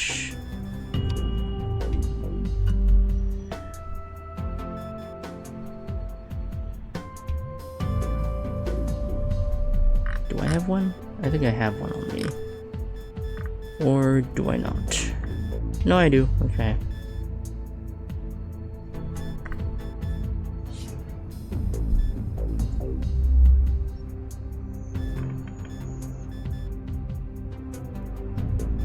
High-tech weapons. Oh, flamethrower. Damn. That's really good, but it's goddamn expensive, so I can't do anything with that.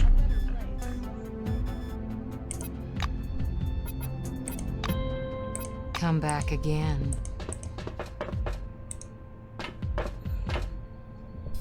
Next to the metal detector, a typical dome scene is playing out, and Orange is standing with his hands behind his head while a small, angry man in a black uniform passes him down. The Orange sighs. You took my beer and you took my chips. What's the deal, Yato? I was sweeping the vehicle entrance. What could I have possibly stolen from there other than sand? The black whose badge says Yato Nakayama glares angrily. How am I supposed to know what you stole? You're a crook. You'd steal anything that isn't nailed down. Come on, take it out. I'm gonna find it anyway. Walk up to them and get involved. The black backs off a little as you approach. Yato Nakayama, Blackwing, what do you want? Warn Nakayama that the Orange might potentially be irradiated and you have to examine him. The black expression turns truly horrified. He steps back from the Orange at once. Damn you, Damn you, Moritis. You're nothing but trouble. Take your contaminated food and go. Nakayama turns to you. Thanks, Dak. Moritis winks at you and walks away.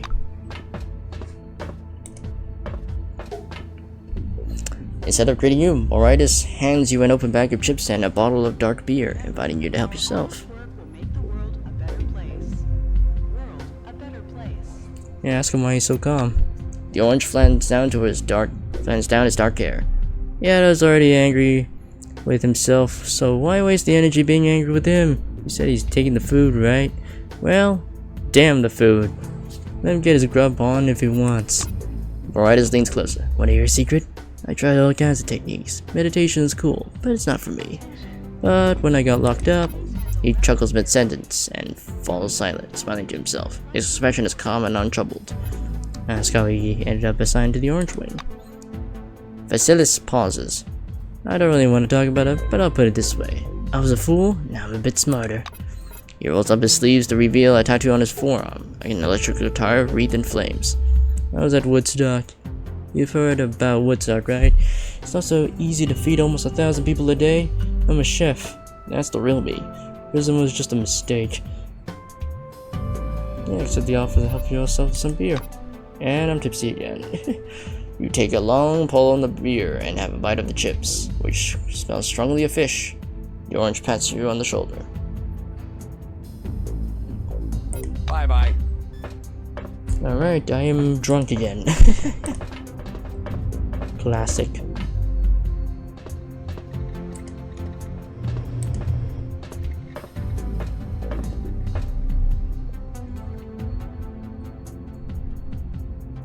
John Kepler. Oh, that's the guy we saved.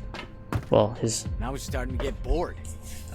Kepler greets you with a firm handshake. I went to see Holiday. He's already joking around, the little bastard. Things aren't as bad as they seemed. Ask if you can help him somehow. Kepler stays quiet for a bit. Actually, you can. Here's hoping this isn't secret information. Holiday, he and I were going to Nashville to find out what happened out there after the maelstrom. No one nosed around out there after the incident, and apparently no one will anytime soon. Holiday is way over in his head, of course, so neither of us is going out there anytime soon. The soldier sighs heavily and lowers his gaze. Kepler looks at you again. Bottom line, if you could go out there and place this activity tracker, I'd be grateful. Ask how the device works. Kepler frowns. I'm no scientist, so I'll put it simply. The Whites said this gizmo tracks psychic field fluctuations. Tell me you're ready to bring the device to Nashville.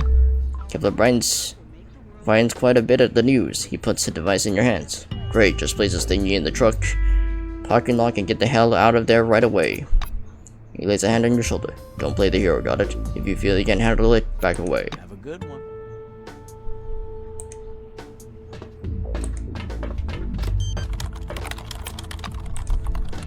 Yeah, I don't have a servo shell because, fortunately I had to ditch the one I was using.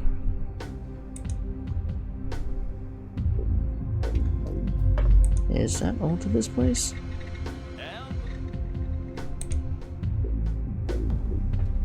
Deputy Commander, okay. Ida Grace. You know what this is. You see a tall, nervous woman with a steaming cup of coffee in her hands. The glittering badge on her chest bears the name Ida Grace. Sipping her coffee nervously, Grace is dressing down a private standing at attention in front of her. You're not soldiers at all. You're rats. You're the worst thing that's happened to the police inside the dome. She pauses to check her email on her communicator. Grace shoves the communicator back into her pocket and continues. You had anything to say about that, Johnny boy? No? What about you, Antonio? How about the thieves who have been stealing relics, poisoning staff with drugs, and befouling Magellan like a bunch of diseased cockroaches? Maybe you caught them and forgot to tell me? No? Well, why not, you assholes? She pivots to face you. What brings you here? Come to see the three-ring circus, complete with trained shitheads? Well, you come to the right place. Hi. Well, hello there. Greeting you with a curt nod, Ida peers into your face. I don't recognize you. Haven't been here for long? Haven't been here for long, eh? Alright, let's not draw this out. I could really use your help with one task. Sure. Grace glances meaningfully at John, who's now silent, and Antonio is sitting at the terminal. Did you hear that? Even the newbie has more ambition than you two. The black finishes our coffee and crushes the cup in her hand. Here's what's happening. After the incident, we got freedom out here at the wazoo. Told us no more. Ultron threats are no longer valid. If you want to get out and renounce renounce your citizenship, hand over this electron and go wherever you want, even if you're an orange. Actually, the oranges started to run. And they're not regular old runaways. They took their fucking electrons with them. They want to keep their citizenship, see? And now everything's gone even shittier. Escapes are now mass scale. It's because the scientists need volunteers for their experiment. Volunteers, I mean. Ida makes the scare quotes gesture. She glances at the communicator again. Still no messages from that asshole. What was I talking about again? Right, the Orange's contracts state that if they want citizenship, they must agree to participate in scientific programs, but the bastards have suddenly remembered they have rights, and now where these rats are huddling in a corner, whispering about an escape. Abandon Magellan, live as abandoned commune in some lockdown facility, and some other crap like that. Ray steps forward and looks you straight in the eye. If they're really planning to escape, I can't allow it to happen. That's why I need your help. I want you to send them a message, and I want to make it fucking unambiguous. Either way, they live by the rules of the new committee, or they get stripped of their rights and thrown out into the desert. Inquire about the nature of these experiments. Grace finishes demolishing the remaining bits of coffee cup in her fist. That's what I've heard anyway. There's a facility where they're transporting people from one place to another, but I'm spacing on what it's called. Say that this device is called a teleporter, though the correct scientific term is a bit different. The black crumbles the cup flat in her hand. Yeah, right, a teleporter. Are you by chance involved in these experiments? Just wondering. Ask what Grace thinks is behind the escape. Ida bares her teeth. Is that arsehole Lindbergh? Who else could it be? That smart-ass, shit-heeled fucker reeks of conspiracy. Alright, Lindbergh. Said they ready helping. That's what you should do. Ida strokes her chin thoughtfully. There's just one problem. You're not from Blackwing, and I can't trust you with classified information. So act like a fucking Pinkerton, take a walk in the residential area, and find a couple of loose-tongued oranges and see what you can find out. Alright, okay. Goodbye.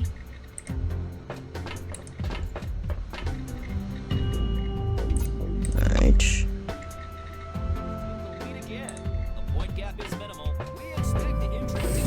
Abigail Swift. Good day to you. A middle-aged woman gives you a friendly smile. Hello, please sign the petition to forbid these horrible entertainments. Ask what she means. Games on every terminal and communicator. All these falling cubes and flying balls look innocent, but they turn people into zombies. They distract us from productive work and cause violence. Only one step away from real bloodshed. Sign the petition. Save the human race. She urgently presents the petition in front of you. Reviews and that you actually like the game. She's making a mountain out of molehills. She looks disappointed. Well, I hope you understand one day. This is the door to the barracks.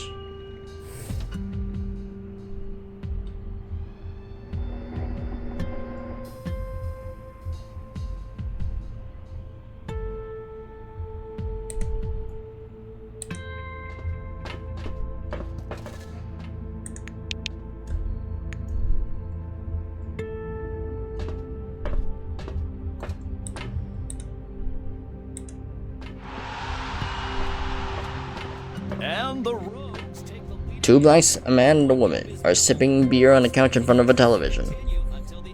They're watching a recorded baseball game. The Anchorage Huskies against the Crystal Sand Rouge. All instead, the Rogues runner streaks from base to base like a hurricane and gets first run for his team.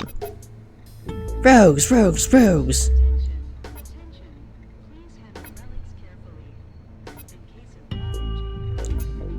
Orange ring, cheating criminal. Find out while they're watching a rerun of the game. The blacks glance up at you, then exchange looks. The young guard takes a pull of his bottle of beer. You wanna know why we're watching this specific game? What do you say, Keisha? He gives his partner a gentle nudge. Keisha, a muscular girl with a fro, nudges him back. The Rogues are fire. Before the incident, it was like this. Every season, the worst players on the team are sent into the dome. So, the guy went balls to the wall. You know, since this game, no one else has been sent here.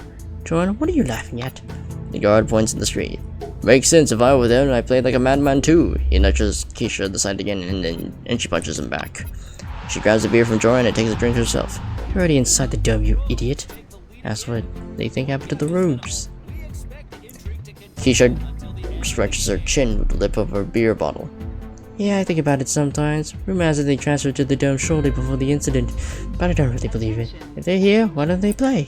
She pats this over, but I'm not worried. We still have tapes of their best matches. Sit down and watch the game with us. You sit down on the couch near the blacks and watch the rest of the match, sipping a cold beer.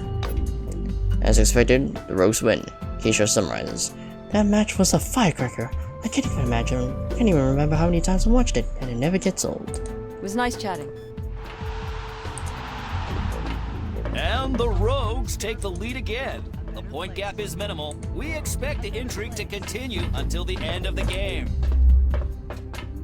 An orange is scrubbing the floor under a tireless gaze of a black standing next to him, barking out orders. The guard touches the rag with the tip of his boot. You're doing it wrong, Rain. In response, the orange muffles gruffly in his long gray beard without lifting his head. I'm doing the best I can. You don't like it, mop it yourself. Or maybe you could try to train a monkey to do it in your spare time. Continue listening to their smackdown. The security guard shakes his head, obviously annoyed. I'll tell you one more time. You did it right during the test, but now you're just spreading dirty water everywhere. You're making circular motions. You need to do zigzag. Zigzag! The gray-bearded floor scrubber sighs. I had hungover during the clearing test and my hands were shaky, but the circles worked much better, really.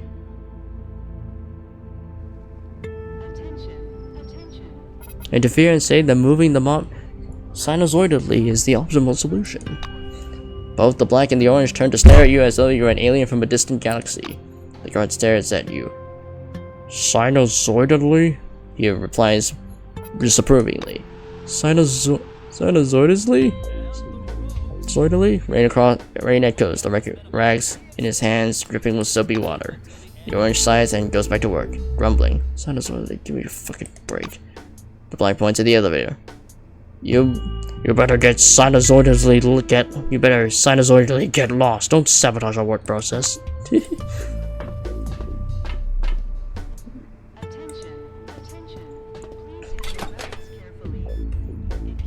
So wait, can I actually just rest here?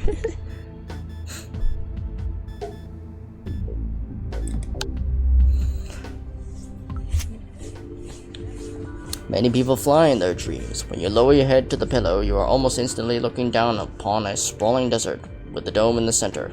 Except there's no crystal sands and no spire at the apex, just you, the desert, and the dome. You ascend into the sky in a wide spiral, like a bird of prey gliding on an updraft. Coming towards you is the green maelstrom, rising from beneath the almost invisible border of the dome. Their storm is tangled with frequent flashes of lightning. These bright arcs of light are somehow coming together to form letters in an unknown alphabet. You peer at the message, you try to grasp its meaning, until suddenly, a horrifying understanding runs through your being. You jerk back, trying to fly higher, to get away from here. But Maelstrom has enveloped you, it's swallowing you whole. You wake up immediately, sit up, totally exhausted. What a hideous dream. But perhaps Maelstrom was trying to convey a message. Slept badly. God damn it.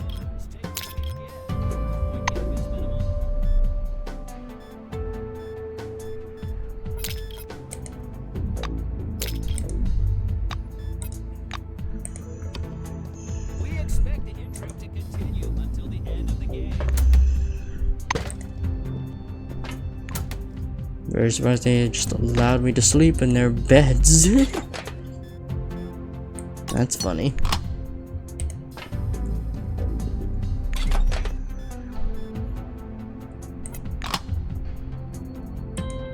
Don't mind me, just taking your shit. Yoink.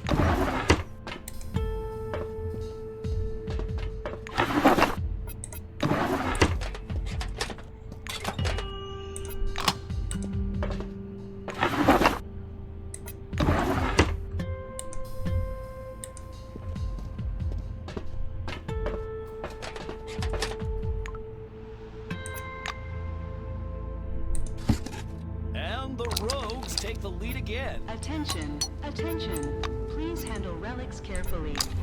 In case of damage, The point gap is minimal. We expect the intrigue to continue until the end of the game.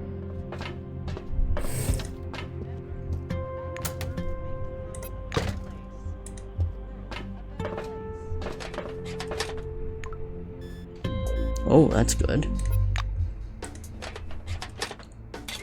Nope.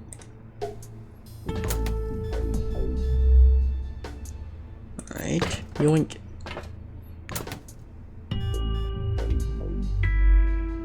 Okay.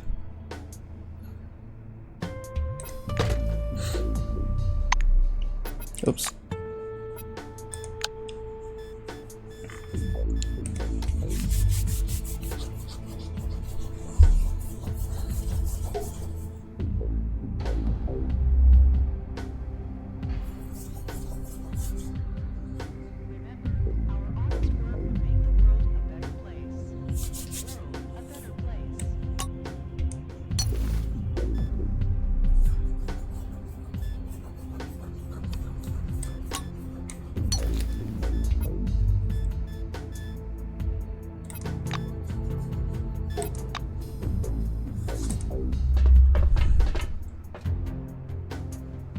out of order. Okay.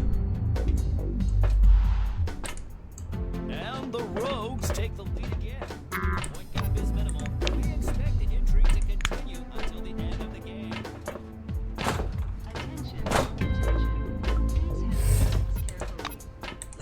They just don't care that we're breaking and entering.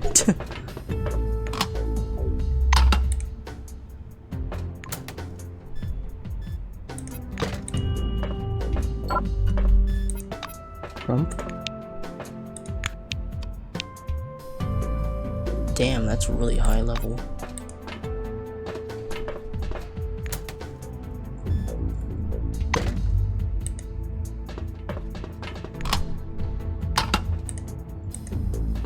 Oh, I just real. Oh wait, no. Crump has the artifact. I thought I gave the relic to the Russian gal.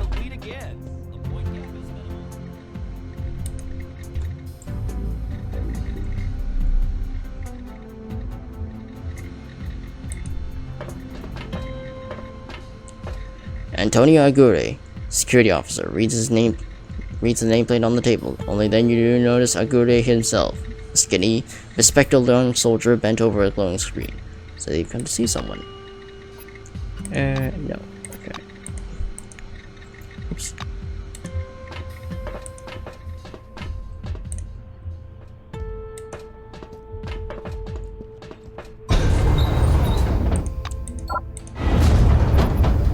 Alright, laboratory medical aid station.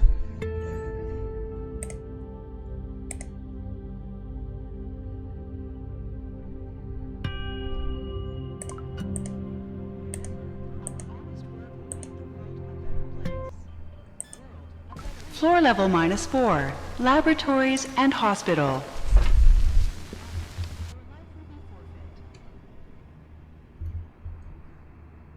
Oh.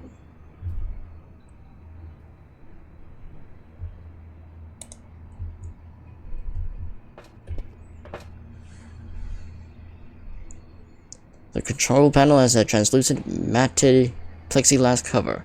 Under the cover are a number of toggles, one of which operates the chemical diffusing sprinklers in the decontamination chamber. Try to find the decontamination switch and flip it. Even though the switches aren't labeled, you're able to figure out which one you need with little difficulty. You turn off the sprinklers. Wait, why would I do that? Okay.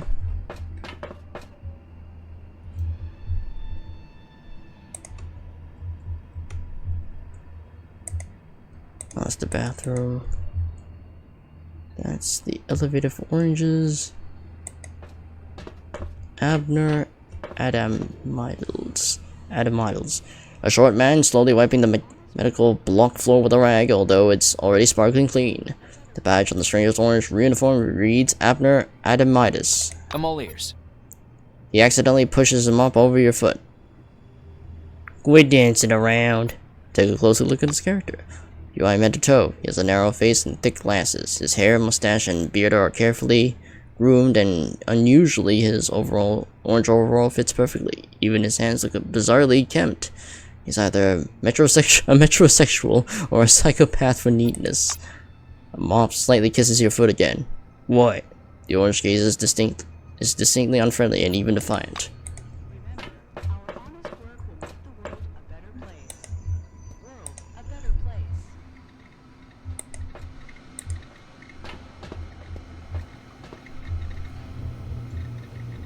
Infirmary.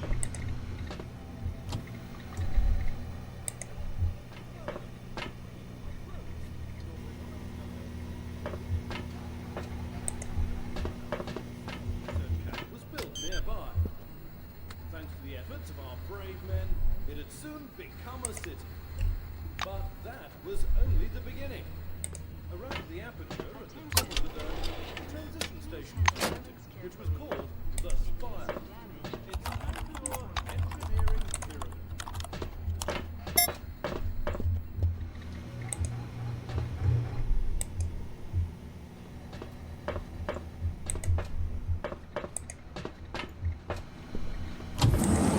This isn't a glioma. Howdy. A key man dressed in white is reading out excerpts from clinical records and adding his own comments as he goes. He looks up and gives you a cheery nod. Good afternoon. Come in, come in. Come in, come in. Is this your first visit? Any complaints? Get acquainted. The white jokingly raises 2 fingers to his temples. Magellan's station staff physician at your service. He spreads his arms over a table piled with papers. What am I doing? We're all human, even under the dome, and people tend to get sick. If you studied your contract carefully, you should have noticed that you have health insurance. So what have you got? Ask for a diagnosis. The doctor carefully studies the medical scanner readout.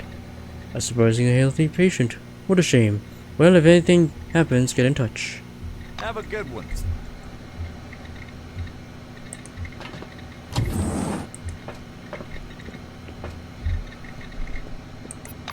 Yeah. Wait, can I...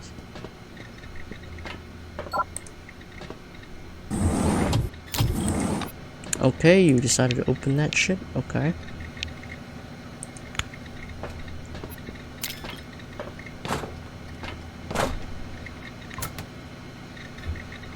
Disinfected Medikit 40 manufacturing formula. Okay, yoink. Lucky find. Nice. Bottle of alcohol. Reagent box. Right. Just don't mind me breaking and entering. And I was starting to get bored. What's this? Oh, it's a bladder weapon, researcher's gloves. Okay.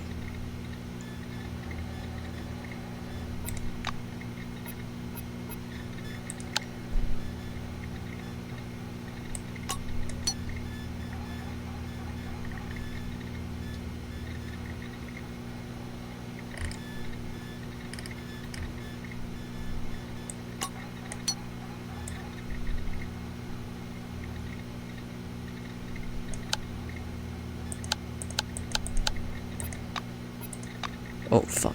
Ah, whatever, it's fine. Oops. Bye-bye. Oh, and there's the morgue.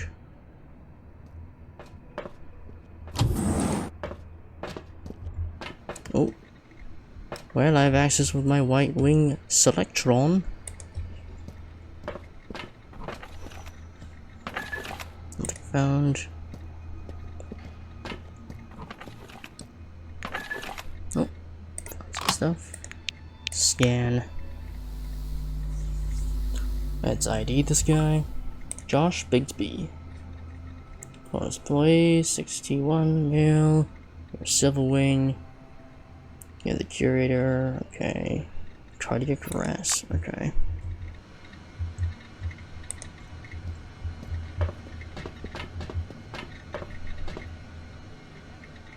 You open the hatch and catch a whiff of cold and decomposition. A desiccated female cadaver in a blue wing jumpsuit is lying in the gurney. You notice a barely discernible drop of yellow liquid on her chin. It's difficult to say what it could be. You open the locker, it's empty and smells like alcohol. The locker hatch is open weightlessly on its hinges. There's a body on it. Head towards you. It's a white man with wide open eyes. The irises have gone opaque, but you can make out the white around the pupils. They seem to glow slightly. Empty. Empty. Empty. You open the zinc-plated hatch of the locker. Inside is a body of large, dark-skinned man. A dark-skinned man dressed in a clean blue shirt. Oh, that's the same.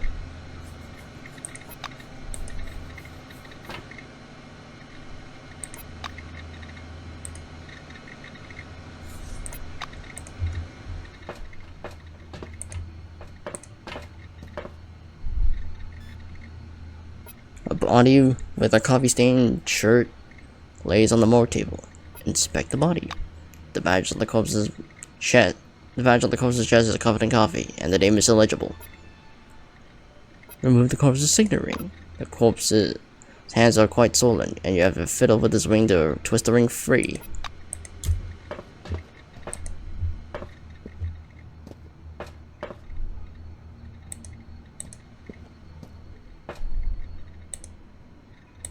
Okay, that does nothing.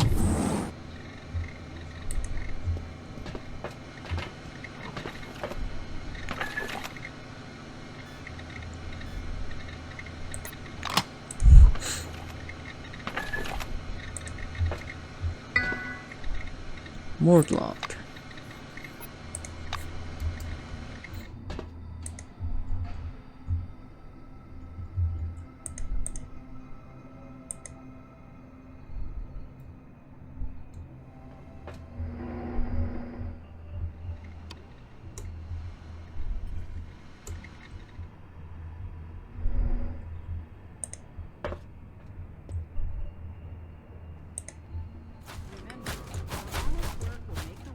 Oh. Oh, it's a robot.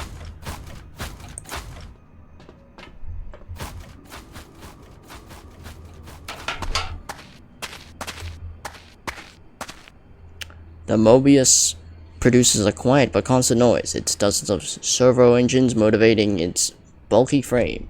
The triangular eyes of the ancient machine slowly begin to glow yellow as you approach. This might be your only chance to see an active Mobius up close. You stare at it, and it stares back at you. Remove the machine's access panel and study from the inside. The relic machine shows signs of amazingly advanced design. The panel is held in place by a complicated network of grooves, allowing it to be easily removed, but preventing it from being shifting accidentally. I don't have either. This opening gives you a good view of the robot's insides, which are helpfully illuminated with a soft light. The placement of parts, the precision of the engineering, and the complexity of the mechanisms overall, it's incomparable to anything you've seen before. Dust, I don't have anything. Well, let's just go scan this. It is a relic. Attention, attention. Please handle relics carefully. Oh!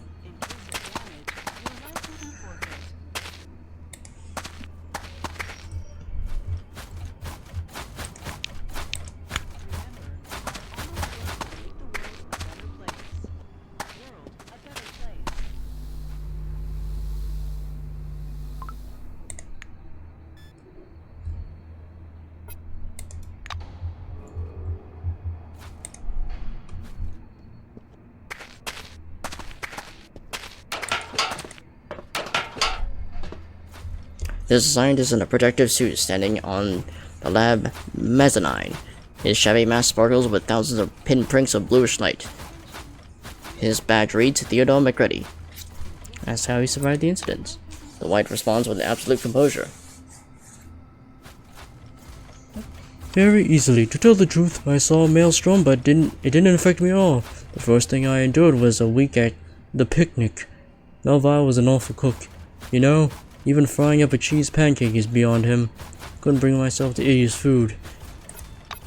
Credit where credit's due, Aaron does a good job running the gas station.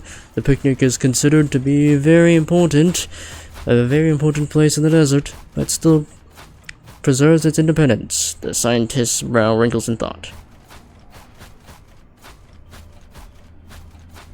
Oh. Ask Theodore what the Mobius is doing down there. McGrady looks down at the enclosure. I'm glad you asked. This is a unique specimen. Perhaps the only one under the dome.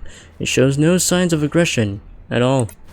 The White steps over the edge of the parapet, and the Mobius runs up to him like a friendly dog. Theodore takes up some crumbs out of his pocket and scatters them from the cubicle. We call him Terry, short for Terror. Funny, right?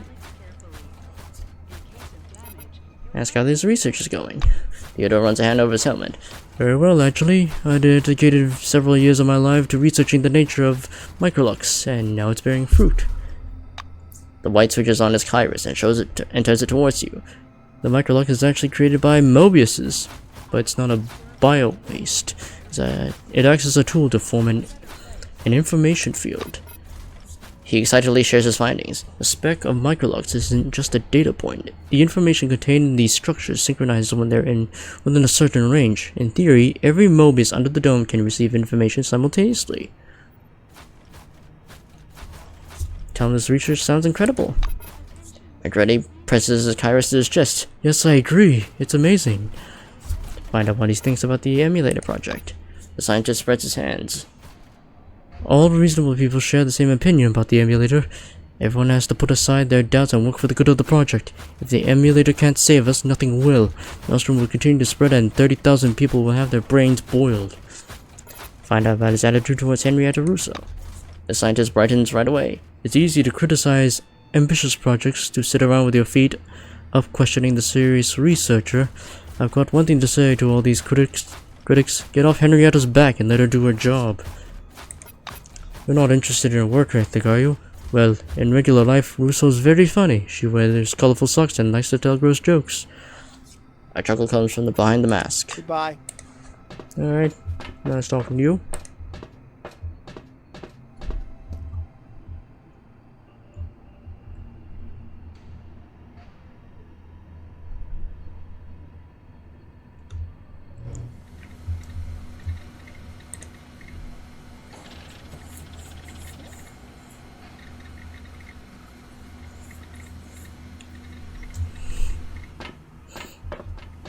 I won't let you. Just forget about it. This is a very rare thing. Do you understand? And are you still prepared to take this chance? A white-wing employee whispers something, gazing up at the ceiling. He doesn't even notice you. His uniform is covered with spots and stains in many different colors. Even the badge with his name, George Sourens, is smeared with something pink. Good day. The professor raises his hand and squints around blindly. Yes, did you come for reagents or you're looking for a scientific advisor? In both cases, you're in the right place. I issue reagents and exchange stimulating gifts for the scientific data. Say you were about to ask about what kind of forefather points I displayed on the screen for your handheld. Saren inclines her head with an expression of total surprise. He's very good at looking absolutely bewildered. He shovels up to you like an old man. Are you ashamed to be so ignorant? This is the famous research support program. Through widespread cooperation, we're restoring the scientific potential we lost during the incident. You're embarrassingly uninformed. Asked to hear more about the program. Saren puffs up his chest. You're talking to the right guy. I'm one of the creators of the program. After what happened at Nashville, everything was in complete disarray. Many stations had to be abandoned, and we soon realized there was no longer any means of communication, only the Minerva database. Then someone in the department recalled the old research support program. The white takes a communicator from his pocket and turns the screen towards you. Display shows a number of downloads and the amount of data transferred. And it worked great. They add it to the database, and sometimes they scan most curious things. Cronus is no more, but its work lives on. Though not without material incentive, of course. Here, look. The professor taps the scanner lens with one finger. You get forefather points and Cronus points for scanning things. Because, is there any good reason why we would call them points of the new committee, right? You trade these points for medicines, chemical reagents, and anything else useful. Ask what you can get in exchange for the points. The professor throws up his hands. It depends who you're trading with. Most often it's medicine, but sometimes it's weapons, sometimes armor, and here folks will even trade experimental equipment. Everyone has something different to offer. He probably thrusts out his sunken chest. Not only did I come up with this program, I'm also an approved vendor. We can trade. That's for your information. Alright, let's trade. Cronus pulls up a spotless Kairos in a leatherette case from his pocket. Which points are we going to spend? He asks, clicking buttons. Cronus points. Ah, okay. Event, resuscitation, reagents, okay.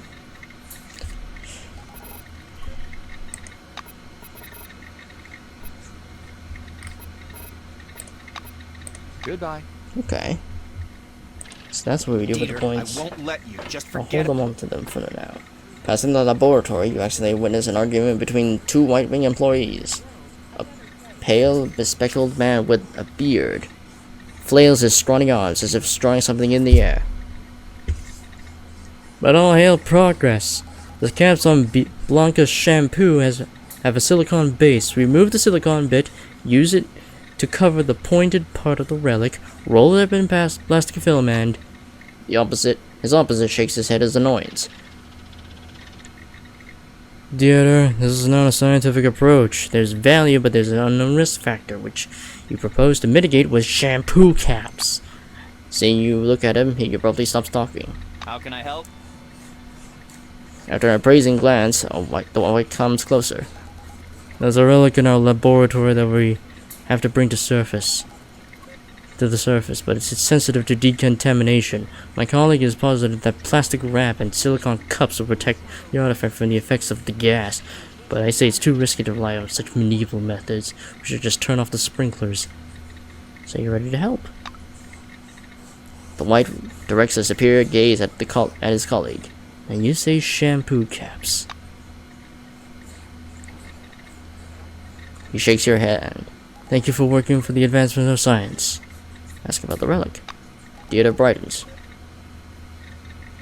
Reuben, may I? Let me tell about it. This is very interesting. Levi rolls his eyes expressively. Heimlich appears to take a sign of agreement. Hands trembling, he opens a drawer to withdraw an object a bit larger than his palm. It's an elongated device resembling a syringe or a knife, with a massive hilt and thin blade. It glows slightly, and the vibrating housing producing a thin mosquito-like whine. Listen to the story behind the relic. Heimlich hands you the relic so you can take a closer look. It was discovered in Ankara before the incident. At the beginning of August 76, 20 meters underground, the chamber was totally ruined. The walls looked like they had been shelled. The scientist ogles at the mysterious mechanism. It was the only thing left in that room.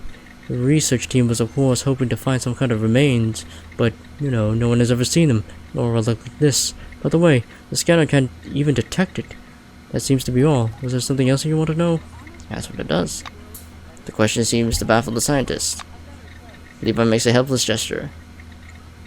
Meanwhile, all it does is buzz and vibrate. But I know this description, it sounds like a motorized dildo, but we think the relic's real purpose is much more frightening. It might be a devastating weapon. Dieter vigorously points his finger at the ceiling. Levi reaches out and lowers Dieter's hands.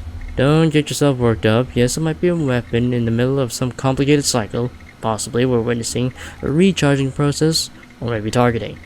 A thorough evaluation could help us learn the truth. Wonder how it could have escaped the decontamination chamber on its way to the base. The whites exchange looks. Yep. Reuben nervously twines his fingers together. I would prefer not to get into that. So they won't assist. How can I help? Alright.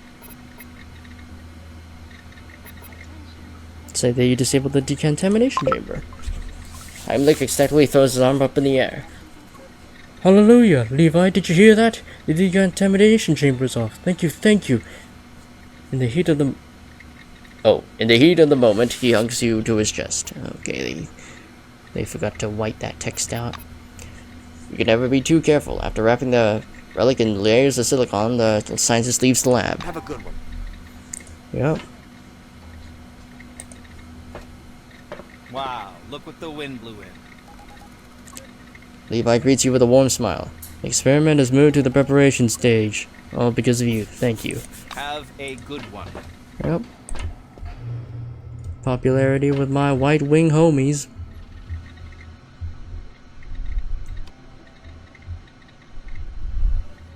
Anyway,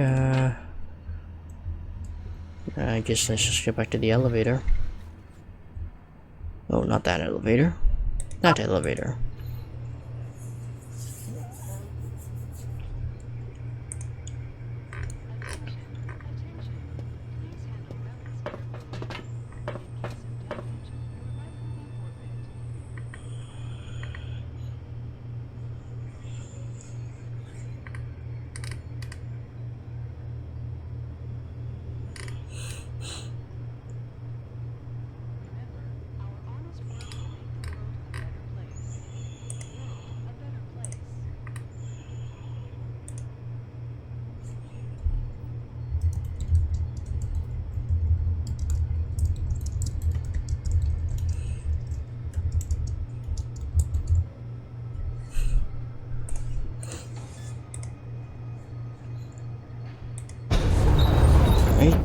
residential area.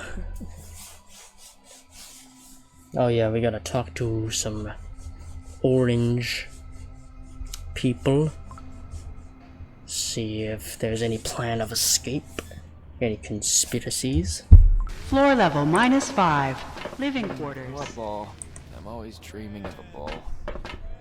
A black-winged soldier sleeps on an orange leatherette couch. His black uniform is brand new, though the boots are already brown with dust.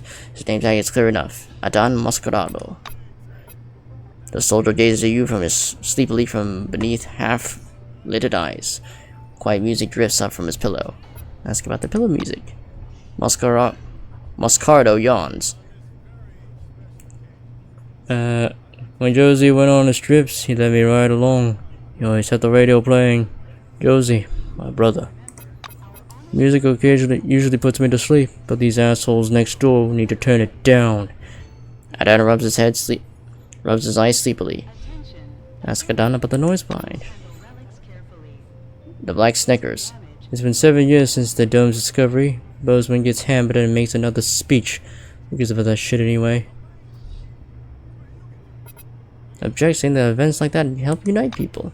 You too? Total nonsense. We got a Hindu in our squad. Guy doesn't need steak. When he first saw us eating beef, he didn't talk to anyone for days. Mascarado reaches under the pillow and switches to another channel, playing rumba music. He smiles sleepily. If the committee wants unity, you should start with the menu. The slogans can stick up right up their collective arse. Adan closes his eyes and swiftly falls asleep, hugging his pillow.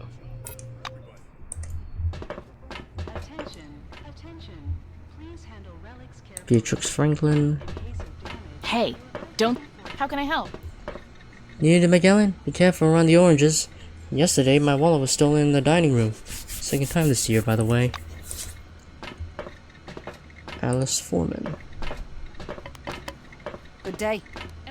The young engineer at the counter is studying a news bulletin. Wow, that's a real kingdom of good news. Her name reads Alice Foreman. The technician turns the bulletin over and reads out loud. Cascade 3 discovered an underground vault containing approximately 2,000 second-class relics, and not a single word about any irradiated personnel at the site. She shakes her head angrily. Oh, the Kronos was built on these lies, and everything collapsed, and for some reason I hoped that at last they would stop lying, but no. Lies and more lies. We have democracy. We have freedom. What a caste system. What are you talking about? Tell her the Cascade research team should have taken precautions. Alice compresses the leaflet into a tight ball. Spoken like a real silver. Those bastards always look for someone to blame. Ask whether she's heard about the oranges planning to escape. Alice skims the leaflet with a sneer. People running away from Magellan? I don't know. This wonderful pamphlet says nothing about it. Not this one. Not this one either. Not this one either. Pity, isn't it? She puts the pamphlet on the aside. But seriously, I do understand why someone might want to flee this place. Orange or not, I can sympathize with them. I don't understand why they should be deprived of citizenship. Why don't I just let people leave without humiliating them? That'd be way too generous for the new committee, I guess. Good luck. As you approach the table, where, judging by the plaque, the residential administrator is sitting, you can clearly smell perfume. No, it's not just a smell, it's the smell, acrid and dense. It hangs over the cluttered desk like a thundercloud. A girl with platinum blonde hair and a doll-like face is working on a manicure in a small space not occupied by dirty mugs. Good day to you. She reluctantly puts her nail file aside. Are you a new employee? I have a fantastic room that's just now been freed up. Do you want it, or what do you want? As for the catches, Vivienne gives you a look of tragic boredom. What are you talking about? It's just one favor. 3 little favors. And then you have a great room all to yourself. Sure. Vivienne shifts a pile of mugs on the table to one side, revealing several crumpled papers. Among them is the list she was looking for. Wonderful. I'm so glad I finally found someone to help. Let's go over the list. Svetlov, room 7, complains that the TV set doesn't work. Can you fix the TV set? Alright, wonder out loud if there's really no one in all of Magellan Station with the technical know-how to fix a TV set. Einfield winces. Of course there is, but everyone's so busy. I'm alone in room 6, for example. You can't ask him for anything. You can't even talk to him he's so rude. What's next on the list? The administrator pushes her mug aside and runs down the list with one finger. Room 4, jam door lock. Alright, ask her what you do if you don't know how to pick locks. Einfield coughs loudly into her fist. Ahem. You're asking about lockpicks? No, I don't have any. And no, I didn't tell you that. Ask what's next on the list. Vivian's fingers stop at the third item on the list. Room 1's occupant says his gold watch was stolen. Think you can find it? That's where you should look. The administrator looks pointedly towards the orange residential area. I think it's the cleaning staff. Start with them. I'm a tiny and delicate girl, but you can intimidate them easily. Here's another option. Check the surveillance room. If they let you in, of course. Reznor's a bitch. So better ask Indra. He's a nice guy. Ah, okay. See you start working these issues right away. Welcome back. Oh, you're just the money. Alright. Bye-bye. I need to get some hacking tools, so yeah. Okay. Side quests, domestic matters, broken TV in number 7, locking the door to 4 is jammed, and someone said, okay.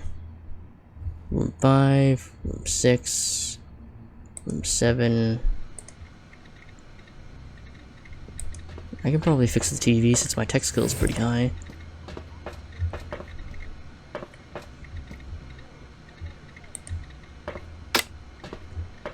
You press the power button. The Supercolor Galaxy screen shows a series of never-ending black stripes. The TV set is broken. Fix the TV set. You remove the back cover and work on the problem for a while. Fortunately, it is not too serious, and can be fixed without smoldering. You put the TV set back together and turn it on, everything's working. Alright, sweet.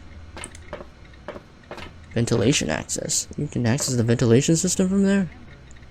Huh.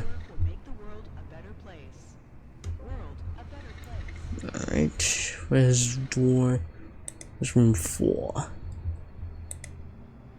Door to the library. Where's door number 4?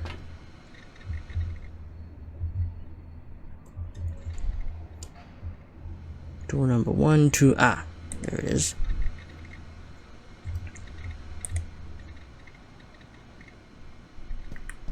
Door stuck.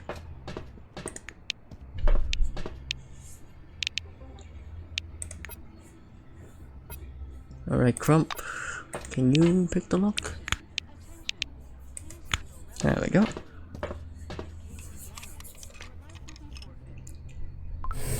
Good job, Crump. Benko. The stuffy room smells of hot, fabric-based laminate, dust, and broccoli. The bearded, bespectacled guy hunches before 2 terminals. 2 cameras hang above his table. One is directed at the screen, the other on the sitting man's face. Never turning from the screen, he points at an empty spot on the table. Is that my lunch? Great! Put it over there. Hope you weren't cheap with the broccoli. Correct him, you're not the food delivery guy. The blue, sitting, raises his head in astonishment, blinking rapidly. Are you seeing this, guys? Strangers in my room again! He addresses the camera. He pats you on the shoulder. You're on camera. Wave your hand. Hey, guys, let's welcome our guest here. Yeah, wave your hand and move. Wave your hand at the camera, move away. Oh. He's a streamer.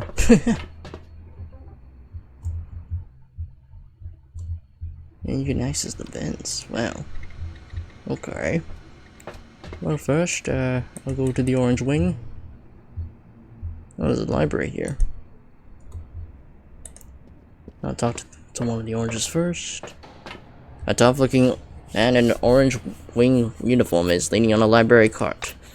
He seems to be reading a book, but you notice he's idly flipping through the pages, sometimes several at once, the orange surreptitiously glancing from side to side. Make it quick. Taking another look around, the man meets your gaze. Yeah? Yeah. The badge on his jumpsuit reads Matthew Hauser. Ask him to know if he knows anything about the orange escape plans. Hauser raises an eyebrow in surprise. Huh? This is the first time he's heard of the escape, or that's the impression he wishes to convey. Okay.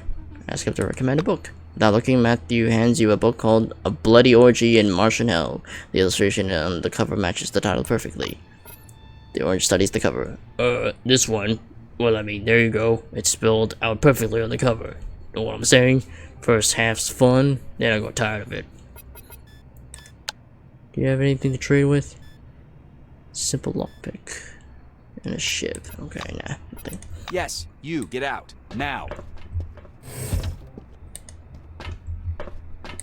Rilda Vulikovsky. A young woman from the White Wing is sitting behind the library checkout counter, holding an open book. Judging by the skeptical skew of her lips, she doesn't like what she's reading. The woman's badge reads, Relata Vukovsky.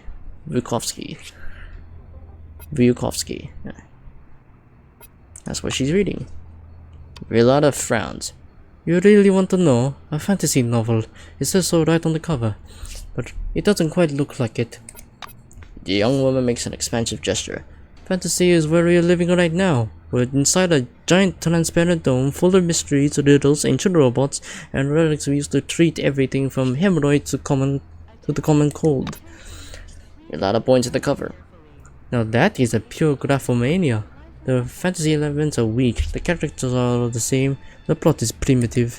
She slams the book shut. Of course, all modern fantasy is in a state of crisis right now, and it's all because of the damn dome. I should never lay my eyes on it. Sign agree, moving away. See you later.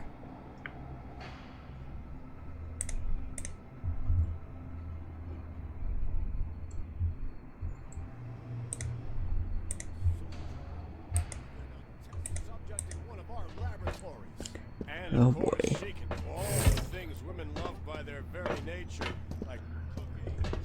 The woman is plainly very drunk. She can barely keep herself upright, and her eyes are red and sleepy. The name on her orange jumpsuit reads Claire Branagan. And I was starting to get bored. Charlie, I really, that's it. Charlie, that's Charlie, you love me? She's got nails. Tell her you're not Charlie. Claire jerks her head up and squints at your face. After scrutinizing you a while, she smiles dazedly. Ah, you're lying me again. Liar, liar. Pants on fire. Ask her whether she's heard about the escape the oranges are planning. Claire reacts with a bleary stare. Wait, escape? Escape, Charlie?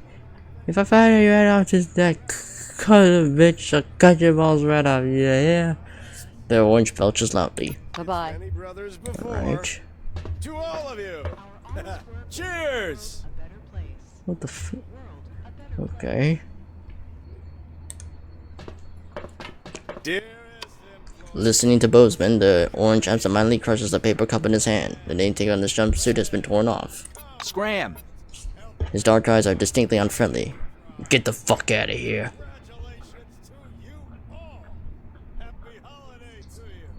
Happy holiday to all of us. I'm glad Tom you came. Kradinsky. A man of interminable age listens attentively to Bozeman, nodding his agreement, tattooed arms wrapped around himself. Make it quick. As you approach, he raises a finger to his lips and inclines his head towards the silver. Shh! Don't ever show up, okay? Ask about the escape. He clicks his tongue and shakes his head slowly. How's that relevant? Olaf Larson. The name tag on the engineer's uniform is stained with oil as his whole jumpsuit. Kaya. I'm only here for the free beer. He tells you confidently and winks. Asked about the escape plan, the blue's forehead wrinkles with concern. No, definitely not. I wouldn't have found something like that. The new committee is a forward-looking community. Not only are we forwarding the cause of science... Catching your eye, the young engineer raises his glass in salutations. He looks at Bozeman, then back at you, and gives back a mocking shrug. That's what he really thinks of Bozeman's speech. The engineer sips his drink. My takeaway from all of this that we managed by people who were ready to speak from any platform and in any condition. That drunk Bozeman speechifying from on top of a dinner table is living proof. I don't believe anything good will come of having people like him in charge. He raises the drink rather small. New committee are also female-friendly.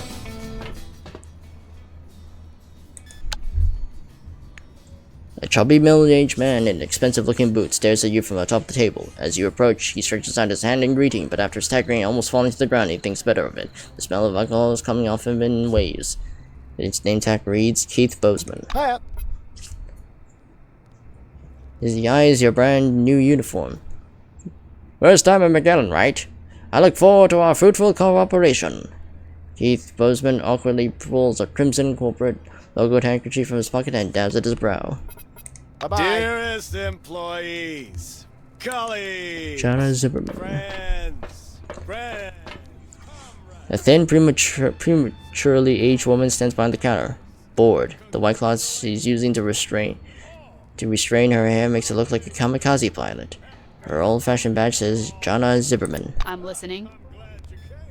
Do you have any hacking items? No, just food. Okay. She wraps her knuckles around on the counter. You should listen to your hunch. Always eat a proper lunch. Yes, I know it sounds like total shit, but try telling the Sylvs that. The woman slides from the menus towards you. Can I make a recommendation? Ask whether her menu has anything about this orange trying to make an escape. Zimmer frowns uncomprehensively. No, I never get involved in shit like that. I don't know anything. She gives the counter a wrapper with a label. Okay.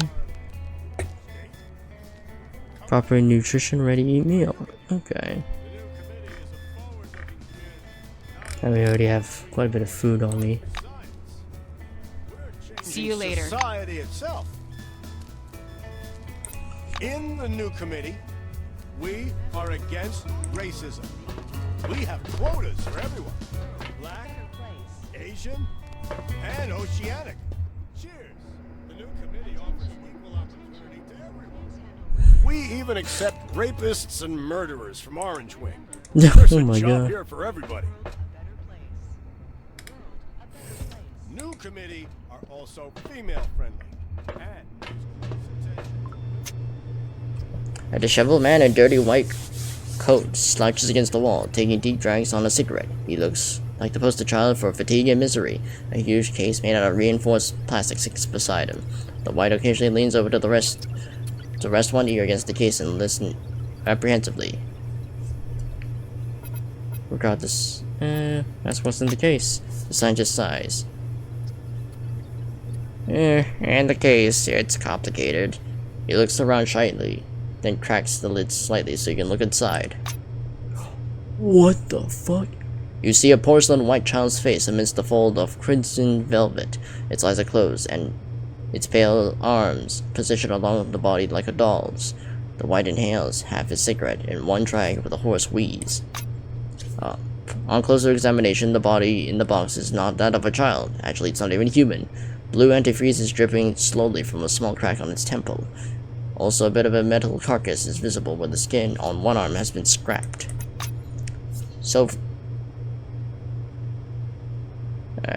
was playing in the lab. There's a high balcony in there. Did you see it? She fell. The white looks through you as she speaks. Since I'm assigned to one at the base, Storage said they're not allowed to provide spare parts. He looks at you hopefully. Will you help me? You nod your understanding. No one knows why, but there have never been any pregnancies under the dome. Robokids might not be the best solution, but the absence of other options has been made the most popular home robot model. Fixer said that you're good with electronics. You show him your electronics repair kit, and their white face lights up. You make a really I think that's just a narrator. You make a really good specialist with that kind of gadgetry. Let's begin. There's around 30 replacement parts and a detailed instruction booklet in the repair kit. The booklet features a cheerful, bearded engineer smoking a pipe and drinking a Tangerine Vega drink soda. He explains in detail how to replace each of the RoboKid's major components. With the white's help, the robot is quickly repaired. The girl opens her eyes and the white gasps with joy. Daddy, is that you? She looks eerily alive, right down to her vinyl fiber eyelashes, quivering with simulated emotion. Daddy, please don't hurt me anymore. The white cigarette falls from his fingers and presses her to his chest. Darling, my darling. he whispers, tears rolling down his cheeks. Turning to you, the white presses a hand to his heart. Thank you. I have nothing to give you but my eternal gratitude. Know that I will never forget what you've done for me. The scientist gives the girl a chested kiss on the cheek, then carefully loads her back into the case. He shakes her hand and leaves, lifting to one side with the weight of the huge case.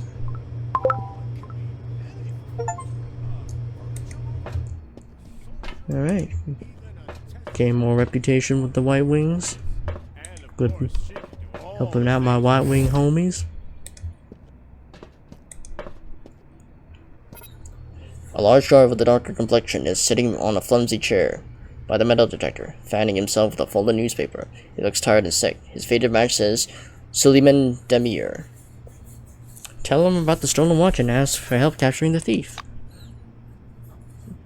Demir waves you away. How am I supposed to help you? Antonio, he's the one who cares about this shit. Let him catch the crook. What can I do? Who am I to do this? Ask him if he knows anything about the Orange's escape. Suleiman turns to gaze both heavily and tired upon you. It's been rumors, but if you ask me, that's why they're rumors, because you shouldn't believe them. Good luck. Do you have any hacking components? God damn it. Where can I find hacking components? Bye.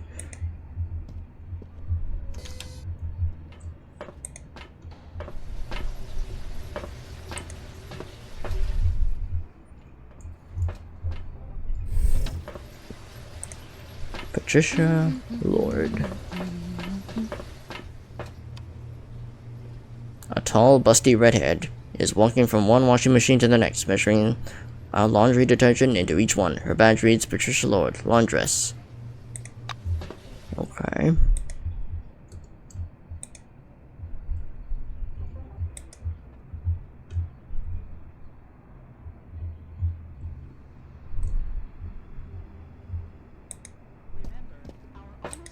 Jordan Lindbergh. A man in an orange robe is sitting in the lotus position on a wicker mat. Muscular, tattooed arms resting on his knees. His badge says Jordan Lindbergh. His eyes are closed, but he seems to can hear every single sound. Shh! The orange raises two fingers, signaling you to stop. Please handle relics carefully. In case of damage, your life will be forfeit. Electric lockpick. No. Wait until he finishes. What do you want? You don't have to wait long until Jordan opens his eyes. Tell me what you want. Say that you're looking for a thief who's been working in the residential area. Lindbergh shrugs his indifference. I won't refuse to help someone if I know they're willing to help me in turn. But I don't see that with you. And none of my men do either. You have to be someone significant to make a request. Well, I got a bit of reputation with the Orange Wings. Alright, ask him if he has a job for you. Jordan peers into your very soul with light blue eyes. Is there a person who can do a job for me? I need a couple of substances from the standard reagent kit. I don't care how or where you get them, just get them. My men usually find them in a locked case on the laboratory level. Alright, say that you're ready to retrieve the reagents and give them to the Orange. Hey. Lindbergh raises the jar to better examine the contents by the light of the lamp. If you're as competent with all your assignments as this one, I have another job for you. Ask him what you should do. The Orange nods slowly. Good. Find Patricia in the laundry. She'll give you the details. And try not to repeat your predecessor's mistake. Ask him what kind of mistake it was and what happened to the previous employee. Lindbergh shrugs indifferently. He died from drugs. Oh, I'm sorry. Jordan shakes his head. There's nothing to worry about. Charles made the decision that led to his death. He created his own karma. Alright, ready to work. See you later.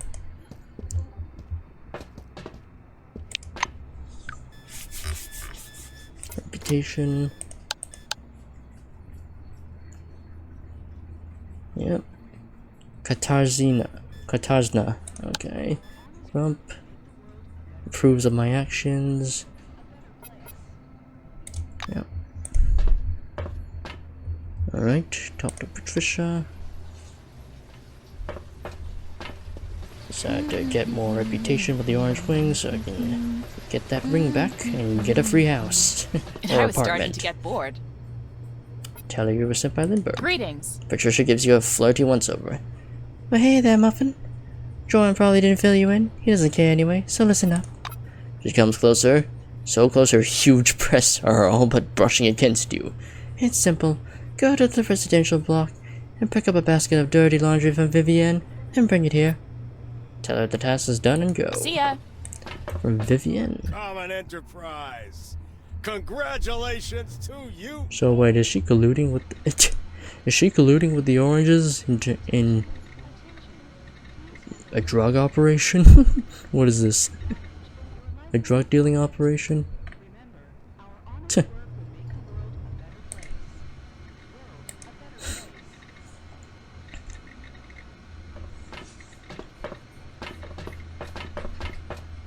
Hello again.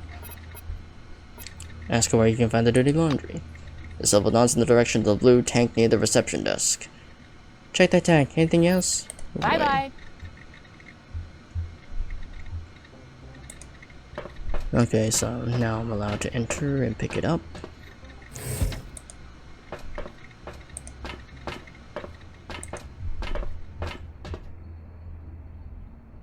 Alright, Forwarding go the cause back of to science. Patricia. Itself. In the new committee, we are against racism. We have quotas for everyone. Black.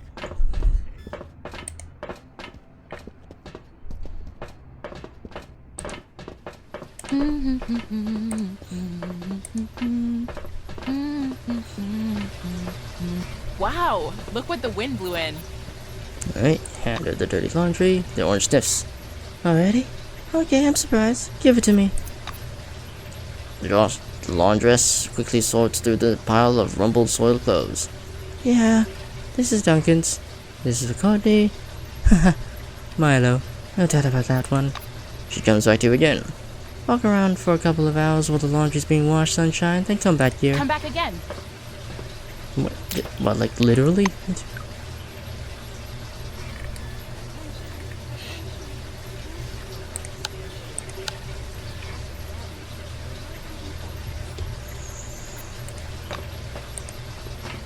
What, am I supposed to like Hello sleep again. for a few hours? Ask you to pick up the laundry. I hope to see you again soon. Oh my god, do I have to go in? Fine, I'll go take a nap. If I swear if any of you rob me, I'll be pissed.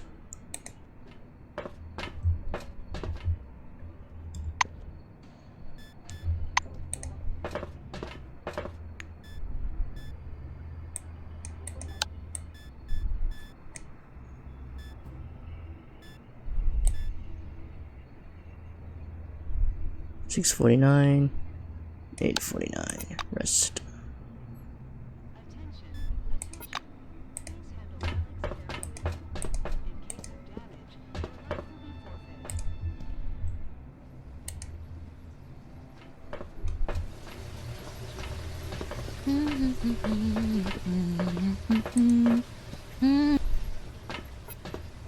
When you return, the laundry is waiting on the table, washed and dried and folded. Patricia slipping small bags into the pockets of the sewing garments.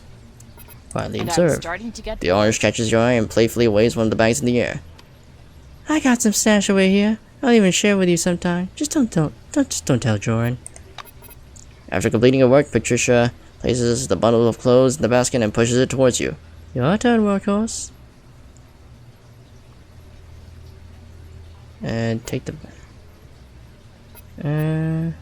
okay, take the basket and head for the residential area. The orange leans on the washing machine and points to the door. Pass the checkpoint inspection, go to the residential area, and give O'Malone, Reznor, and Randall their parcels. That's what you should do if they're not at home. Patricia pats you on the cheek. Show some ingenuity. Baby cakes. Reznor is a black, works on -1.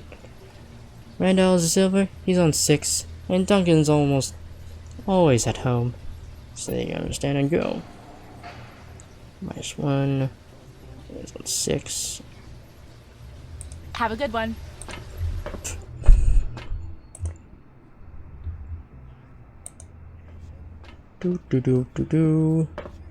Oh.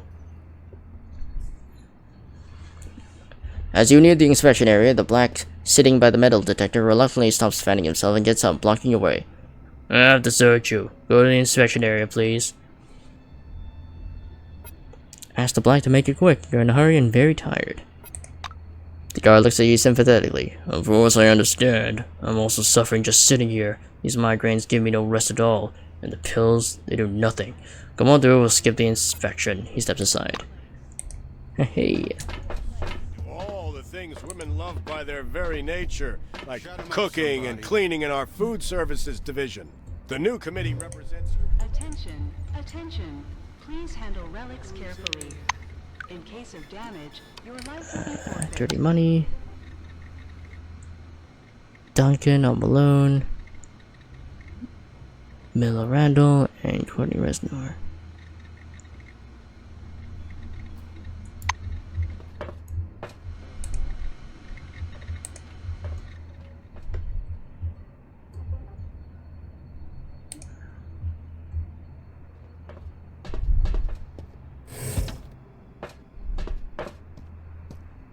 The large red bearded guy has an oddly childish face. You glance at his badge. Duncan Malone, technician. Good day to you. Without getting up from his sofa, he greets you with a strange gesture, folding the fingers in one hand into an intricate figure. Hey there, what do you want? Fast clean items. You give Malone the clean uniform, and a cunning expression appears on his face. Ah, you're from laundry. Before taking the uniform, he probes through its pockets.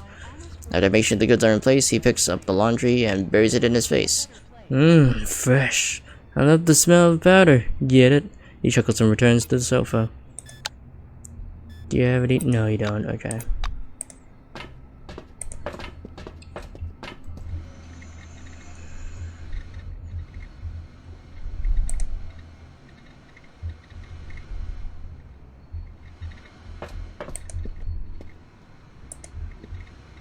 Okay, so residential area, that's already done. Milo's on the administration floor, Courtney's in the surveillance room in the Gallon Hall. Okay.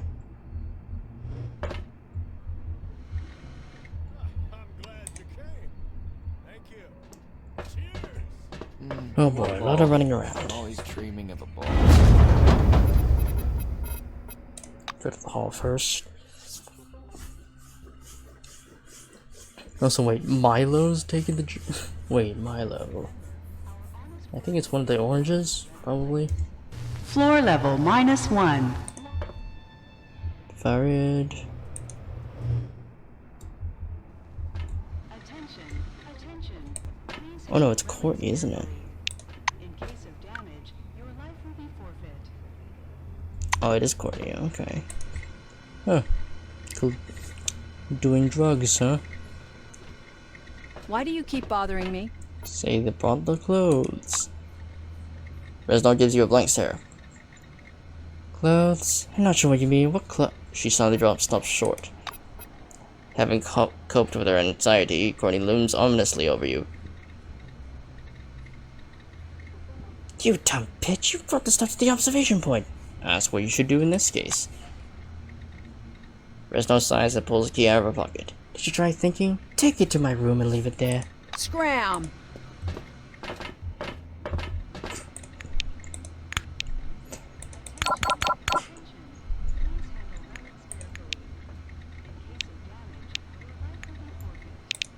I wonder. Honest work will make the world a better place. World a better place.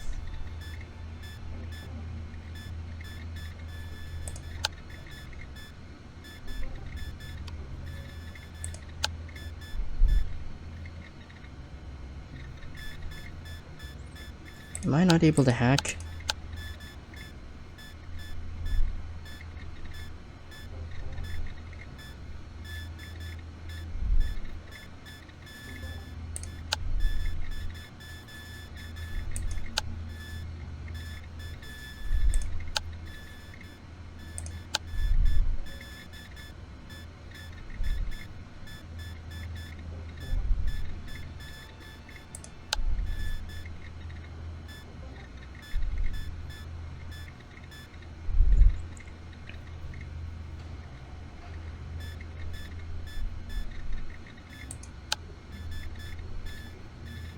Guess I don't really have any hacking abilities, do I?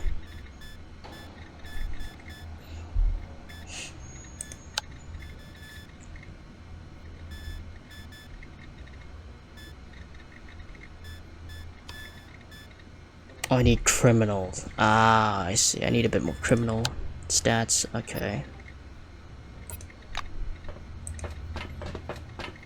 Okay.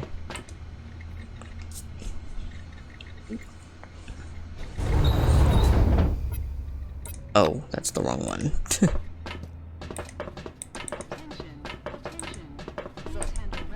Fix the terminal. In case of damage, your life will be forfeit. Remember, our honest work will make the world.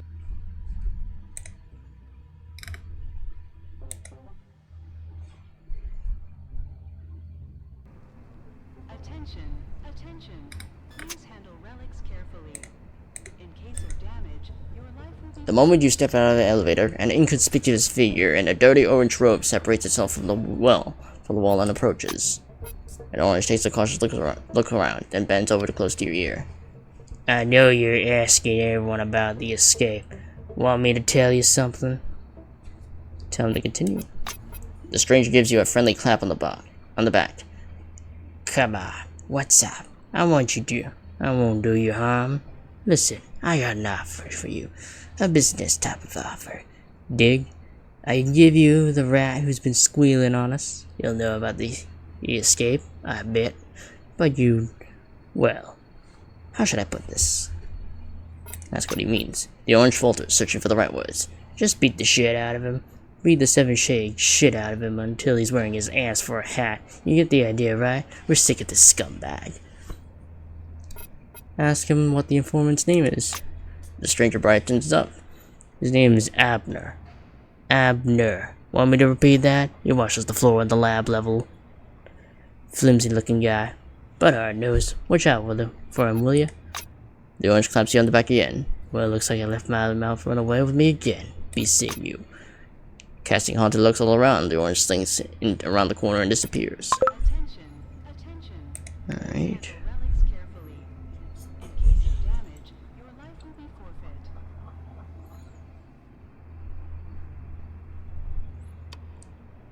In return, he asks you to teach this guy a hard lesson.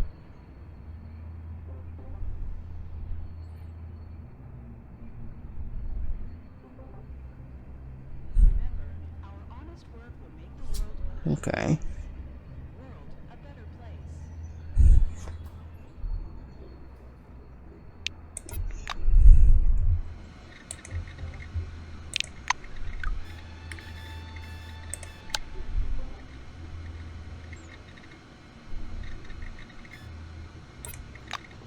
Okay, which room is hers in? Resno's room key, number 8. Okay.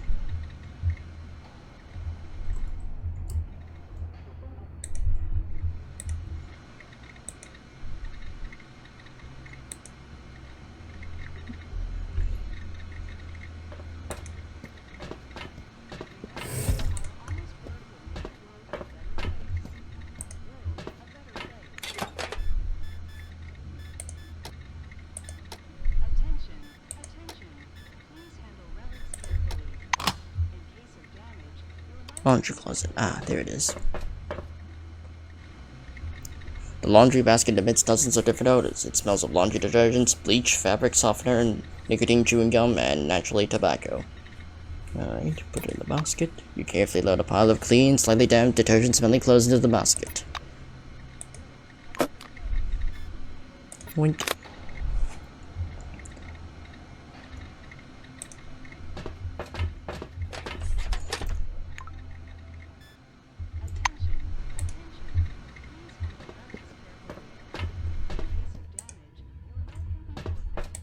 I wonder if I can just...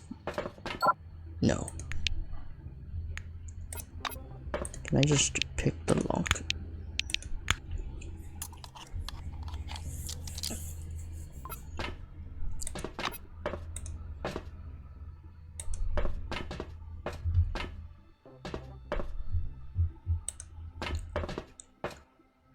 You notice a scrap of paper lying in the shadows of some boxes of cooling system parts. Examine it.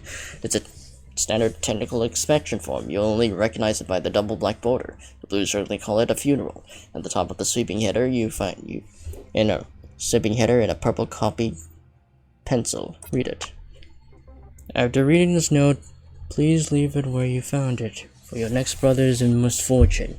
The electrical is a maximum 5 kilowatt circuit, so in order to make a new connection, first shut down the AC, but even before that, shut down the alarm system will be triggered when the AC stops pumping cold air. If you don't do this, the circuit breaker will throw a shit fit and you'll be stuck in there filling for 3 shifts in a row like me, Steve. Postscript at the bottom. By the way, refresher is total garbage. It eats up 4 kilowatts of power and wafts air at the same quality and volume as a lukewarm fart. Really an excellent air conditioner.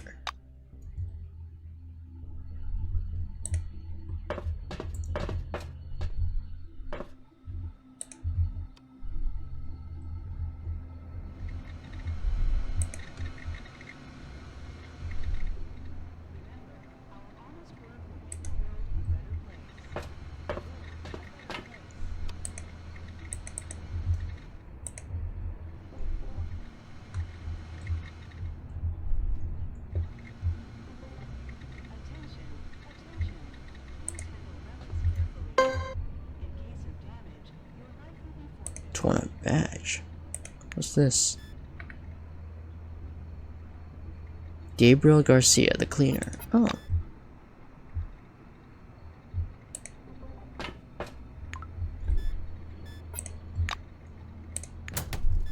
As I'm also stealing the guy from room 1.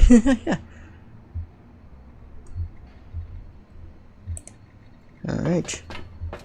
Gabriel Garcia.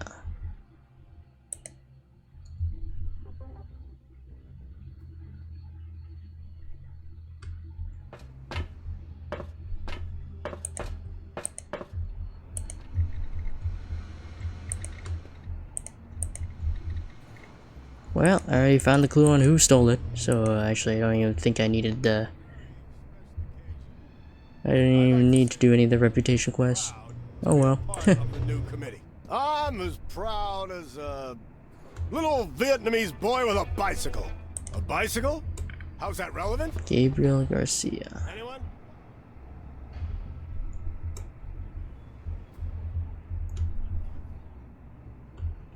Yeah. There's Gabriel I am Garcia. proud to be a part of our state? Company? Well, you get the idea. The new committee is a forward-looking community. Not only are we forwarding the cause of science, we're changing society itself. In the new committee, we are against racism. We have quotas for everyone. Black, Asian, and Oceanic. Cheers! Where is Gabriel Garcia?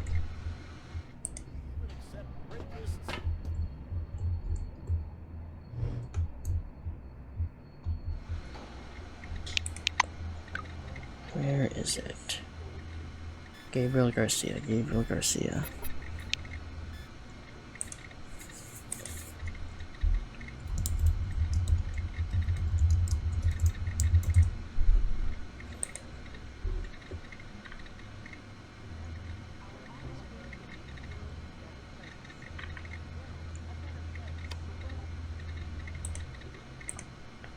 Okay. I think I'll just go to the administration floor because that's the only place I haven't searched yet. Might be able to find him there. Let's see. I'm always dreaming.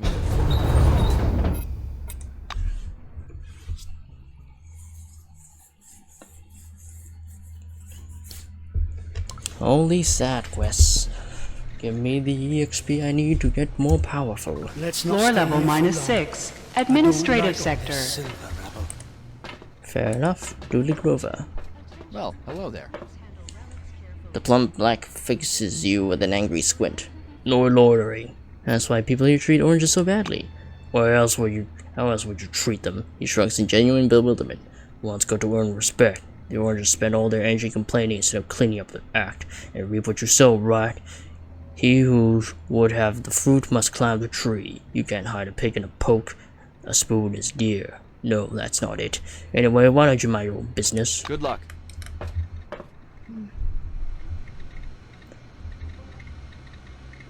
Oh, there's Martin Kingsley. Oh, he survived. Neat. But I won't talk to him yet. That's main story shit. You practically bump into a bald, corpulent dwarvish man. Looks like this blue has a gift of stealth. Somehow staying invisible even in this well-lit room. I'm listening. Do you have anything I could... Oh, yes! I need this. Alright. And I need these.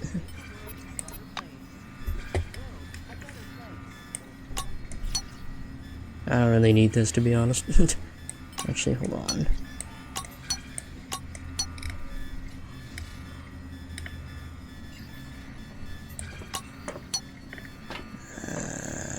There's that.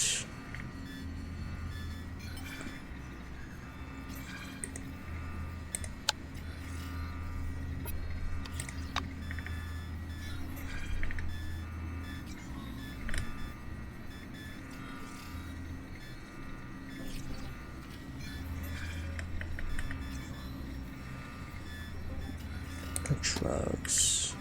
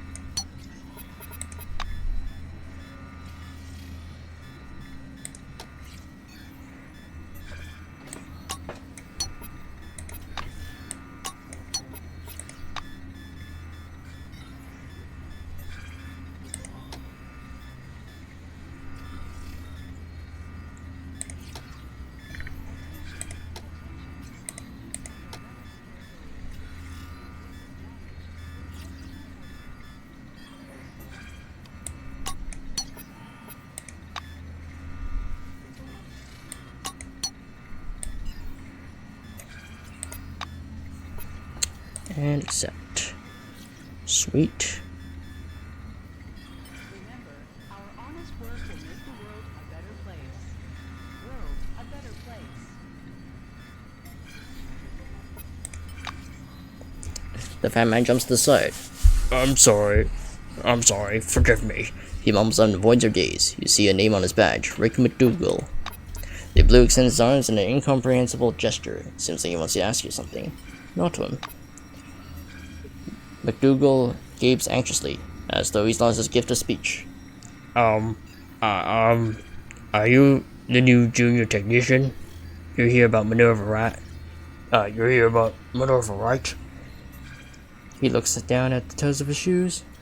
Point out that you're wearing a white wing uniform. The blue's expression changes. He's clearly uncomfortable. Yeah, sorry, I didn't notice. So you can try to fix the problem. Rick grows animated. Okay, you can even use my computer if you need to. Oh, one more thing. You need a password for everything around here. It's a word and the number of the mainframe squared. Like, for example, mainframe number 4, the number 16. It's the word and... As you scrap a paper with a strange word written on it. Okay. Ask him what it means. McDougal explained. I thought it'd be safer to use a Swedish word. I just looked up in the dictionary. It means forget-me-not. It was my mom's favorite flower. Rick nervously runs his finger over the keyboard. The letters with the umlauts over them are entered using an additional key. It's easy, see? Yeah, the mainframe locks down every time you leave, so you need to enter the password every session. Sorry for the inconvenience. Yeah, it's staring at the floor. Takes the piece of paper with the password and go. I hope to see you again soon. Alright, let's go fix the mainframe. You approach the powerful modern terminal. Its wide screen amicably awaits you. You probably play games on this one. That's probably what someone does all day long. Alright. Sys check. The system data is displayed on the screen. Processor term Temperature normal, RAM occupied, nothing suspicious.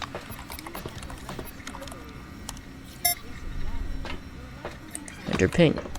The mainframes on the network spawn one by one, but with some delay. Alright, Steve. Oh my goodness. Stop hiding, Rick. I'm trying not to realize his friends. The system stopped working. If your server starts slowing the hell down. Okay.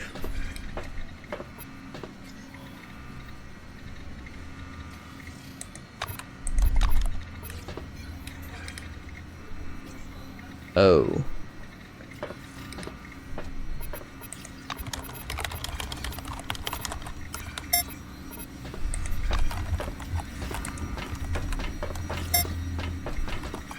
As soon as you touch the device's keyboard, the system fans apart, rolling furiously. Slowly, line by line, the Cronus logo appears on the screen. Under the logo, it says enter password. You look at the scrap of the word for. Okay, this is number 1, so. Oh.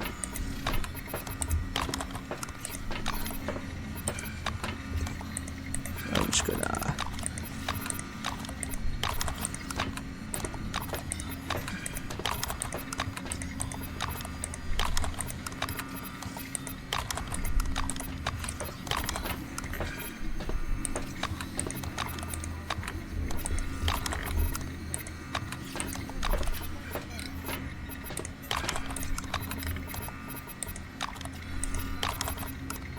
It's supposed to be squared, isn't it?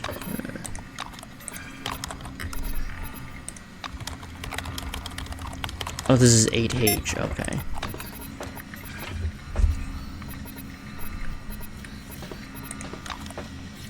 Yep. I thought it was 8, I thought it was mainframe 1, okay.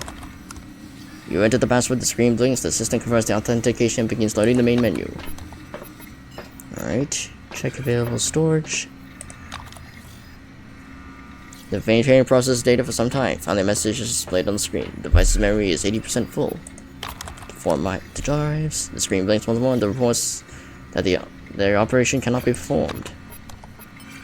Let's see what's stored in the mainframe. It's auto save what the mainframe is for. The entire memory space is packed with incomprehensible long, small executable files and encrypted databases.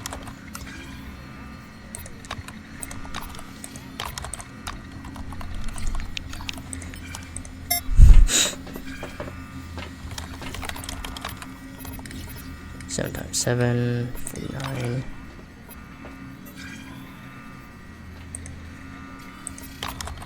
Alright. Storage stacked.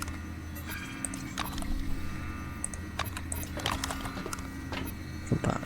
As scientific database compiled by White Wing stuff. 6F.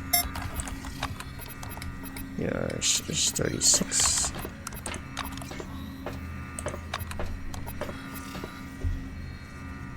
Look inside the mainframe. You see where someone started a tic-tac-toe game on the dusty panel.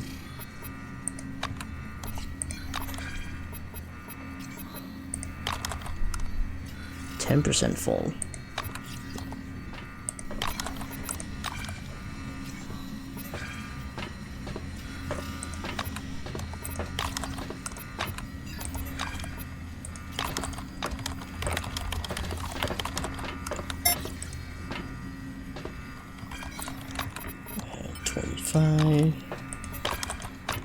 Storage stacked, 80% full.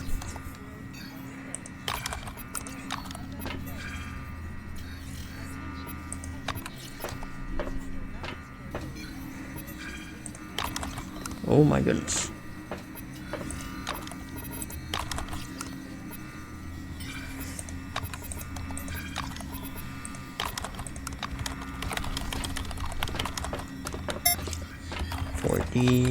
Number 16.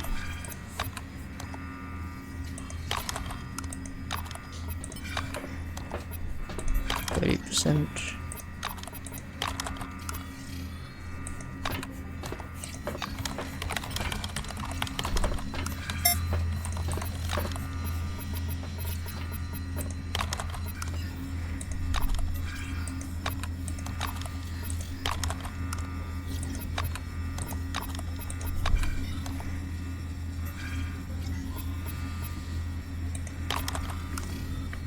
Okay.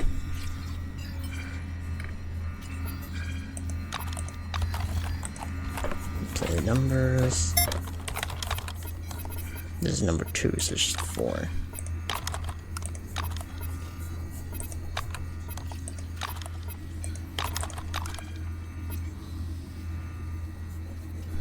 Requests, archivers. Okay.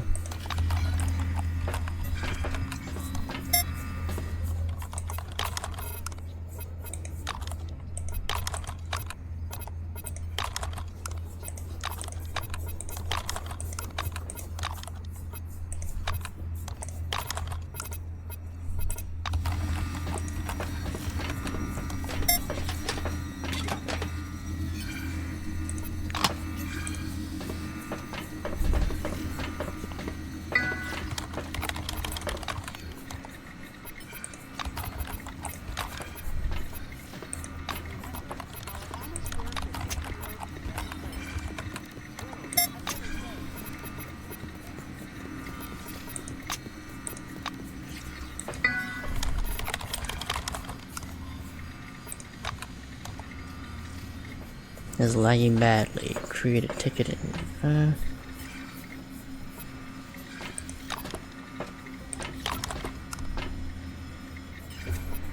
The fair due to recent all computers addresses are shifted by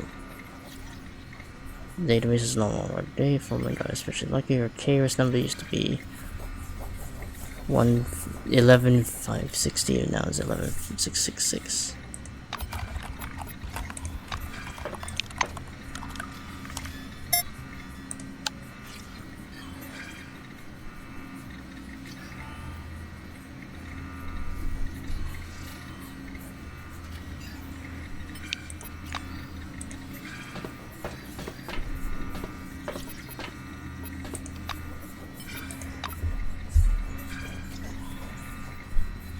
The system lags. Goodbye.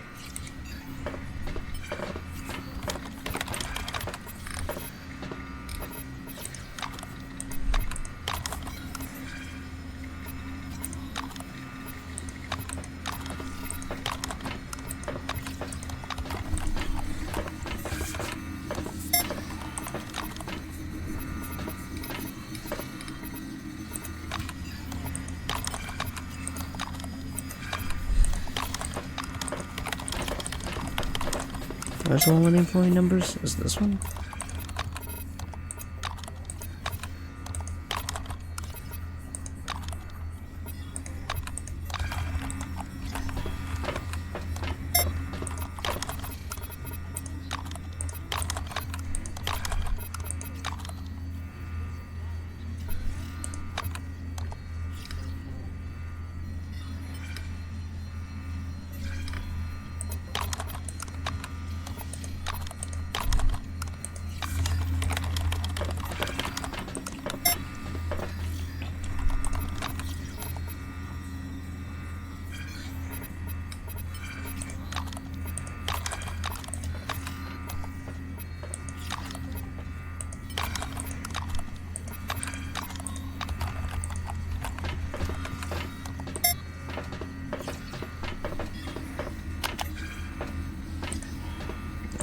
Encased.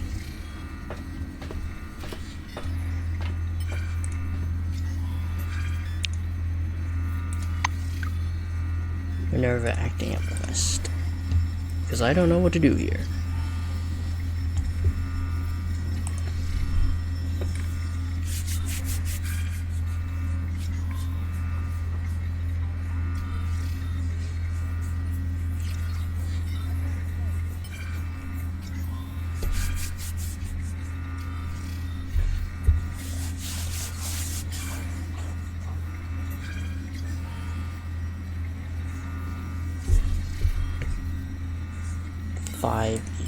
Okay, good.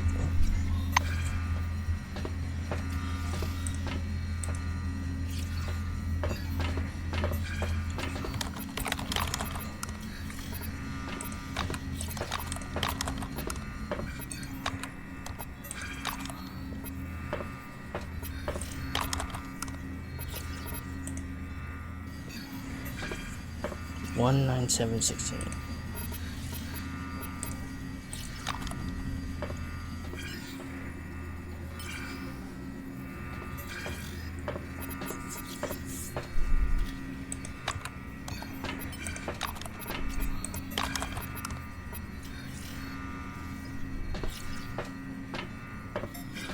Install driver.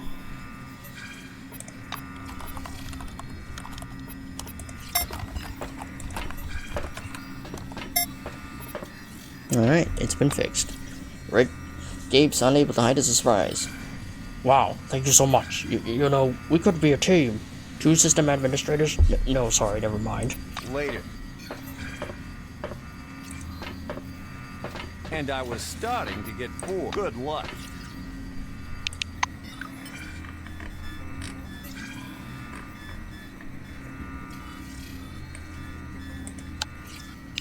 Right.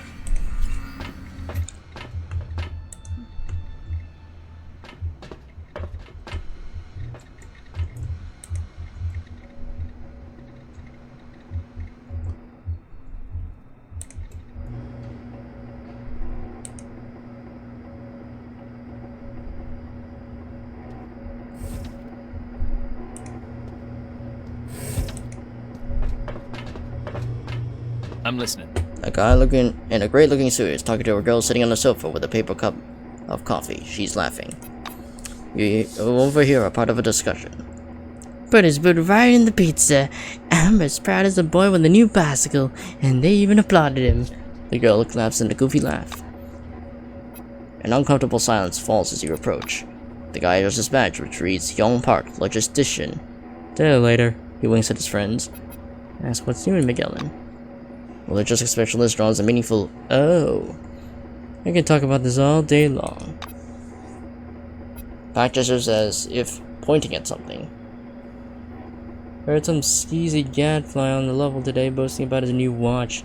He's orange, so he must have filched it. What's his name again? Right, Garcia. Be amazed what you heard. Okay. Good luck. Is that Garcia? There he is.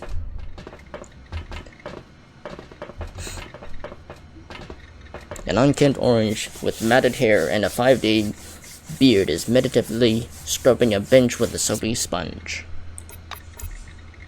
At the sound of your footsteps, he turns. There's a bright orange rectangle on his fatal jumpsuit where his name tag should be. Gabriel Garcia is written there in a marker pen. Hola. He greets you with a raspy, lifeless voice and goes back to doing what he's doing. Attach the bag you found to Garcia's chest and demand the watch be returned. The Garcia's dark eyes are darting round in fear. The watch? See, I have the watch. I'll give you the watch right now. You're not going to report me, right? Say that. If Garcia gives you the watch, you'll forget all about it. The orange pulls out a handkerchief wrapped in something out of his pocket. This watch? Take it. It's the only one I got. I didn't take any other. Take the watch and thank him. See you later. Alright, problem solved.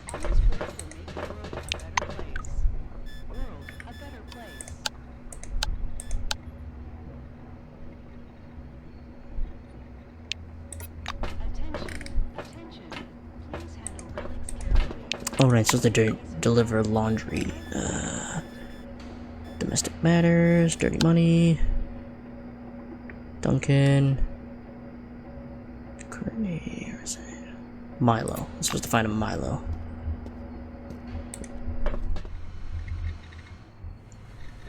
Monty James. Milo Randall. There you are.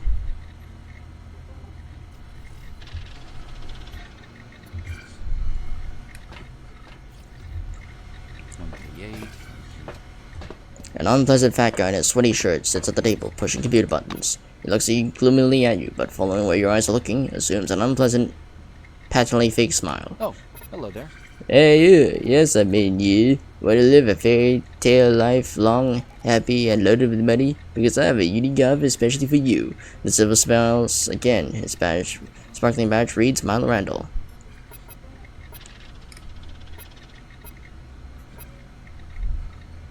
Say that you're interested. Milo throws up his hands and he says, not all surprised by your answer. Of course you're interested. After all, how long can you live in the independence of the new committee pays? He jumps at the seat and starts fidgeting through his papers. It produces a leaflet with several complicated charts in bright primary colors. I present to you Product X, the only commodity in the world that generates an income for an infinite number of people. How does it work? Simple. You sell Product X with a margin to your distributors, they sell it to your wholesalers, and so on. Chain can be enormous, sorry. Randall stops and lets loose a deep, hacking cough. All at once, he seems old, tired, and desperate. The silver drags a sleeve across his mouth. I eagerly weigh your questions about Product X, my system, and the cost to participate. I can offer you a small job. It's a little questionable, just so you know. Give him the laundry along with the package. Randall greedily snatches the bundle from your hands. Oh, that's very convenient. It's a brilliant distribution scheme, don't you think? Why are you looking at me like that? Did you have in a bucket a few grams for yourself? No. He ruffles the uniform's pockets, coughing painfully. Ask what Product X is. Miles is still smiling, but he seems a little tense now. They are relics, but the point here, the revolutionary aspect, if you will, isn't the product, but how my system realizes the product's commercial potential. Stop him right there. You want to know more about the relics. What's their origin and is it legal to sell them? The silver makes a wry face. My, that's a lot of questions. Look, it was legal in the days of Kronos, and legally speaking, the new committee is Kronos' successor, so why not? Paperwork. What? I don't have a bunch of papers saying it's so, but it's definitely legal. Properly. He coughs regularly for a half minute. Ask about the job he's offering. Randall scratches his stubble. You're not afraid of getting dirty? I need some papers from the other logician's desk. Pack hasn't seen them yet. And I really need them. I'll pay generously. Say you think about it, but in the meantime, there's other business you want to discuss. Yeah. Good luck. Alright, let's go back to the residential area.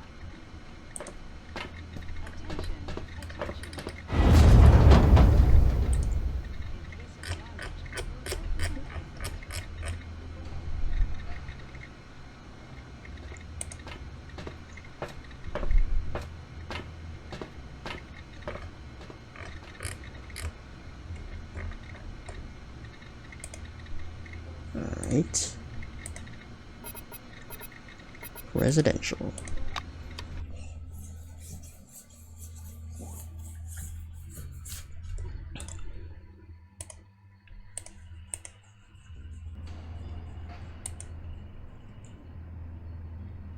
Floor level -5.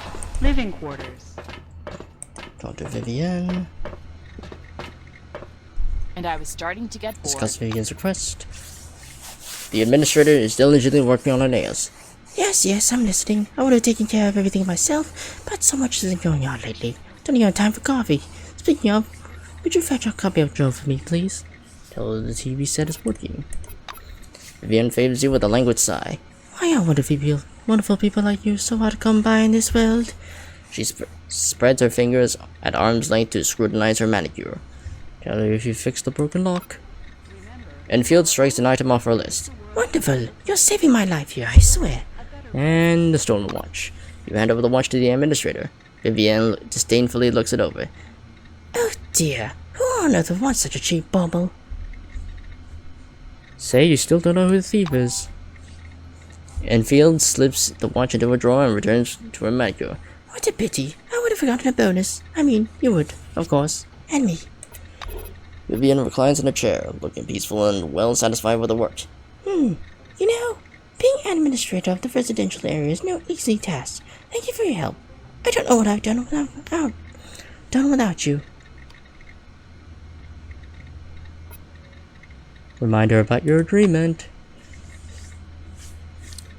Enfield acts surprised, but you're not convinced. Wait, what's this about an agreement? I did say the room was free. That's true, meaning I will happily consider your application. All according to standard procedure, obviously. Hint that Kingsley won't be happy to hear how the residential area is plagued by burglars, broken appliances, and smashed doors. When you mention the chief officer's name, Vivienne's expression abruptly changes. Why would you find a feasible girl like me? Oh, you know, I'm confident your application will be approved, so why don't I check you in right now? Here, the key to your room. Take it, please. She summons a decent facsimile of a smile. I hope to see you again soon. Sweet. Yeah, hell yeah, got my own apartment, baby. It's free real estate, baby. It's free real estate. And we're in number 2. Okay. It's free real estate. It's free real estate. It is indeed free real estate. Hey, don't even need to buy a house. I can just do a quest and get my own goddamn apartment. Sweet. Oh, I can purchase some. Oh, I could just purchase some item. Well, some furniture. Okay. I mean, I'm not gonna buy any. Ventilation access. What else? Kitchen cabinet. Reagents.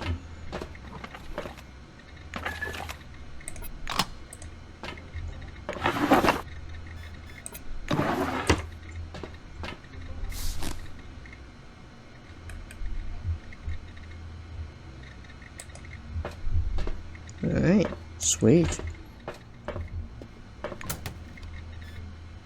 Worker's belt. Sure. Sweet, got my own apartment, baby. Let's go.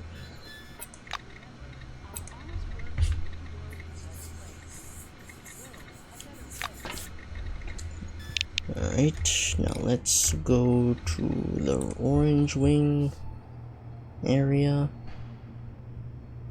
On this very special occasion, I'd like to say I am proud to be a part of the new committee. I'm as proud as...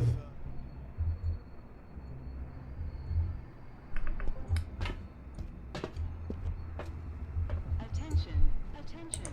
Please handle relics carefully. In case of damage, your life will be forfeit. Hello again. Inform Patricia that the laundry has been delivered to the addresses. And I was starting to get bored. Patricia gives you a sarcastic thumbs up. Well done, honey bun. Give yourself a medal. What do you exactly want from me? Payment? Huh?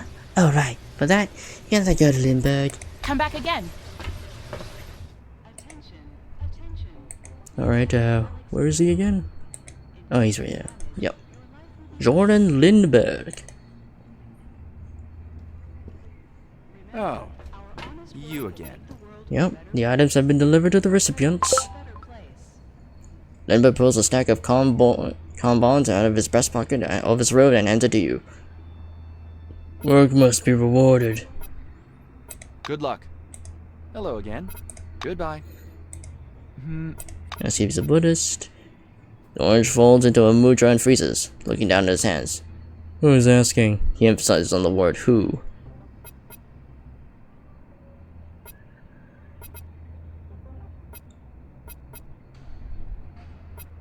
Answer ambiguously. A person seeking an answer. Lindbergh looks up at you. And this is not the question you want to ask. The orange stretches his whole body until his joints pop. You're not here to talk about Buddhism. Why are you here? Goodbye. Okay.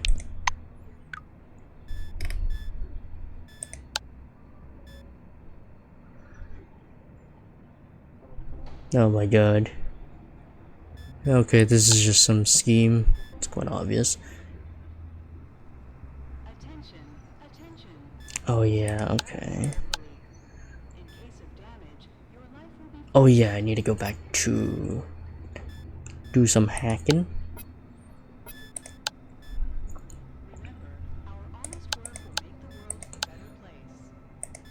Playing detective.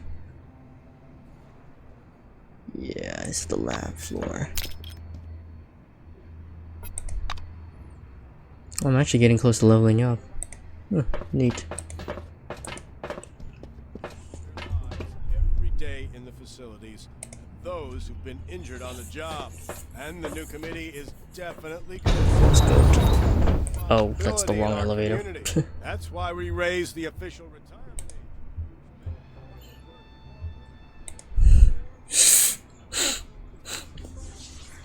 Cool dress you're wearing. That cheese. Lab. Alright, let's go beat up the guy, I guess.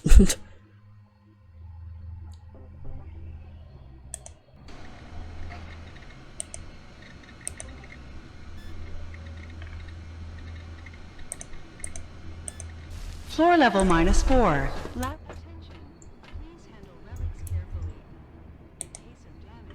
There's the snitch.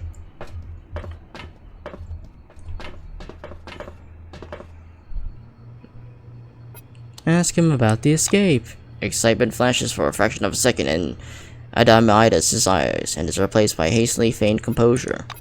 The mop brushes at the tip of his shoe. Quit stomping around. What escape? What are you talking about? Ask him politely but insistently about a possible escape. The raised mop stomps an inch from your foot. Adamidas adjusts his glasses. People blab about all kinds of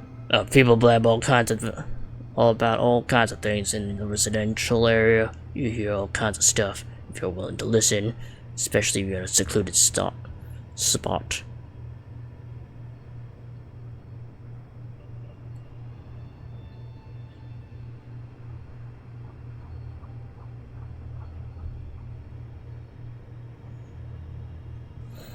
Say that if you snitch on him to the oranges, they're going to believe you over him.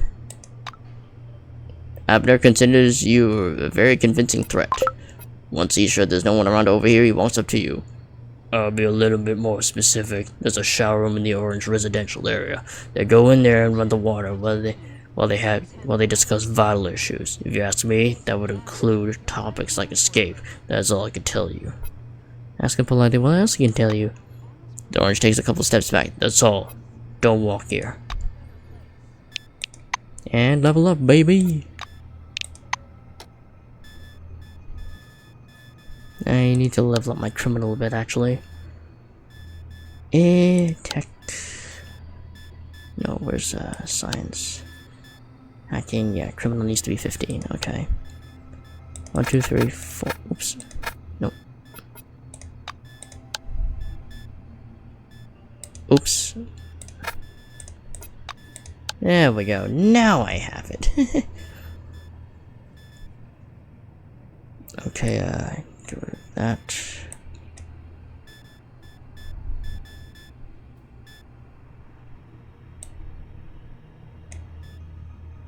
Ooh, vulnerable assessment.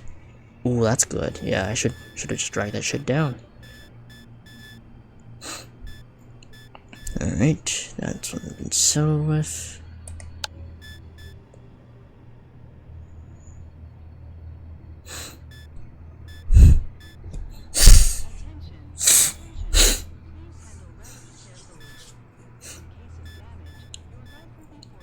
Alright, science.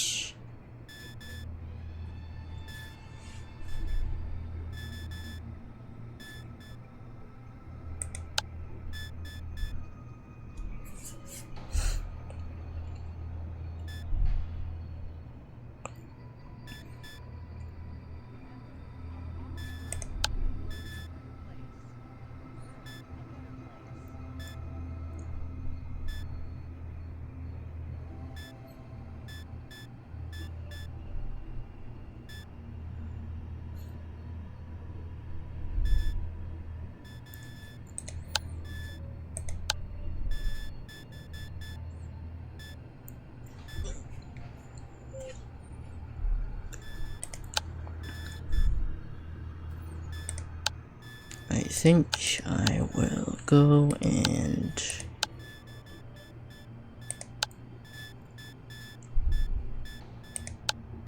raise my medicine, maybe. Or my tech. I think I might need my tech more than medicine.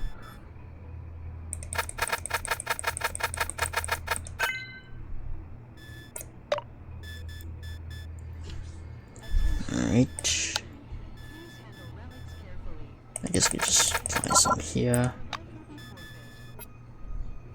Alright.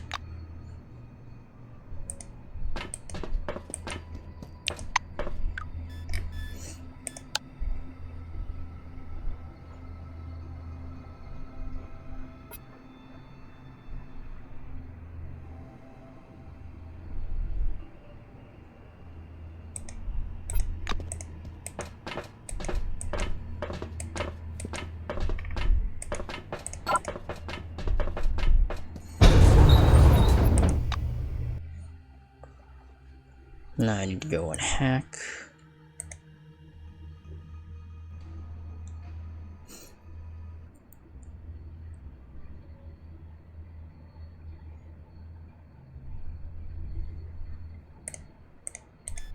Floor level -1. Lobby.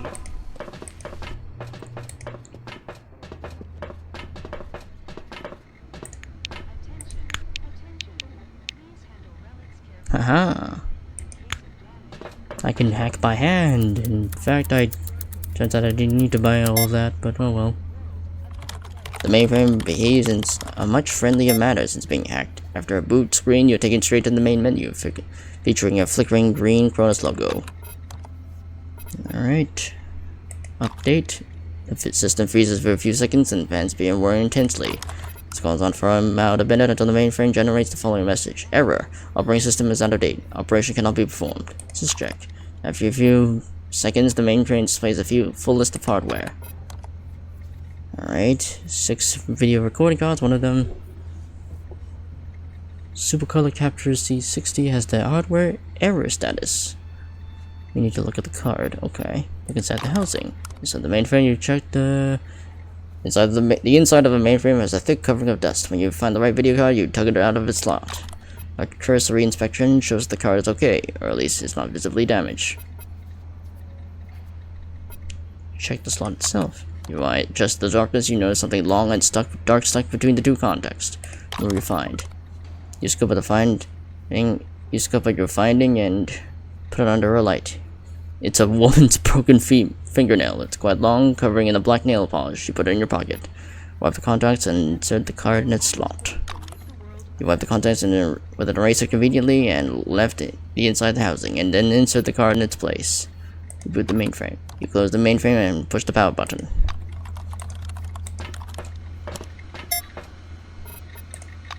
Now that you fixed the issue, the display is showing an image again. The screen shows the Kellen cement walls, rocks, and a section of the barren desert, and of course, the ventilation grill hatches sticking out from the sand. Why are you bugging me? Say that you found someone's fingernail in the mainframe. Reznov sorts hesitantly. A fingernail, I see. Someone must have been messing around the inside of the computer during their shift. Maybe Patty or Rhonda. Is that all? Can I get back to work? Tell her everything is now in working order and leave.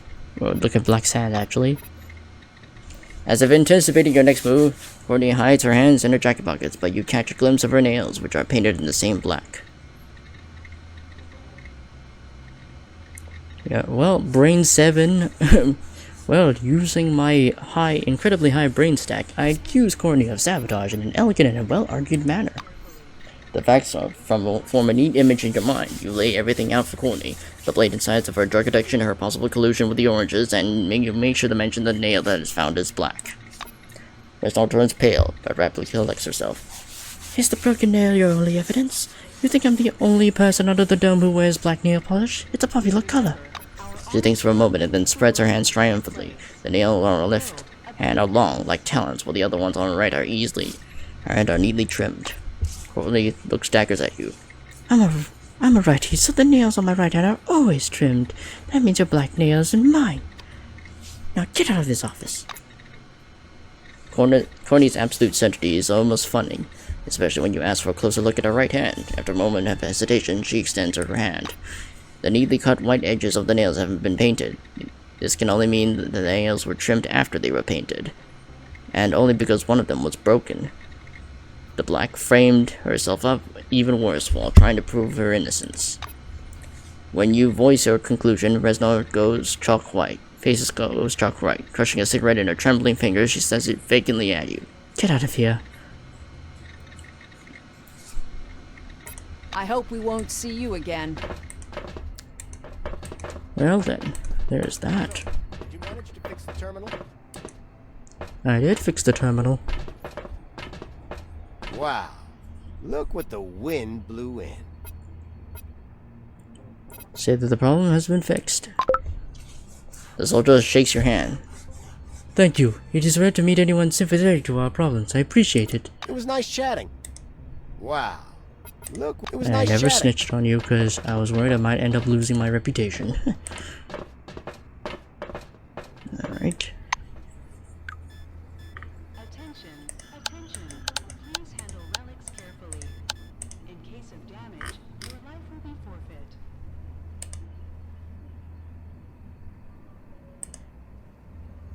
Remember, our honest work will make the world a better place.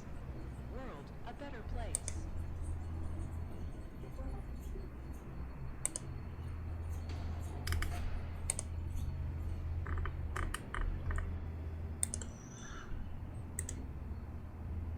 Alright.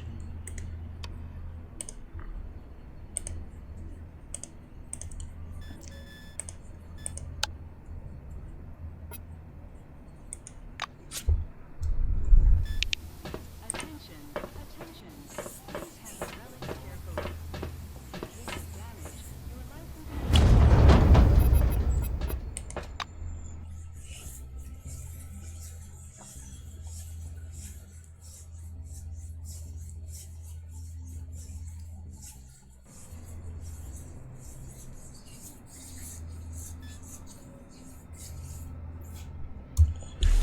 Floor level, -5.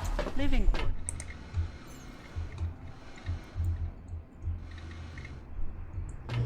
Employees, colleagues, Alright. We're supposed to go to the showers. There they are.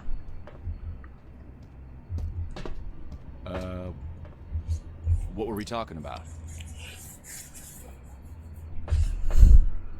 Well, we were talking about books, Matt. Oh. A short woman in an orange winged uniform is walking around the residential block with a watering can. Her badge says Dahlia Fleschner, Public Amenities Department.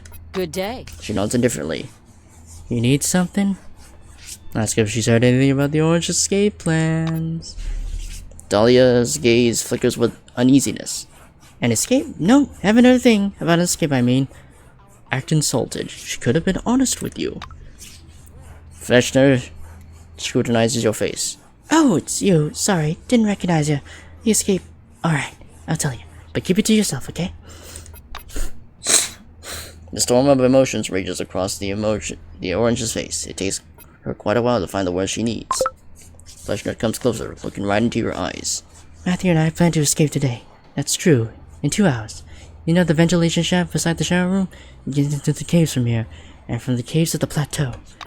She abruptly falls silent, not knowing what to say. When she speaks again, her voice is very quiet. Matthew said he knew how to climb down. Please tell me you won't hurt him. He's a good man.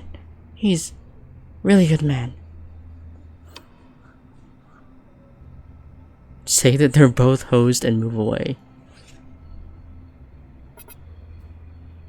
Thank you for being honest and move away. Have a good one.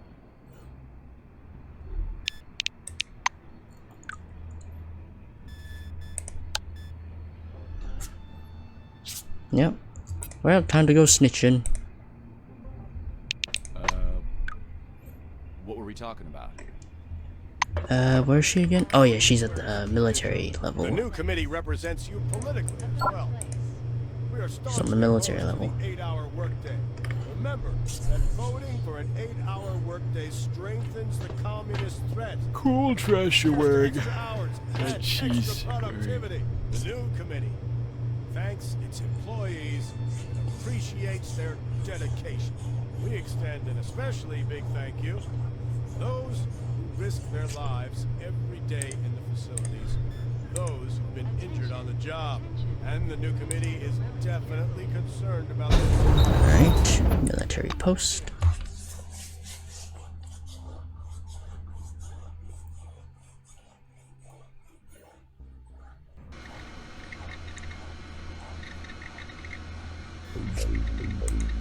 Floor level -3. Garrison and isolation ward. Alright, where is Ida Grace?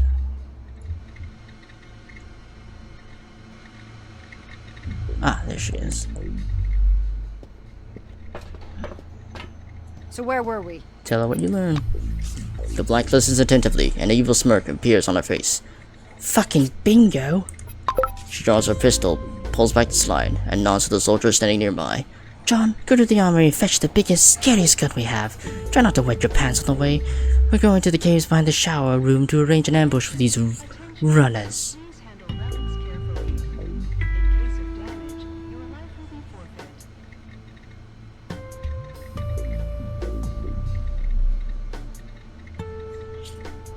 Alright, just move away. And I was starting to get bored.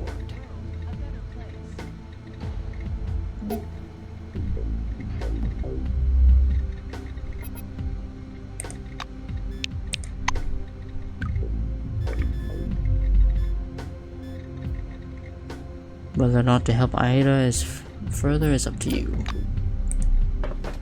Let me check my rep.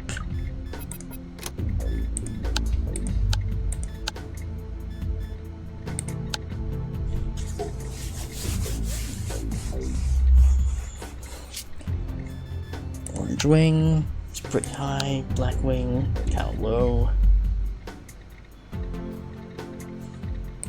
But I did gain quite a bit from saving that guy's life. The white wing is really high. Silver wing.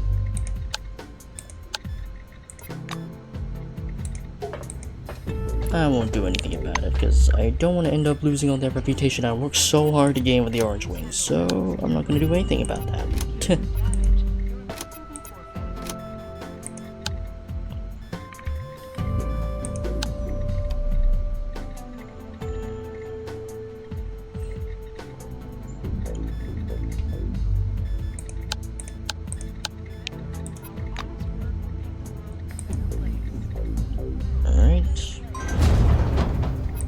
Damn it, I know. Alright, to the reactor. Let's go check to see how it works.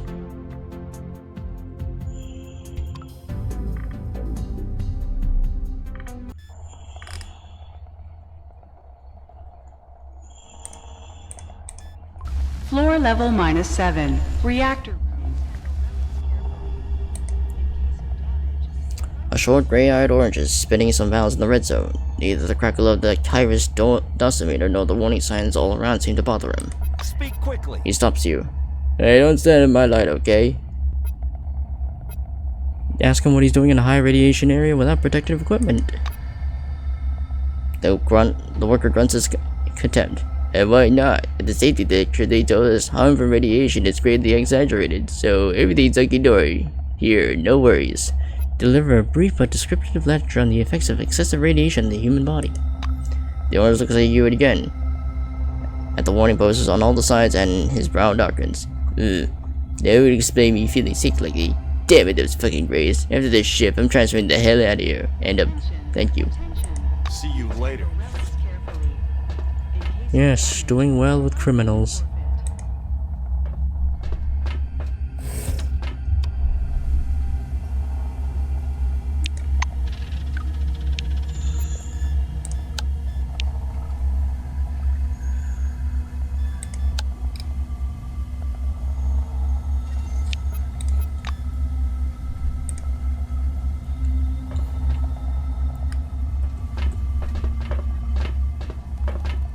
A dusty, disheveled man turns to you. His badge reads Clayton Montgomery, electrician. He holds a KROS operating system command's guide in his hands. Good day.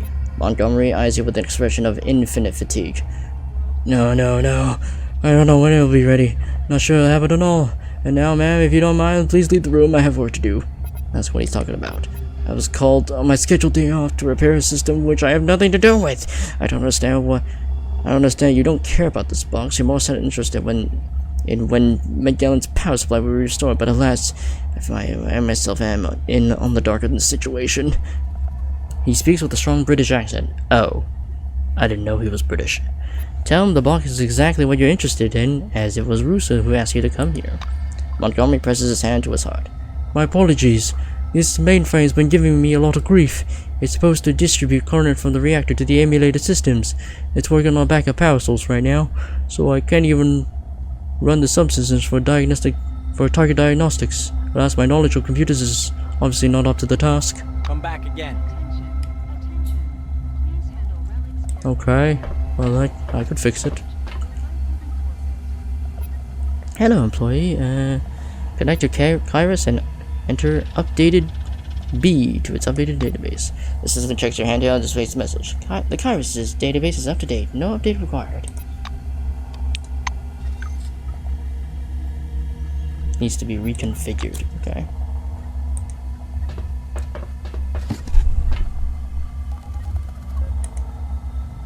Okay, I can do that. I'm tech savvy.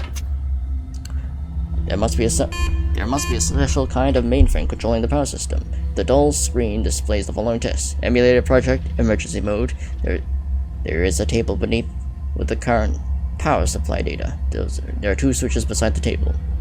The terminal. Inspect the switches. Before you are 2 large levers. Auxiliary systems power says the text above the first one. Emulator project main power reports under the label of the second one. Step up to the terminal. You appear at the tiny lines of the text on the screen. Alright. Emergency mode, 1 out of 20. Auxiliary powers are disabled. Insufficient power to start auxiliary systems.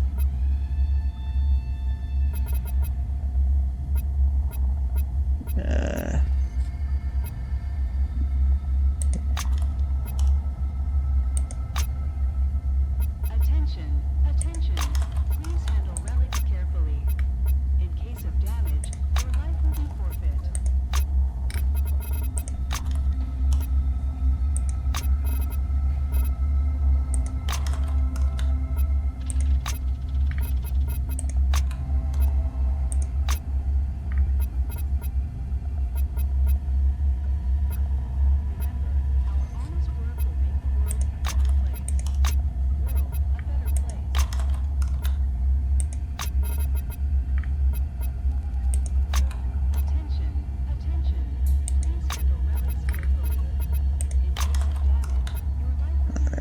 Cooling systems are up.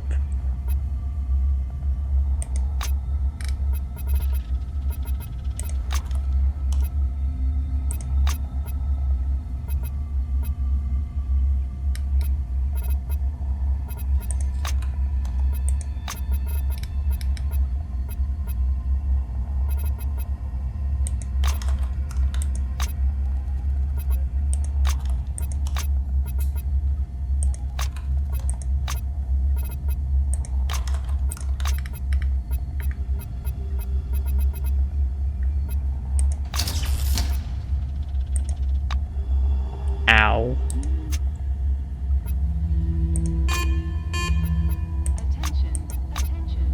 Please handle relics carefully. In case of damage, your life will be forfeit.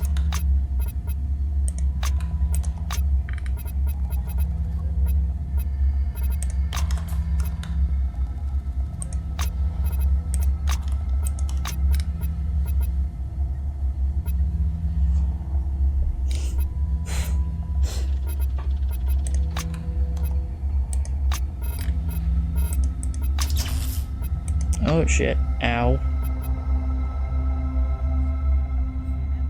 Enraged.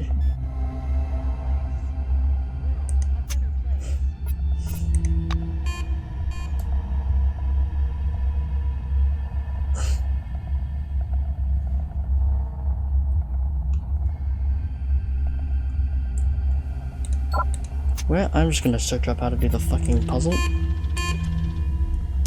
Encased Magellan reactor. Repairing the reactor.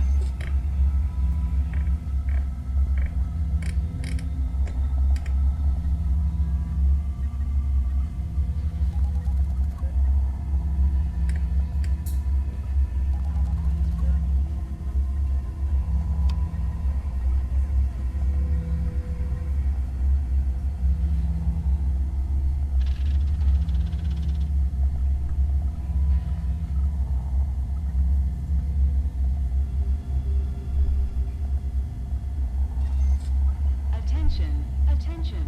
Please handle relics carefully. In case of damage, your life will be forfeit.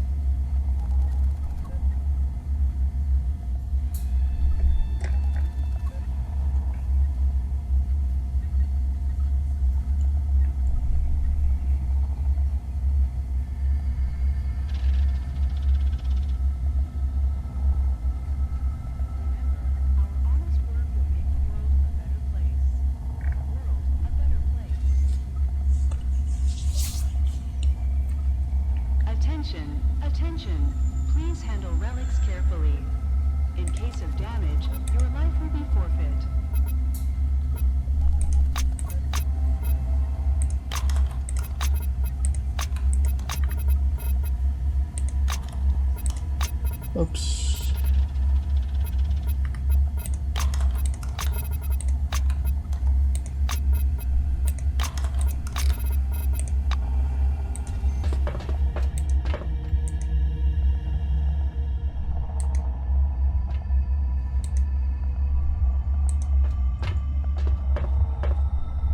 Greta Kaufman. You see a tall, young, black-winged woman with cropped hair standing guard beside the out-of-order elevator. She looks you over, chewing her gum slowly. The shiny badge on her chest reads Greta Kaufman, security. Ask her where the elevator goes.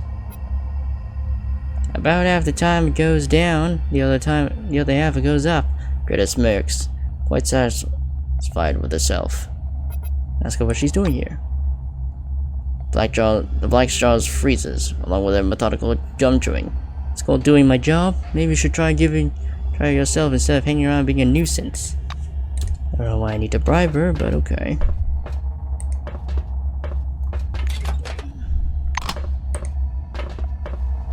Attention, attention. Please handle relics carefully. In case of damage, your life will be forfeit.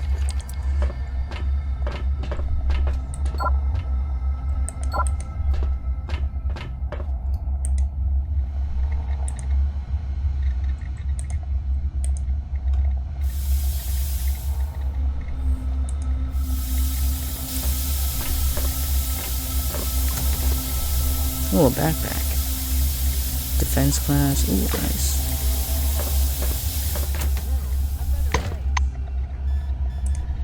Attention, attention. Please handle relics carefully. In case of damage, your life will be forfeit.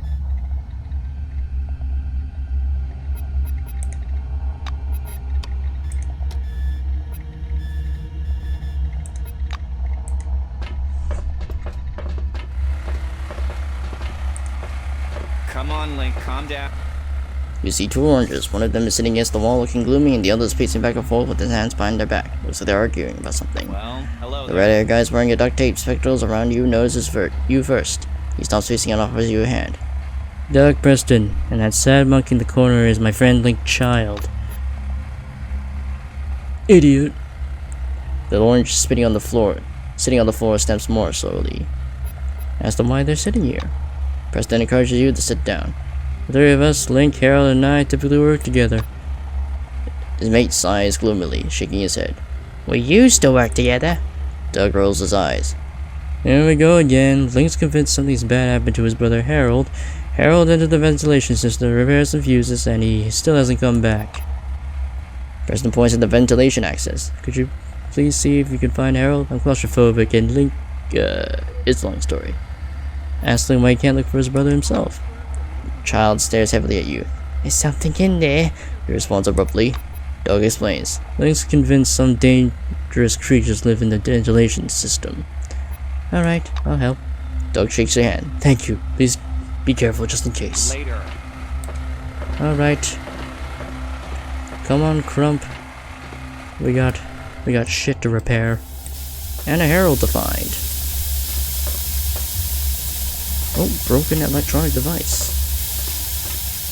The fuse box is broken. The doors on the outside housing bent aside. You can see damaged cables within. Fix it. You shut down the circuit breakers and probably insulate the damaged cables. The fuse box is functioning properly. The green status light flickering blurry between the frosted glasses. Take a look.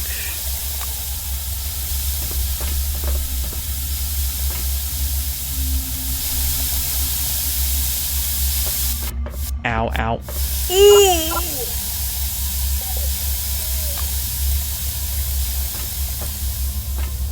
Oh, fuck.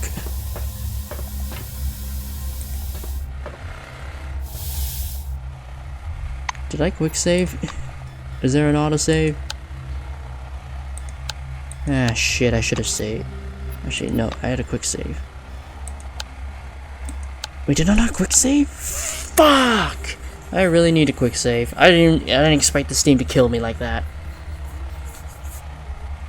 Ah, shit.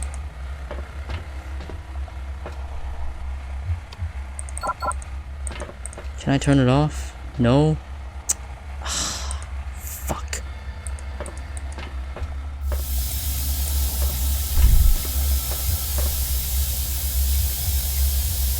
How do I stop the steam?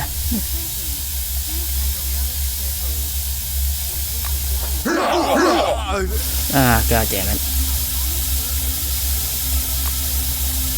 Ah, it's annoying as fuck. How do I get past this stupid steam?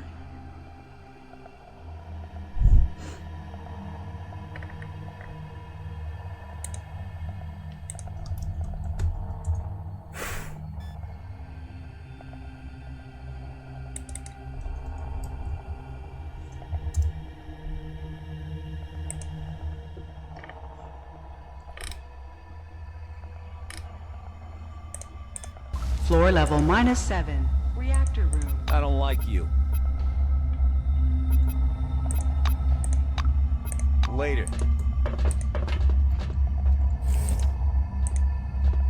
Oh my god, I have to do this shit again. That is annoying as fuck. I'm all ears. See ya.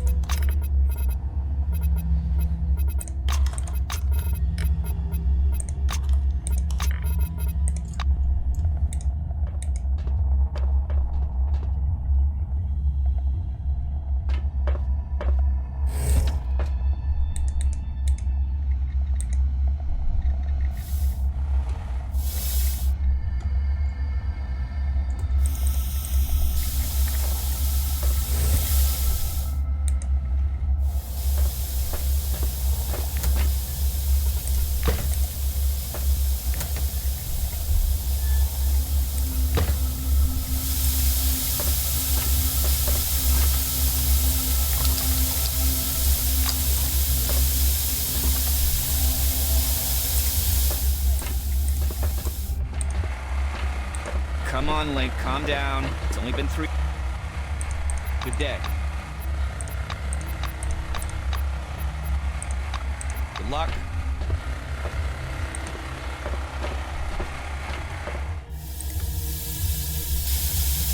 How do I stop the steam pipe?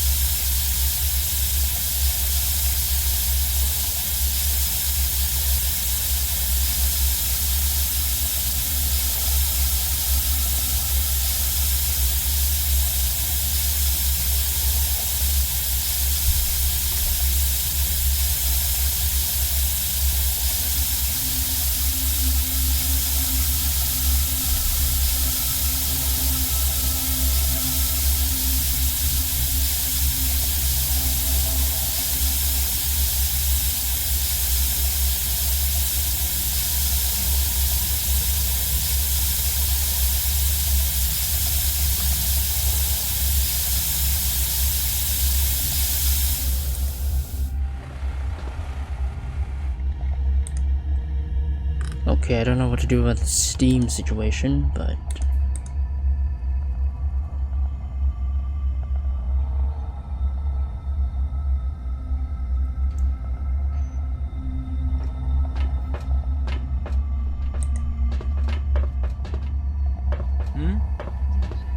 Yes?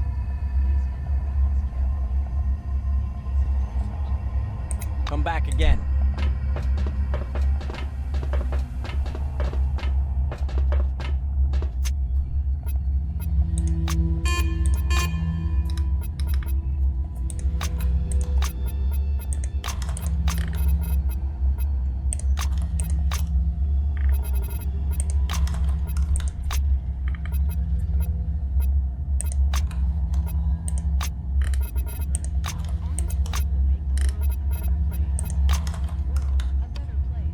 Okay. Necessary to maintain the operation of the converter. As soon as the converter ramps up, produces 10 kilowatts of additional power. Oh, nice.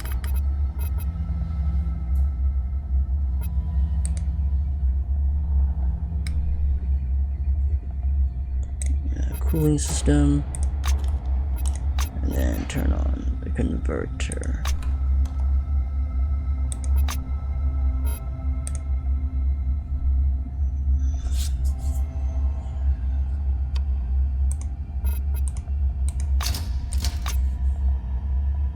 Looks like you fixed the power supply. Okay.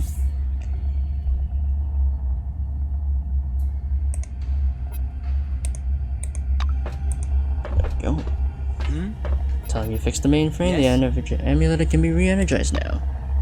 Clayton presses his hands to his chest again. That's so kind of you. That's so kind of you. Let me see, please. The blue goes to the terminal and studies the indicators and figures on the screen. He turns back to you. If I got the diagnostics correct, you will need the mechanical floor under the reactor room. It could be the wiring, but there's a 99% probability that a blown fuse is to blame. Alas, I can't go myself. I'll just stay and keep an eye on the figures. I'll be grateful you took this 450 amp fuse and replaced the blown one. With a guilty shrug, the blue hands you a small device. Come back again.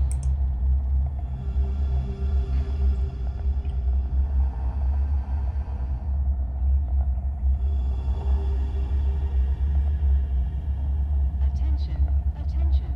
Please handle relics carefully. In case of damage, your life will be forfeit.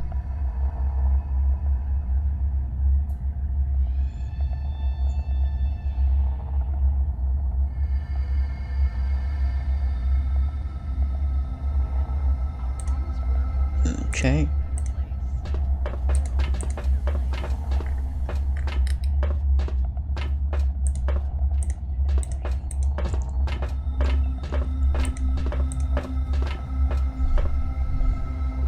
Yeah, I tell you need to repair some power circuits on the mechanical floor. Good luck.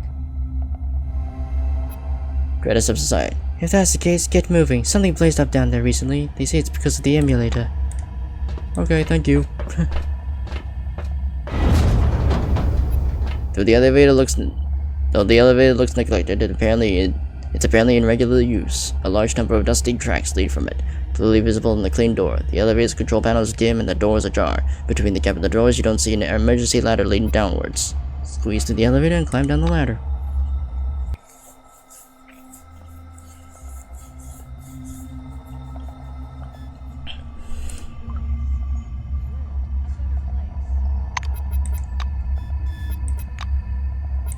Be right back.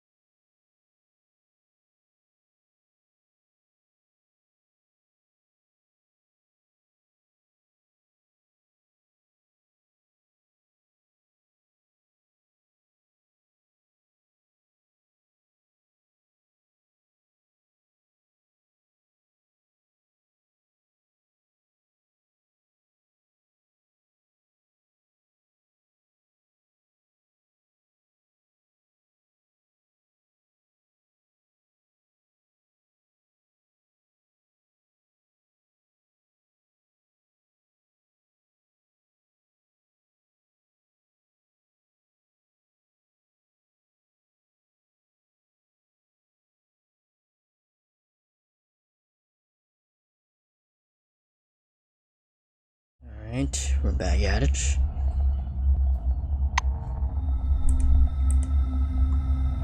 So I just looked up the solution to the Steam situation.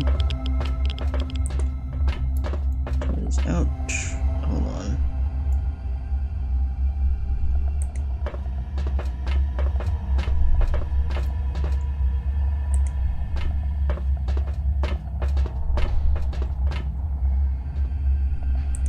Jeffrey Gallo. Oh, it's level 15. A large and healthy-looking elderly man wearing a blue-winged boiler suit stands a bit apart from the others. The badge on his jacket reads Jeffrey Gollum, Technician. Come on, don't be shy. Cage with rat. He approaches you and offers his hand. Jeffrey, I'm taking bets and making sure no one breaks the rules. Ask him how the races in the reactor began. Blue pauses thoughtfully. What can I tell you? It all began as a joke back in '73. The joke got out of hand, as you can see, and now this rat race is a real sport. Alright. It's nice chatting. Preparations for the race are going full steam on black and white screens.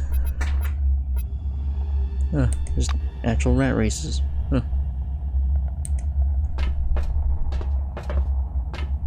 The white woman looks completely out of place amongst the gaggle of gamblers and breeders, but still there she is. Her shiny badge says Azalea Blanchett, entomologist. A huge cockroach is perched in the enclosure at her feet, as if to confirm the title of her badge. Greet your colleague. Blanchett is looking at your badge. Colleague, there are only 4 specialists in entomology under the dome, and you're not one of them, so no, we're not colleagues. Ask her about the cockroach. About the rat. Azalea corrects you.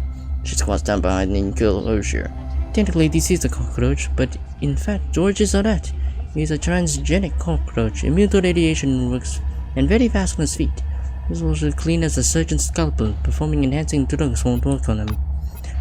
The white strokes the animal's glossy back. Anyway, I gave the committee all the necessary paperwork to prove that he is genetically a rat. So here we are. So what are you doing here? She gives you a tired look in response. This is obviously something she's been asked many times before. Conducting research, earning money, generating endorphins as my therapist recommended.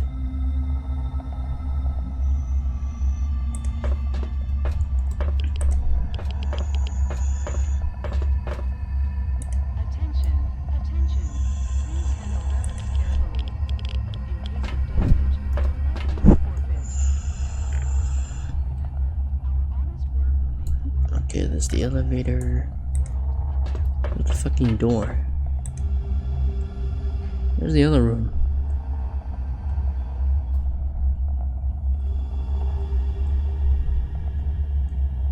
I could have sworn there was another room.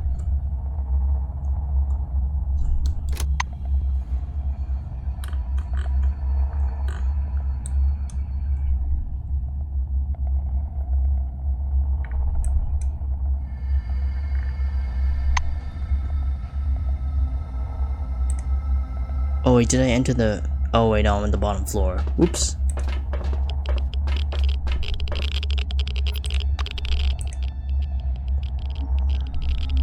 Oh wait, I am on the bottom floor. Oh, I just realized that. Alright. This switchwatch seems newer than others. Looks like it was installed not that long ago. As you approach, you smell something burning. Distinct black pockets visible at the edge of the metal cover. Change the fuse. You extract the melted fuse and insert a new one. A small green indicator beside the fuse comes to life immediately. A quiet hum can be heard. A skinny blue and a rumpled pig cat greets you as you approach. His voice is devilishly quiet. You can barely make out what he's saying. His badge reads Vito Geniverse. Ask about his rat. Vito lifts the rodent out of the enclosure. Its body begins to hang limply in the hands as if feigning death, while its eyes dart fearfully in every direction. Don't touch her. Cherry spooks easily. I know she's little, but don't worry about that. Someday she goes like a bullet out of a gun. See you later. So, where were we? Good luck. Huh. This, without a doubt, is a gigantic cockroach. You can say that with 99% certainty. Nevertheless, George the Rat is painted neatly on its shiny carapace.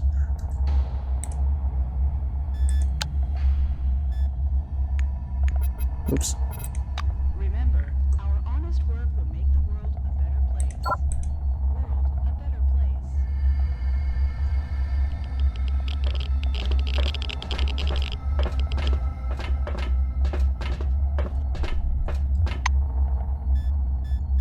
Okay, it's not that bad.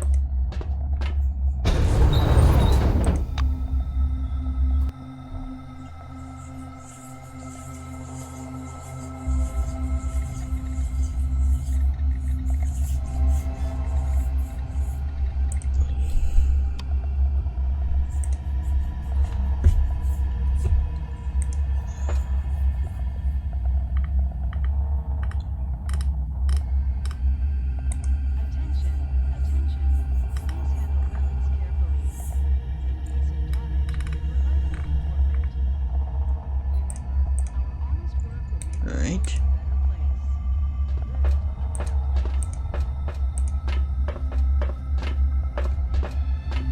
Wow, look what the wind blew in. The electrician greets you with a long, firm handshake. Everything's working again. I'm so grateful. Show him the blown fuse. Clayton frowns as he examines the melted device. This is either stupidity, gross negligence, or malfeasance. This is a 400 ampere fuse. No wonder it's blown.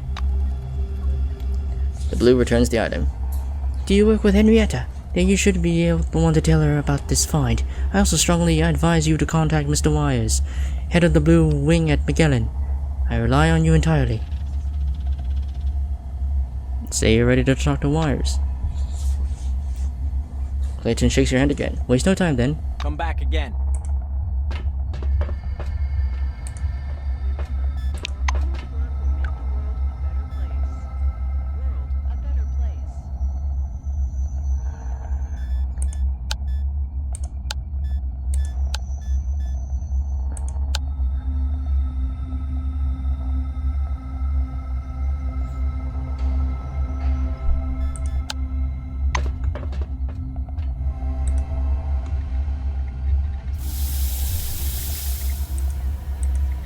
Yeah, I had to go here to turn off the the steam.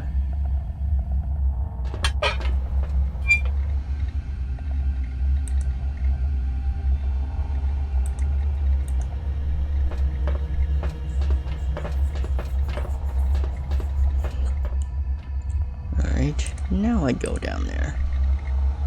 That fear of getting absolutely fucked up.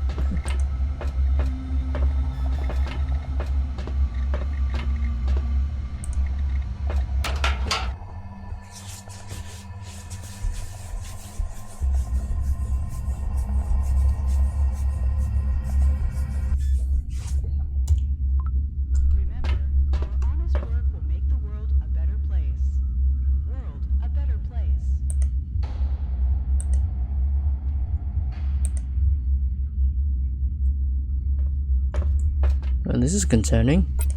Attention, attention. Please handle relics carefully. In case of damage, your life will be forfeit.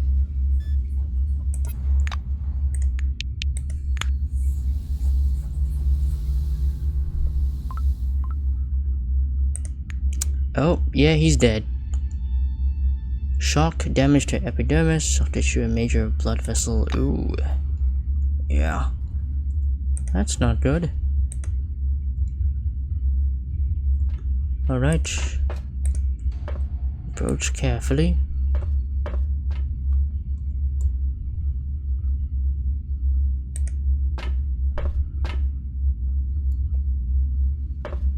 Trump. Okay. Please handle relics carefully. In case of damage, your life will be forfeit. Well, combat time.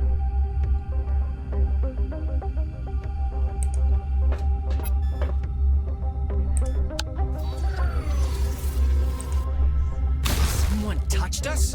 Covered our place with their scent?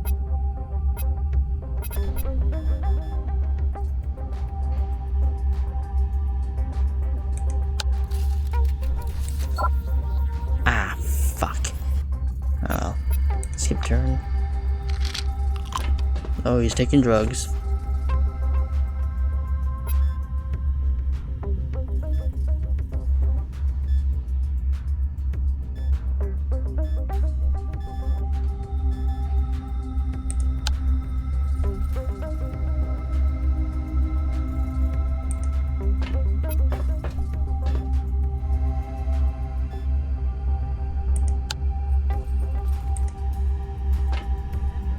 Someone touched us?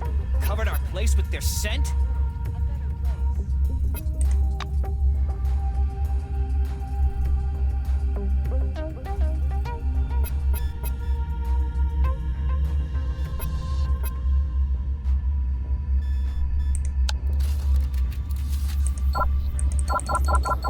What's the range on this?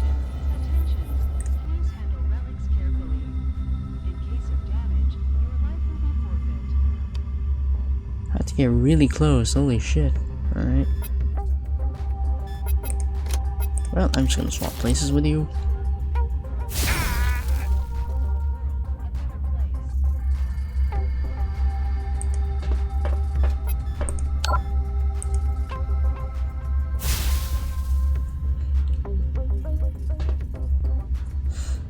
Good old-fashioned fist fight. Respect. Alright, sweep. Oh, god damn it.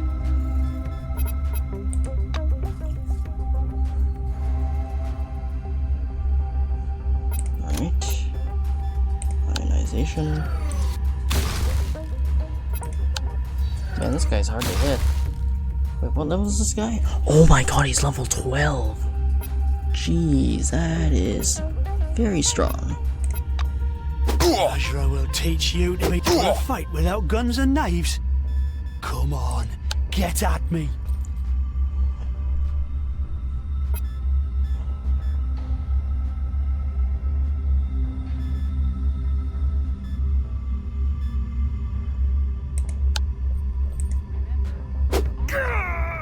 Nice. There are traces and fractals, traces and fractals. Okay.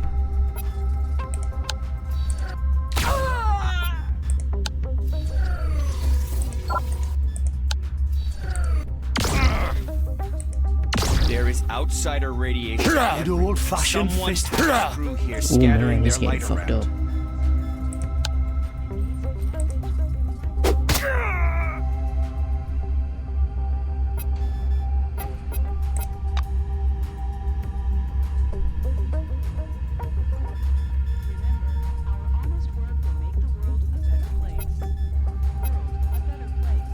Oh damn, he's pretty low on health. Okay. Just keep blasting him.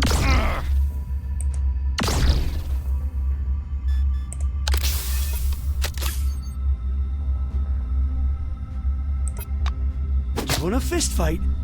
A fight without guns and knives.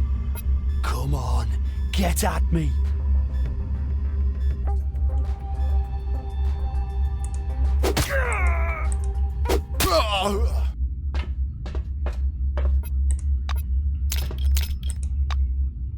Okay, well, I'm gonna treat you. You definitely need it. There we go.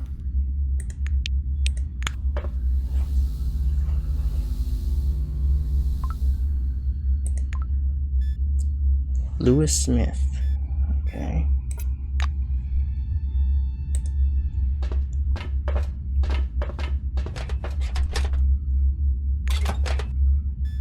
Matches.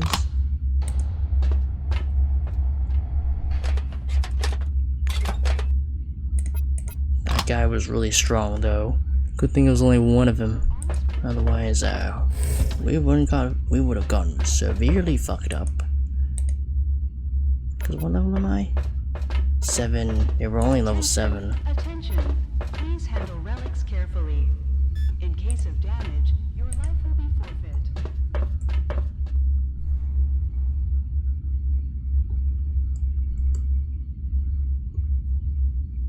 Where's the exit?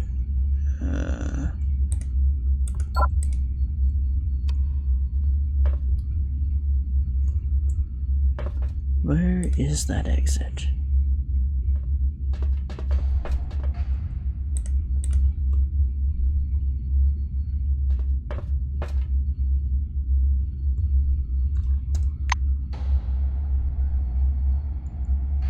Oh, it's on the other side, probably.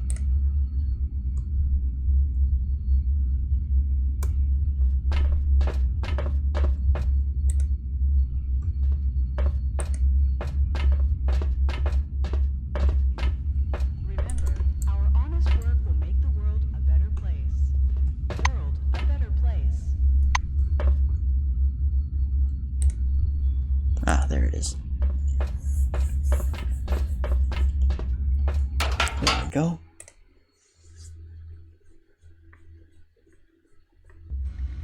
Attention, attention. Please handle relics carefully. In case of damage, your life will be forfeit. Alright.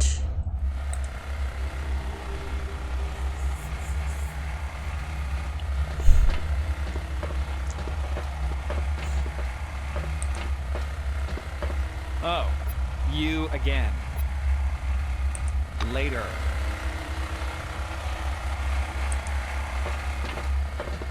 Oh, you again. Tell him about the afflicted inside the vent. Link obviously thinks you're an imbecile. That's a baloney.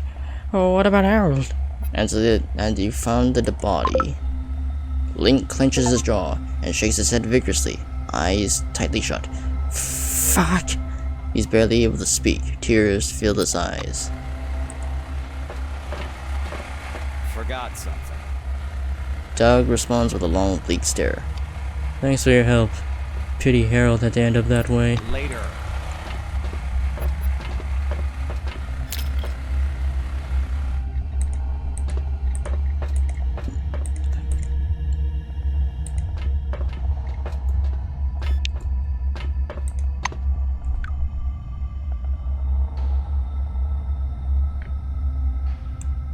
Clayton Montgomery.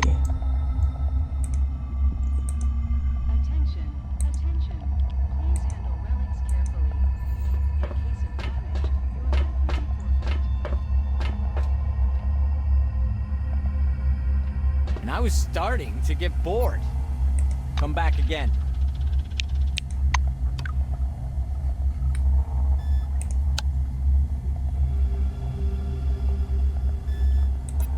Just need to find Raina.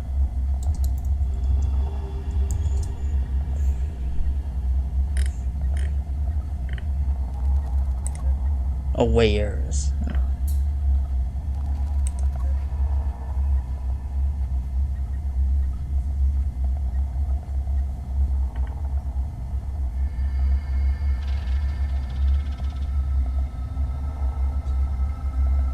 He's in the pub on the administration level. Okay.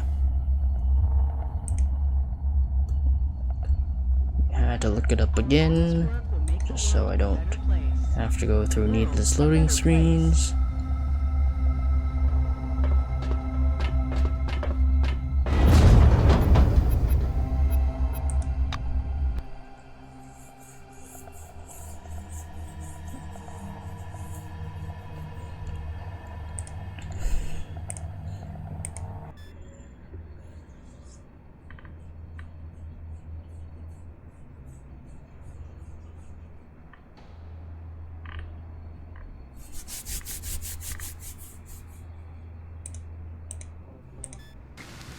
Floor level, -6, administrative sector.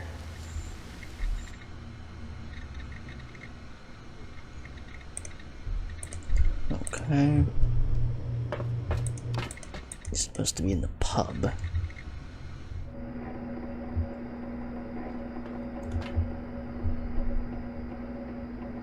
Tristan language. What the fuck? Is he not supposed to? Where's Wares?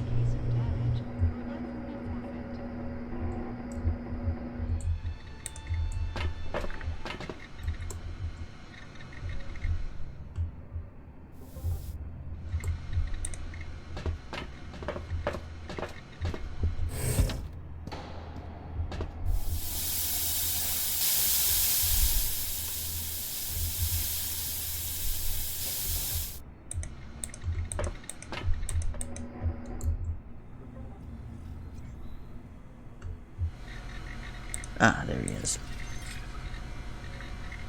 He's the manager.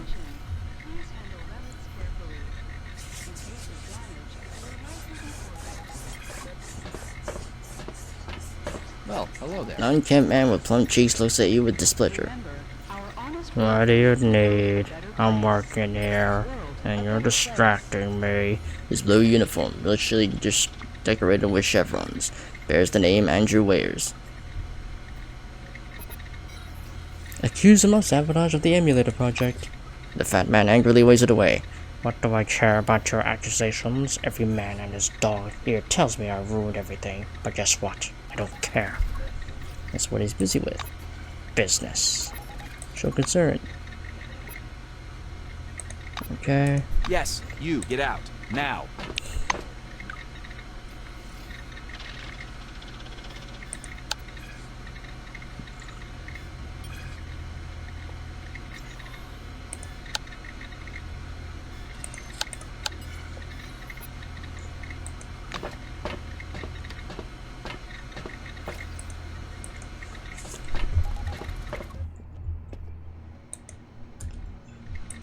Someone's been sabotaging and we don't know why.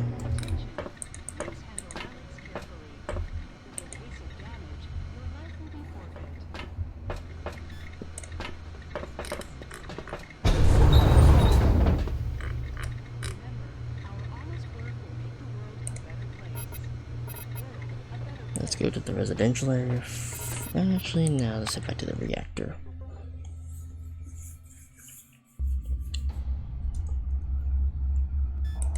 Floor level -7.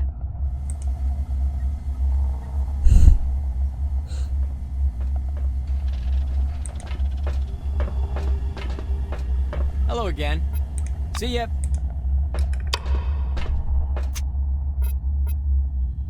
Control the situation, try to energize the emulator.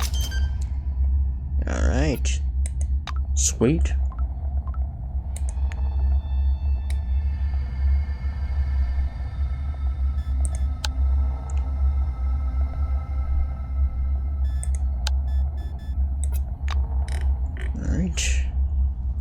Alright, now let's head to the residential area.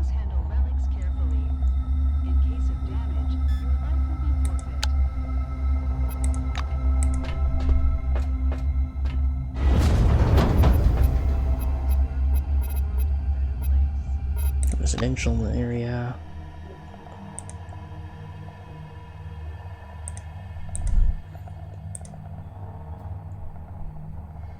Floor level -5. Living quarters. Room 2, where the apartment is.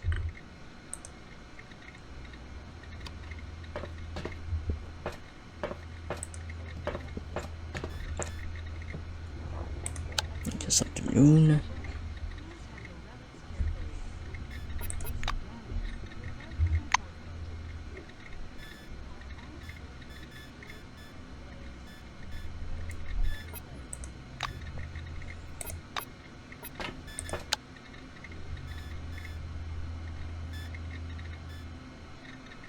Okay.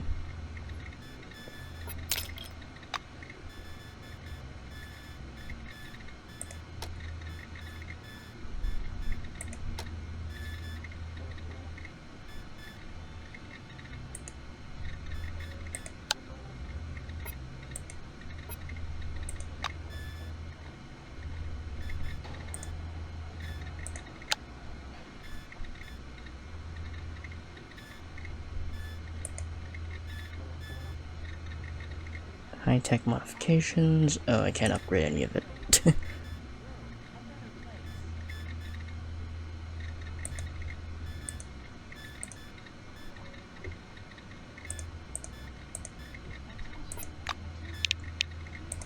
Okay.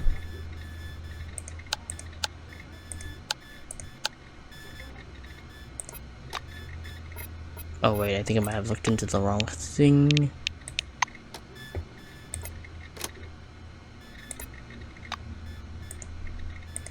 Or maybe not.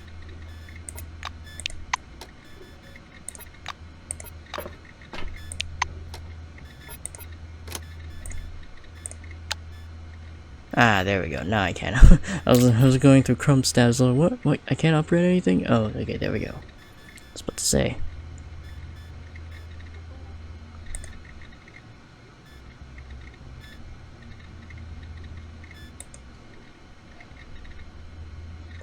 I think I might as well go and upgrade this one.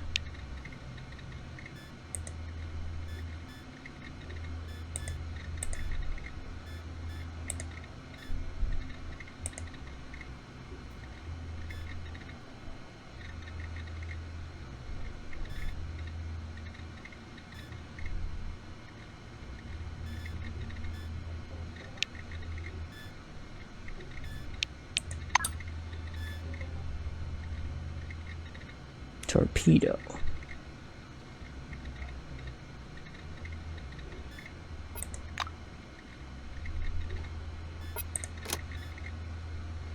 Alright. I do more damage now with this, which is good.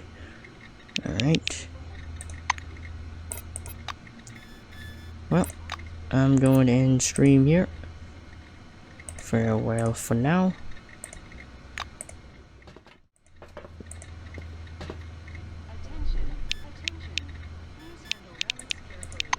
And see you in the next stream.